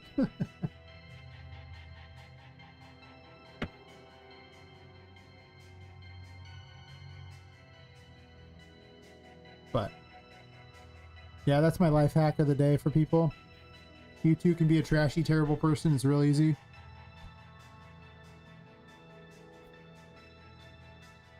I saw this, speaking of self-help things, I saw this thing where it's just like, there's a picture of a cat being all fat and lazy somewhere sitting somewhere, and it's like, you know, it's like 2 months ago I was living on the streets eating out of dumpsters, and now I have, you know, I live in a 3-bedroom house, get 3 square meals a day, massages every day, and have servants waiting on me hand and foot, and it's like, ask me anything. Just a cat. Yeah, pretty much. Your cat's the life hack right there. Not wrong. Really not wrong. You know, the way you can just get a salary or you get profits. Why is more? Yeah. When you work for yourself, you get all the money. Unfortunately, you also have to do all the work too. So there's that problem. You're for certain, you know, gonna have to live a sad life of being the guy who does all the work, but you know, the upper cap is so much better. And outside of health problems, I've done very well for myself, you know, just because I just work hard and I just, you know, love what I do. Like I just pick something to do and I just do it. I usually take a hobby and turn it into a job. What health problems? Identify as a cat? I am in California. I could probably get away with it. There are people who identify as a cat. No wonder. I too want the simple life of a cat. Seems pretty easy. Hear me out on this one. Seems pretty easy indeed.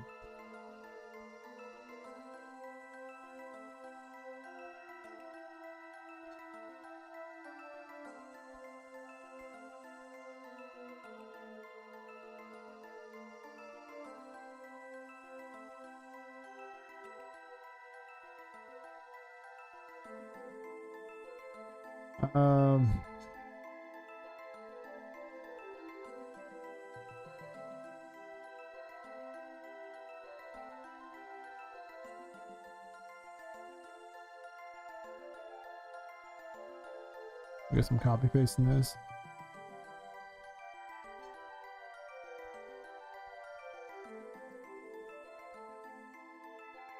Actually,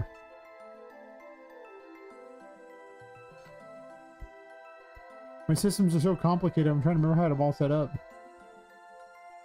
That's easy. Yeah, it's just. I definitely see the holes in the system if I really wanted to be lazy.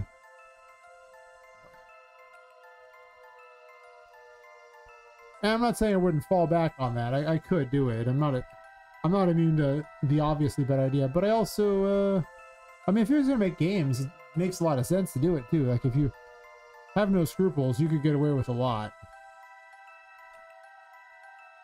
Especially in California. Good God.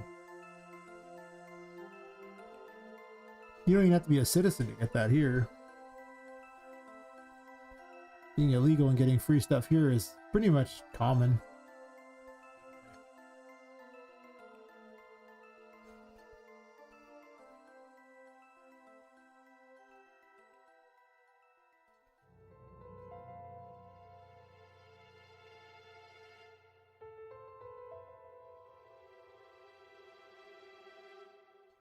I forgot the estimate though. It was something along the lines, if you make less than $60,000 a year, you're better off just, you know, not working at all because you got more money from benefits. It was so dumb. I'm just like, really? Man.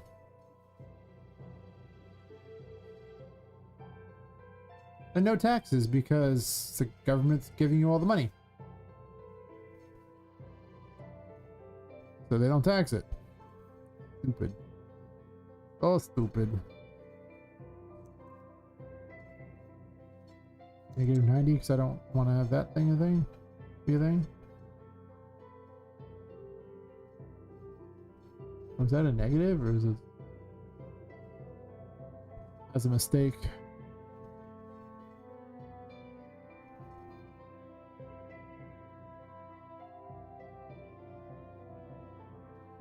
We do. It's not minimum wage that needs to go up. It's that we need to get rid of the illegals. It's supply and demand, right?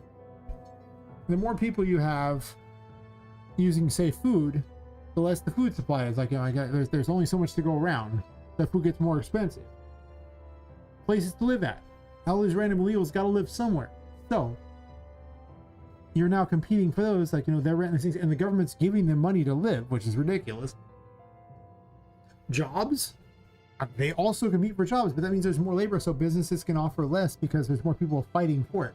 So if you want to increase, you know, what everyone's making in general and the value and like lower all the prices, get rid of the illegals.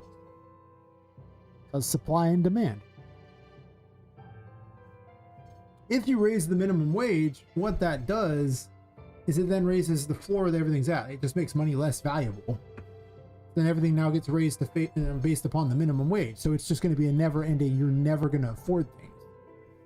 It doesn't work like that. It doesn't help at all. Things won't change in the price like that. You know, businesses now have to pay the new minimum wage. So in California, where it's $20 per hour for a McDonald's worker, like that's their wage. But then you pay like another $20 to the state for all the other weird crap. So it's basically this business is paying like $40 an hour, $20 to the person for a McDonald's worker, which is why it costs you like $18 to go to a McDonald's and eat trash. Plenty of other places, the minimum wage is like, you know, like the regular minimum wage is already like 18 or 19 bucks anyway, so it's not even much different. It's like businesses got to get the money back for those employees, or they automate so they don't have to have the employees, because if they want to keep costs down, they got to do it somehow. So yeah, just get rid of all your illegals and you'd be surprised how when there's less workers available, businesses have to pay you more. And there's more food available because there's less people to eat it. So you get companies to, like, for people to, the food companies to get you to buy something now, they have to give you a better deal because there's an excess of food.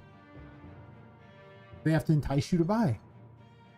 Landlords, they gotta, you know, lower their rent because there's no one renting any place.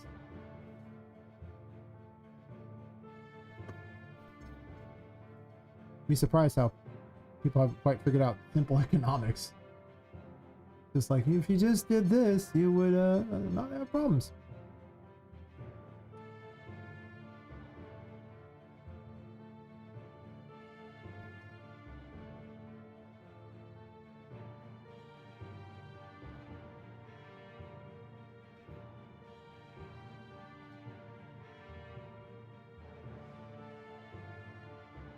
Unfortunately, like I say, I live in California, so the people here are retarded. And our elections are pretty much as fraudulent as they come.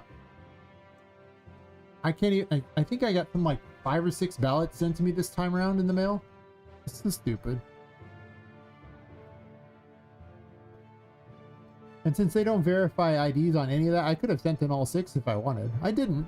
I actually didn't send in any this time around. Not because I don't normally vote. I actually just was so busy I forgot.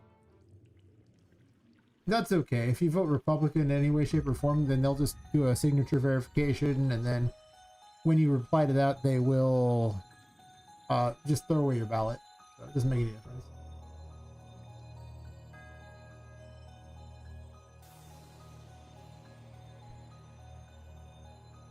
I have a anybody but Gavin stance. As long as it's not Gavin Newsom, I don't care who the hell is governor. Gavin's awful. Anybody but Gavin. If you want to elect the freaking dog to take over as the governor of California, go ahead. I don't care. Can't do any worse than Gavin. For sure. Oh yeah, voter ID. That's a big sticking point here. Not but for the people, just because the politicians are so corrupt they don't want it. I wonder why. But both sides of the aisle pretty much agree that they want voter ID, like the regular people. It's a no-brainer. You have to present ID to get a freaking bottle of, you know, NyQuil, but not to vote for who the governor is. Or just vote in general. That's crazy.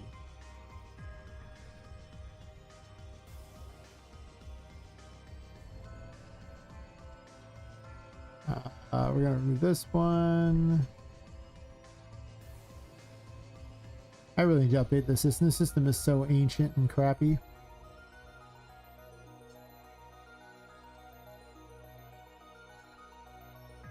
You have count bin phase instead for votes? I see. Count bin face, huh? I have questions. Actually, just what's a count bin face?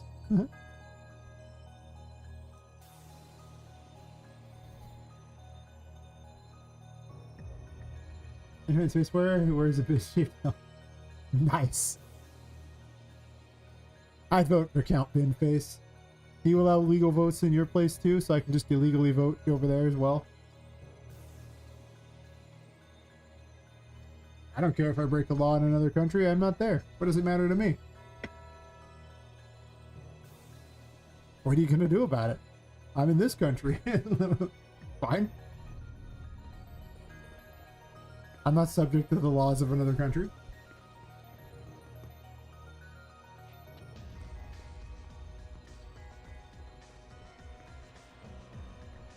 The system is so much better. Oh, hello. I made her so much faster. She catches me all the time now. She's so quick. I probably need to slow her down. Of course, I also look at chat all the time while I play, so that probably doesn't help.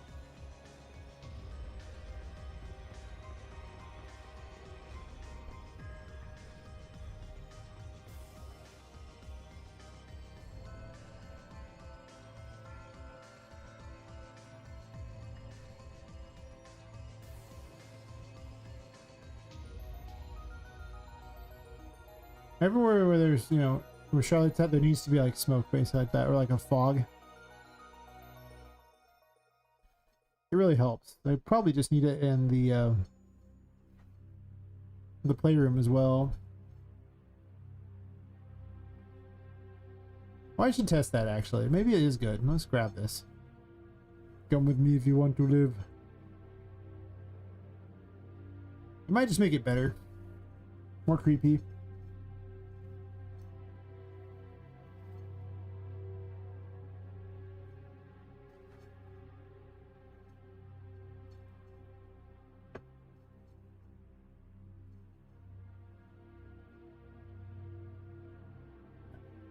I stay in California as it is right now because I have a really good setup. I have really low rent because I just, you know, have a friend renting to me like that. And I've built a business here, so I don't have a good reason to leave. Yeah, if those things were to ever fall through, I would leave immediately. There's no reason to be in this area. I mean, everything is nice here as far as nature goes, but beyond that, the area sucks. It's the people that make it suck. It's not actually the physical, you know, state. The state's beautiful. But the people suck.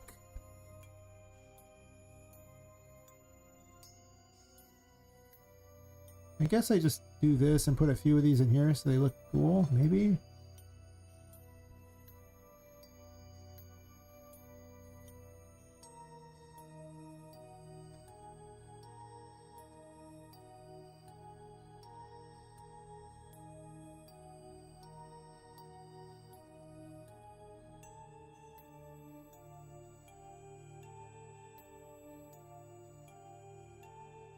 Let's grab a few of these and just kind of migrate them around a little.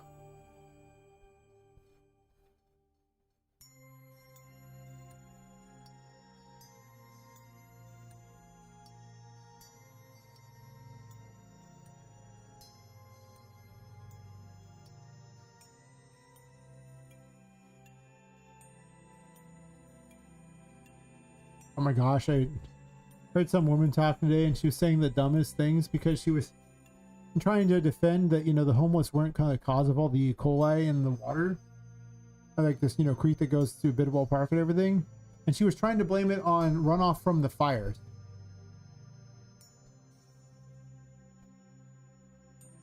I don't think she understands that fire kills bacteria. The E. coli does not live in fires or places that were burned by fires. It lives in feces. I couldn't believe it. I was like, oh my god. He's retarded. Holy shit.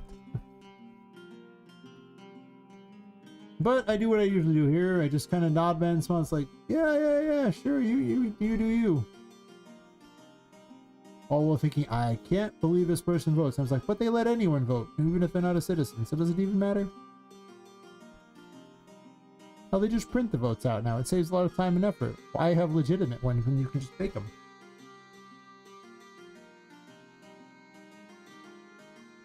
I kind of like this. They look better with the fog. I'm not gonna lie. Anything where I can, you know, make the visibility a little less to hide the fact that my game is not like the best thing in the world as far as, you know, quality, help. Right? It's the indie secret. If you just hide the fact by hiding it behind fogs and things, people will not notice the things, the cracks in the stuff, right? I don't want to hear whatever this music is. Some of these tracks are not great.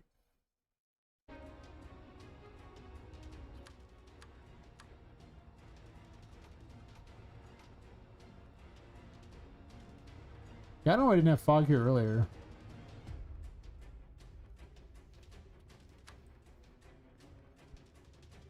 I might need to slow her down.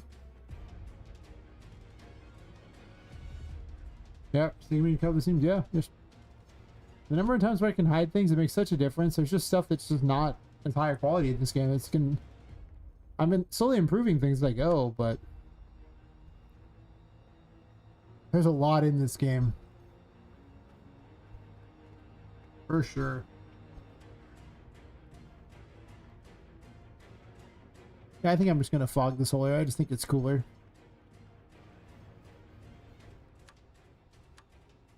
She caught me. And she's so fast now. Yeah, I think it's better to have it.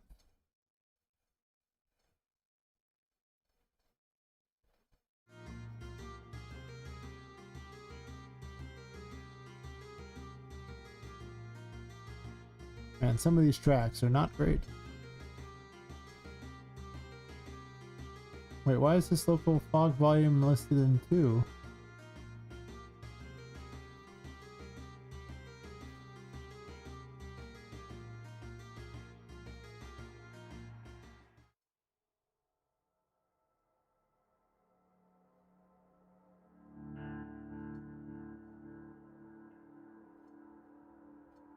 Okay. Why doesn't it look like there's fog up here? What are we doing? Oh, is it because I made it black? I don't like the black better at all. I think it should be white.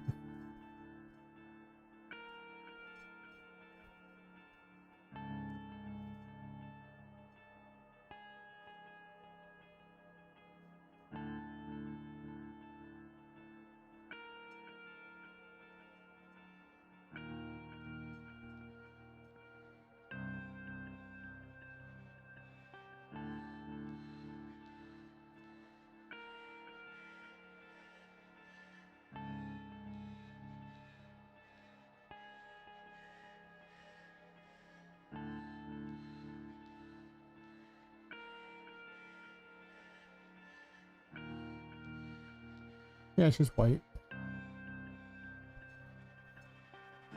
Have to pay respect, sure.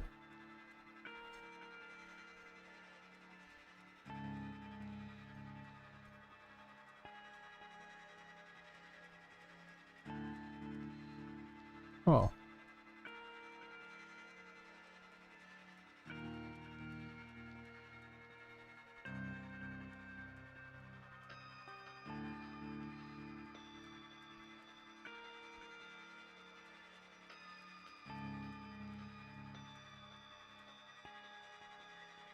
Yeah, those don't do anything. The black ones.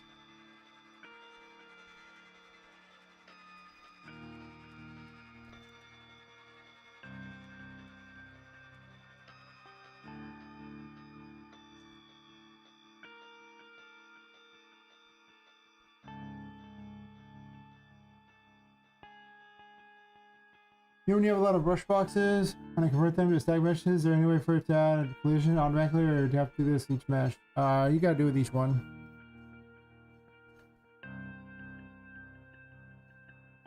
Usually for walls, I just use complex as simple, because the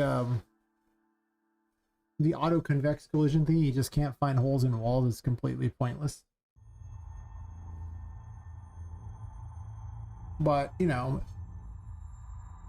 you just merge it all together, and the next day, just on these things here, I just go, yep.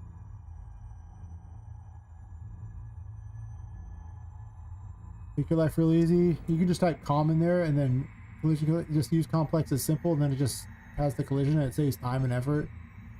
As complex as that. And if you're not going to use physics, it doesn't make a big difference. Simple would be near impossible. Yeah, just do that. Because if you don't move it, it doesn't really matter that much. I mean, if you try to auto-convex this crap, because you can go to collision, then auto-convex collision, and you can set this at the most complicated possible. We'll do that just to show off here. And you can see how terrible it is, because it just can't find holes in the walls. It really just can't. You see how, like, you know, it goes through the walls. You know, like the green collision is the simple collision that was created by auto-convex. You can see where it just has issues. Doesn't even, it's just blocking that entirely there. Like if I had the complex collision, it would look like, you know... Why are you showing the complex collision? Project default? Then we can go away? Yeah. So it would be like this, which would be terrible, because you got holes in the walls and things. Oh. Yeah. You just type com when you're doing details and anything like that for the thing, and you'll find it. Collision complexity is what you're looking for. And just use complex as simple. I'm gonna remove the ghetto collision. And then that will make it so that your collision is literally perfect. It will be 100% the actual shape of whatever you're using.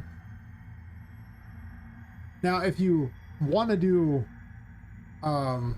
simple collision, oh, glad I helped out. Yeah, if you want to do simple collision for it, like you need to do physics, what you can do is you can take these things and you can put them inside of a blueprint, and then you can put the box collisions in there, and then you can use the merge tool to merge them all together. You could probably also do it in the world. You could probably actually take a collision thingy. I click like those and those. And you put the collisions in the shape of whatever you want, and that's how you get the, you know, and then you just merge tool them all. That's how you get the collision of weird things for simple purposes. But like I say, simple collision largely only seems to matter for purposes of if you want physics, because you can't do physics with complex collision. Also, if you try to merge things together, it won't pick up complex collision. Oh, that's horrible. Don't do that to yourself. Complex is simple is the best.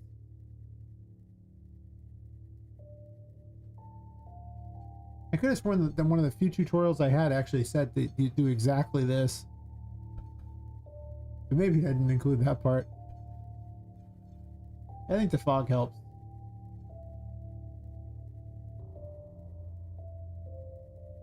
Looks like Charlotte's working too. I might slow Charlotte down, but other than that, he seems okay for this area. Not wonderful, but not like the game's finalized anyway. Yeah, I think that just is better.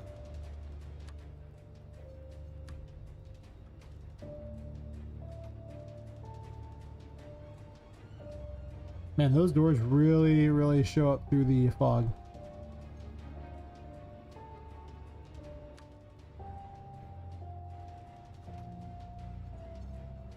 Yeah, I agree with Charlotte. I just really want to have this fog. That'll just be your thing.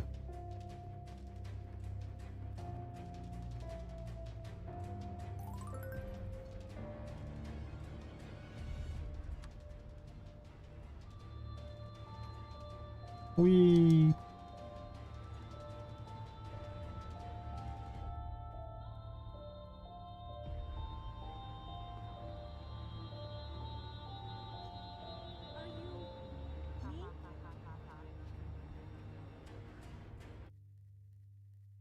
Yeah, I need to go help.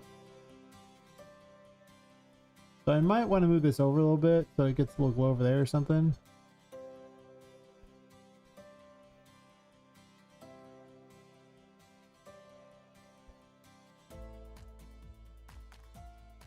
I need one extra. Doesn't quite cover. Maybe two extra.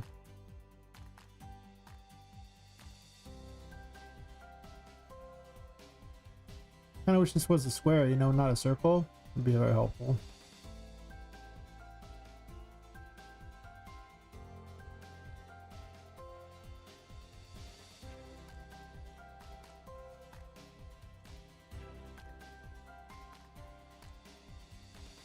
Should be better.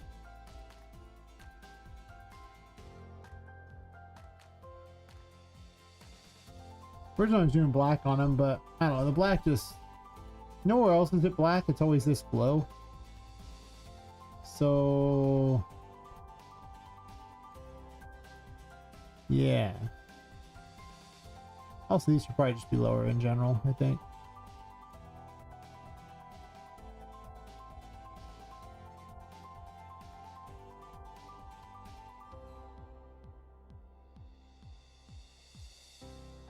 VBD smoke, what does VBD stand for? I mean, I wouldn't leave any particle just perpetually playing if you're not in a room using it, for sure. But overall, you can get away with a lot of particles.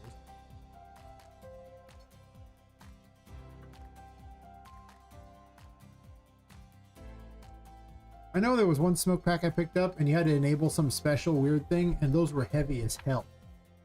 They look good. They were like some 3D like particle effects, but Unreal Engine did not handle those well. It was some new thing that Epic released, and they of course did nothing with it. Yeah, the volumetric things. Those particles are super heavy. Don't use volumetric particles if you value your frame rates. Like, they are not production ready at all. I couldn't believe how bad they were. I was like, 2 or 3 of them and the game just slowed to a crawl, and I was like, I actually refunded a pack because the guy didn't advertise that was that, and I was like, these don't work. These are terrible. What are we doing here?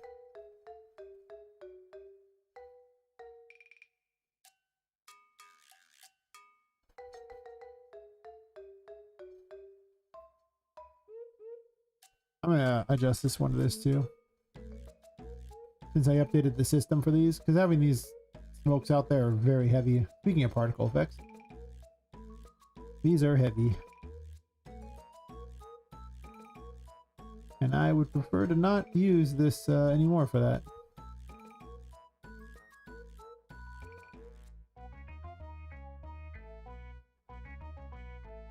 Oh, I didn't click that.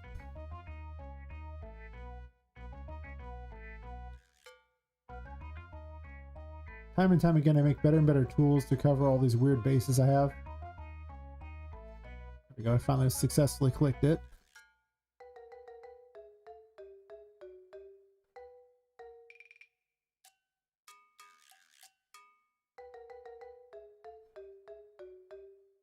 Doesn't care at all, sure. You know, Black Myth Wukong, I wonder how they do that crowd scene. Oh, cloud scene at the start of the game. I have never seen Black Myth. I know it exists, I've just never actually looked into it.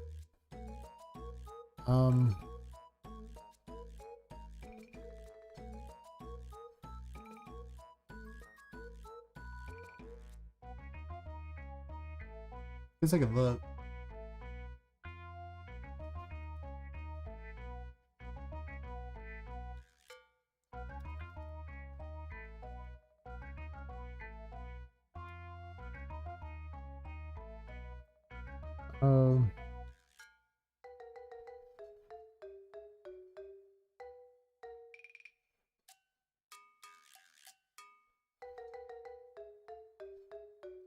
Let's see.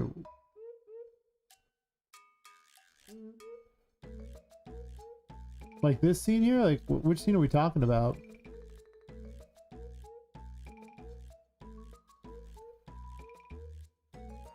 Because it looks like there's just a bunch of large models off in and a fog in the background.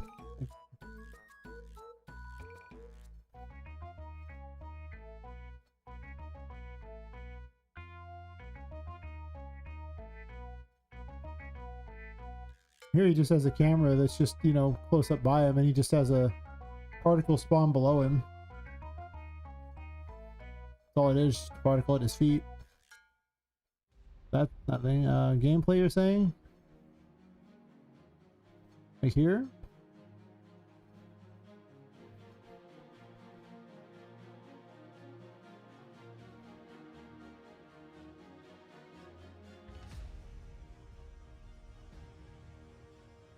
That's just the ground with a cloud particle there.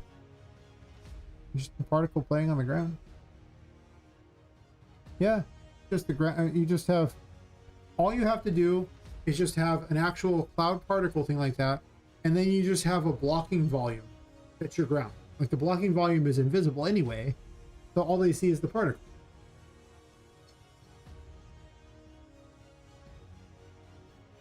Like I could take ultra dynamic sky, and you can actually lower the cloud layer to like ground level, and I could just put a blocking volume underneath there, and I would have literally this setup.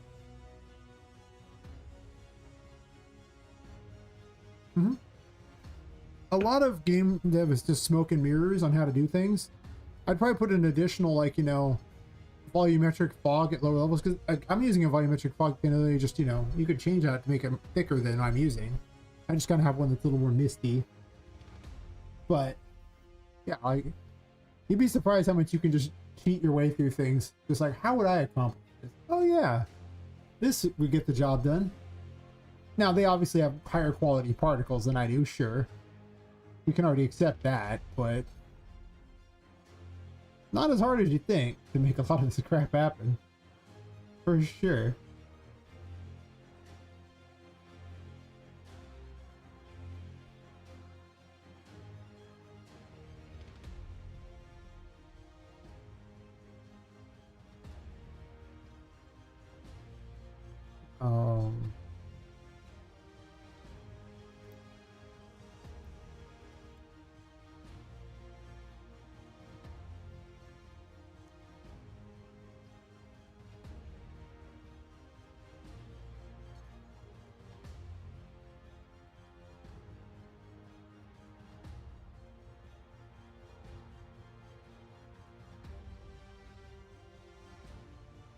The system's a lot more efficient than the other one.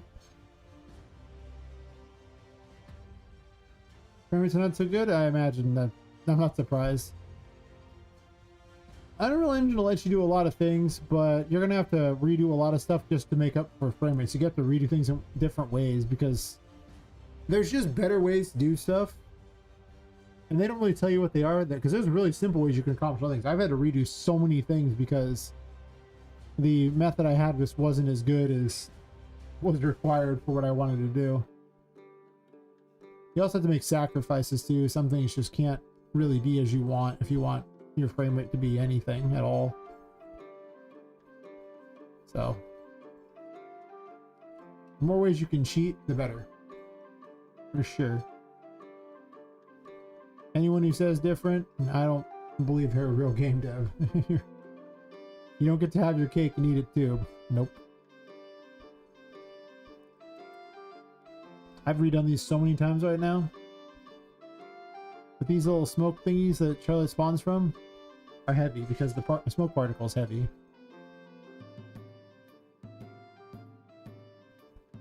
And I have a spawner that spawns it in if you're in this room. Not the main room spawner, just as I'm only spawning these particular things in literally when you're in the room. And the rest of the room stuff can be spawned in off the data layers. But I don't want to data layer these things.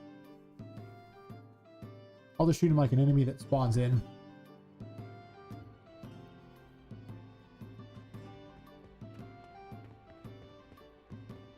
I might do that with these too, I don't know. Alright, they're all here.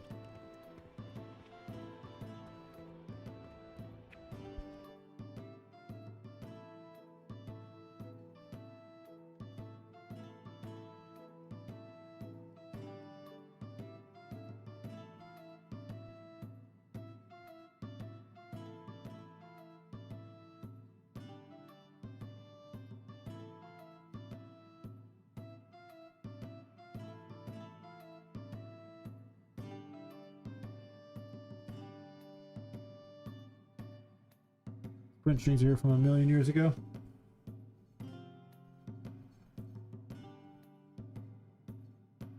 But I got it working, so I don't need them anymore.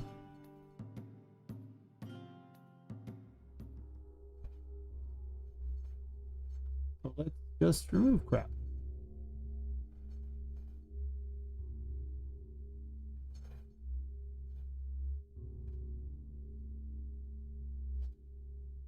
Wherever this is connecting, that is what we're doing here.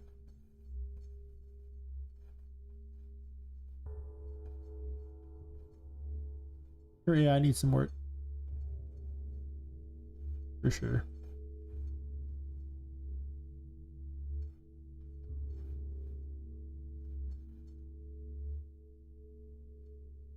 I guess I should have kept that there. Should have kept the meatball.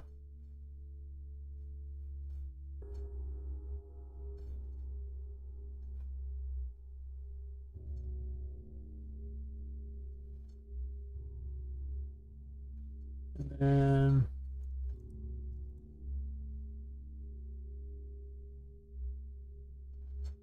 oh, it's the puppet master that spawns in whatever level she's supposed to be. This is vanity. This has nothing to really matter, but I like to make her level 666. Add a speedrun part to my level. I just fill the empty void like down clouds. Not a bad plan. No.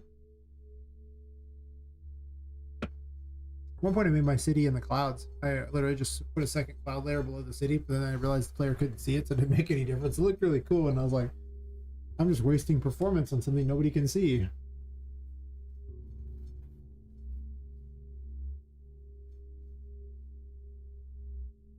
I have to remember so much when I'm designing my game that, you know, it's this tiny little doll. Tiny doll. Not big doll, tiny doll.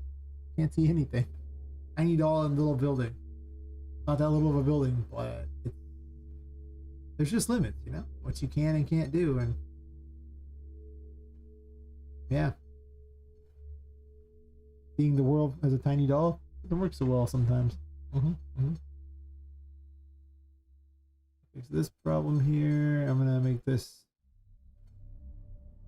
Charlotte. Oh, she's already 666. Perfect, perfect, perfect.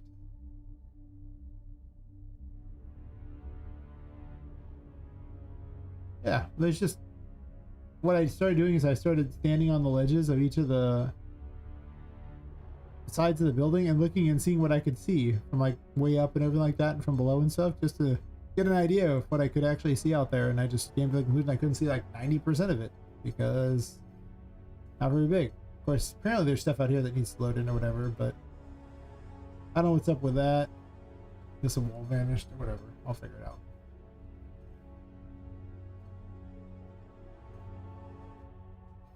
But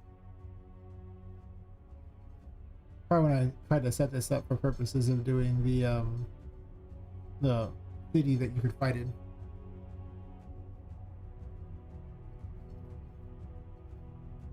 Oh. I feel like I'm turning into a pumpkin at this point.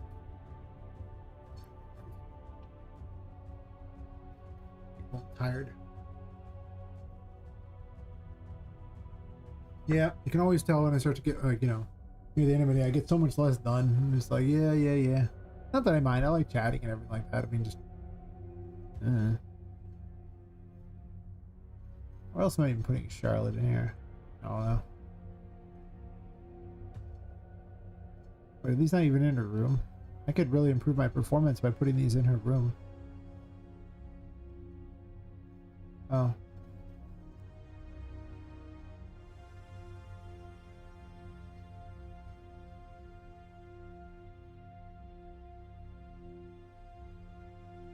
Add to there, and then remove from here. I don't want those loaded when I'm in that room. What I really need to do is I need to finish up those walls because those are going to eat my performance like crazy. These 27 brushes are going to be dropping like a good 10 to 15 frames all by themselves for sure. They're very heavy. And they can't be data layered out. They have to literally just always be around, so every room is suffering from these 27 ridiculously heavy things. I need to think about how chapter 4 is going to go more. Or at least get it to a point where it's good enough for now, because I won't be back to it for months anyway. So it doesn't got to be perfect.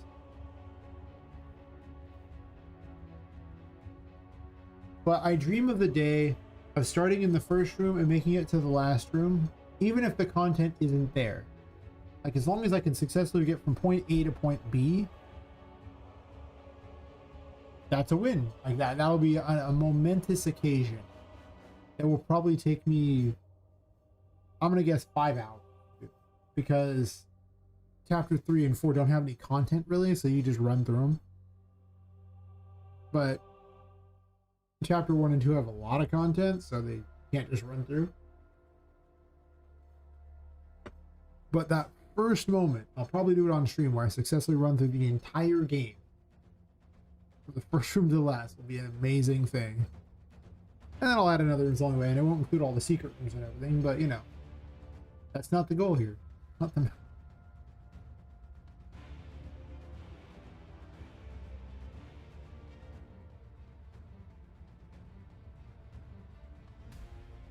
mean, I'm sure you can run through from 3 through 4 really quickly if I felt like it, just as a fun exercise.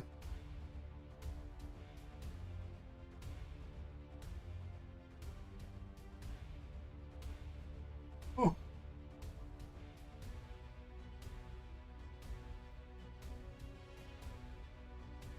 It would be like a momentous occasion, I guess.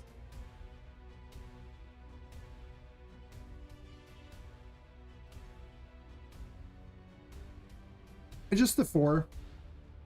I'll probably end up expanding the size of chapter 4 a bit. I don't know, like, chapter 3 is still pretty up in the air, and there's still portions of chapter 2 that I don't like, so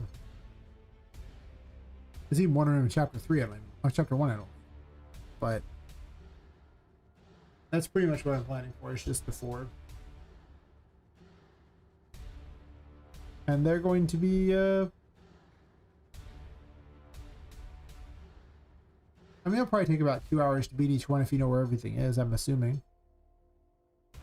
That's my rough guess, based entirely upon how long the first chapter takes. So chapter 2 is really big, and I kind of want to cut it up a little more.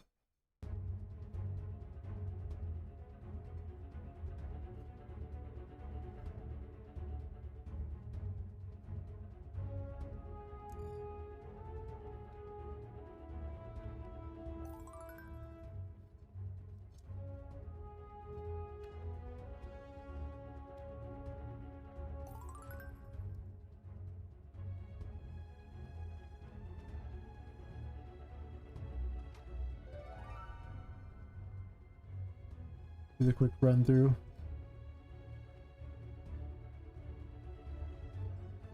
Nothing's where it's supposed to be yet, but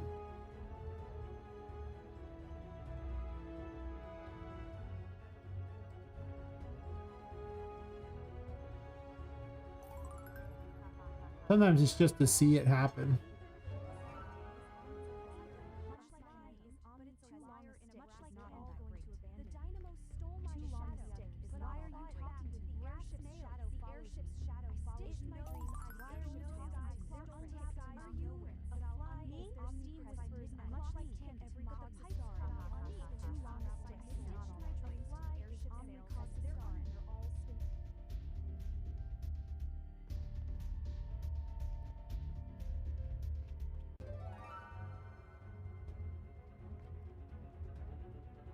This is my trick for going up the stairs quickly.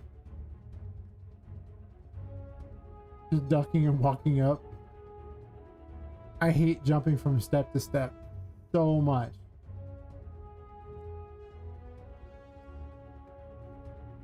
I just do that to save the trouble. Right. Eating my own game is funny. I do all the time. Because otherwise you gotta do this, and it's easy to jump through too, and it's really not fun to do.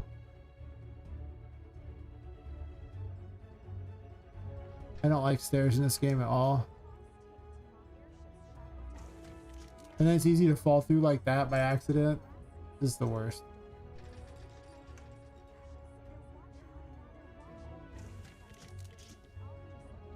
Then you gotta get out too, that's a challenge as well. That's not that big of a challenge.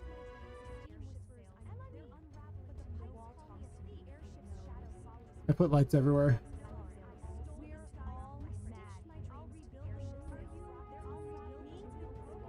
You slide down this area on the side on the way back?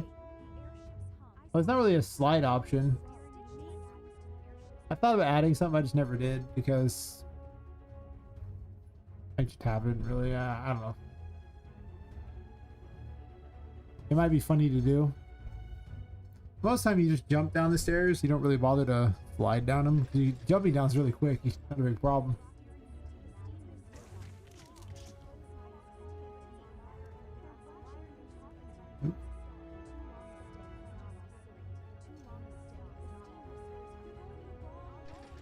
All the lights in here don't work. I forgot to fix these. Mistakes were made. Yeah. Oh, no, there's a light.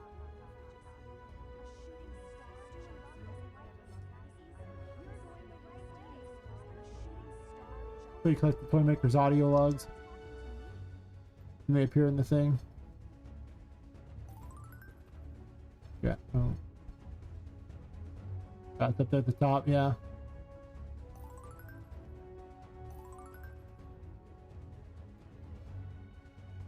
There's any collect when they appear in these things as like little collection cabinets. And it rewards you.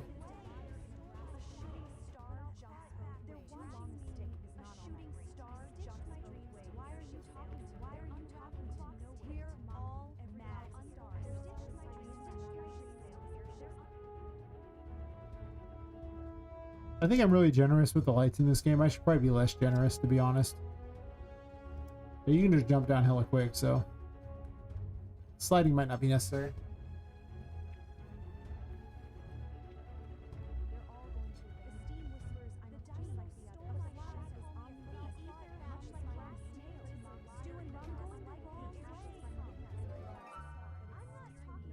Yeah, I'm probably just gonna have 3 different city areas, I think.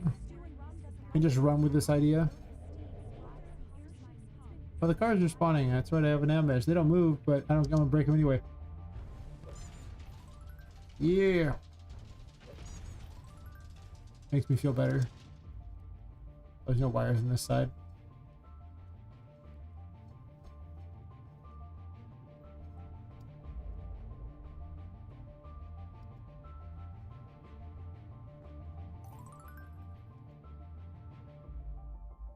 Yeah, nothing's right, but I really just want to get, you know, the most bare bones thing set up for every single area in the game. That's just the goal. This one, I probably paste that room over, and this room is just not built for anything useful. It was a very different room, and I just didn't want to give up the thing, but yeah. So it blocks off the room. So this is just, yeah, I'm just gonna do another city here.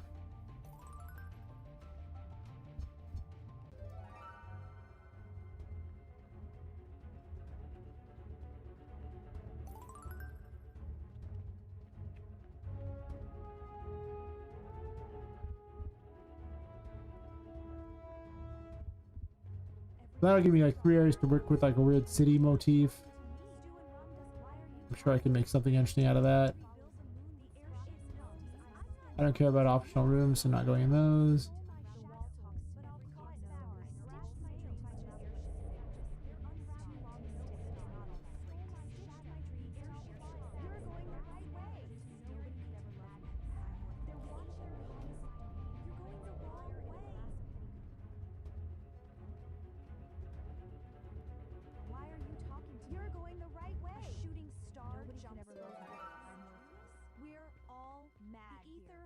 You're going the right way.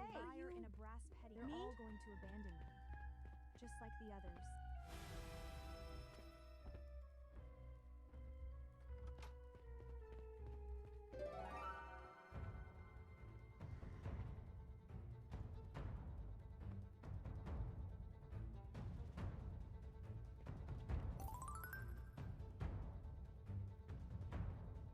I'm probably not even gonna give you a key to this room. You're probably just gonna go through one thing to get there, but whatever.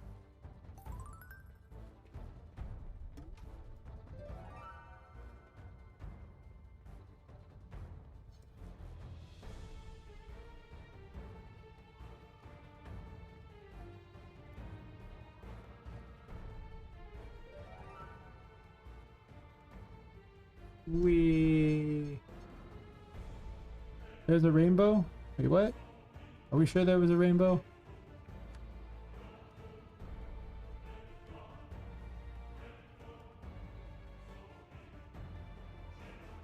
Sparkles.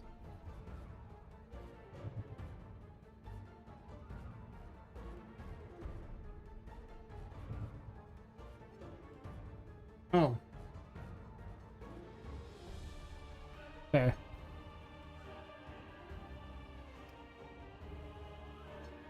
I'm going to make it where it ends the dialogue if you're not in a particular room. So I just put a sample dialogue there and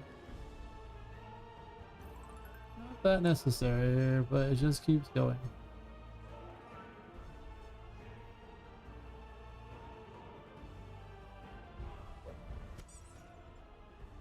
Up in here, grab this key. Oh, I forgot those do damage. Fair enough.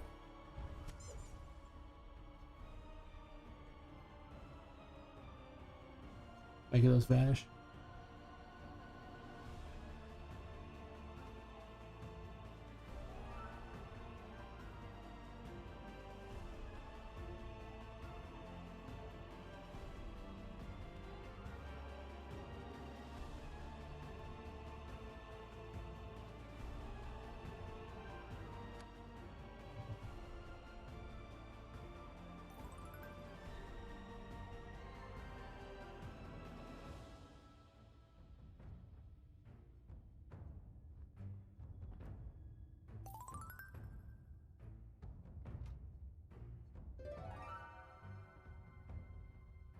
I don't have all the tarot cards, so I'll have to just cheat and give myself all the tarot cards to get to the that room. That's fine though.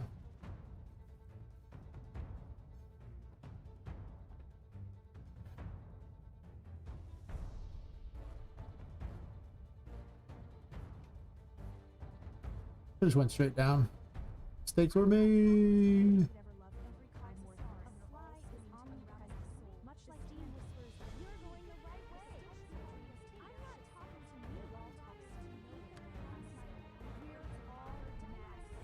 We'll just assume I have the world. I mean, to be fair, I'm missing all the tarot cards. I don't have a thing set for this far in the game at all. You should be like level 50 something by this point. And I am not level 50 something. I am level not 50. Yeah.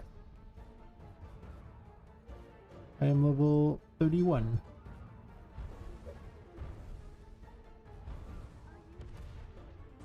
The last hit doesn't seem to do anything with that. I don't want to hit this accidentally.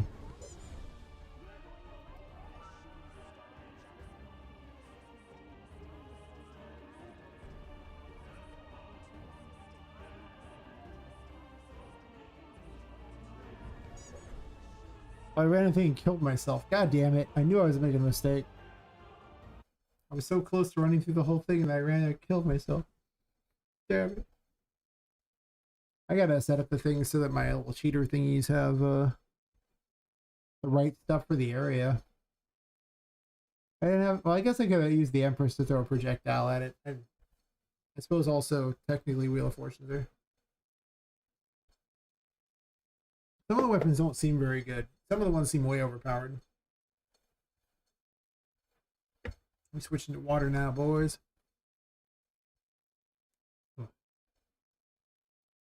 Yeah, you're right. It's really easy to get too close to those fan things. As soon as you touch them, it just kills you. So if they're still on, if they're not on, then you know, obviously.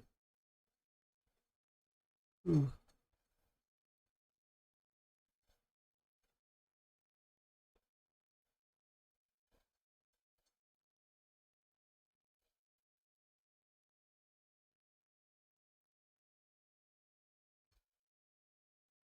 Look at the dev menu.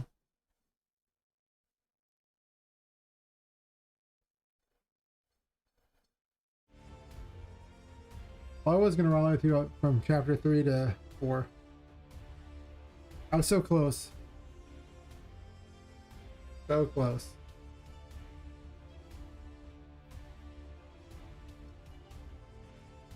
Ugh. I think I'm going to call it at this point. Just yawning like that. update my dev menu and everything like that. But I think I'm just gonna yeah, the fans are dangerous. I remember commenting earlier in that it was like, you know, imagine getting all the way to the final chapter and then dying to a fan. Because like right before you get into, like, as soon as you go through the portal into the last area, there's like a fan you have to go through. It'd be so funny. You get the world and you just die to a fan. But maybe I'll have like a tag where, depending upon what kills you, it award you a tag, and then it'll change what Poppet says when she respawns. Yeah, I can see it. Anyway, I think I'm gonna call it for tonight. I think I'm tired enough that I can go pass out, and really that's always the goal at the end of the day, right? If I can fall asleep, good. All I care about.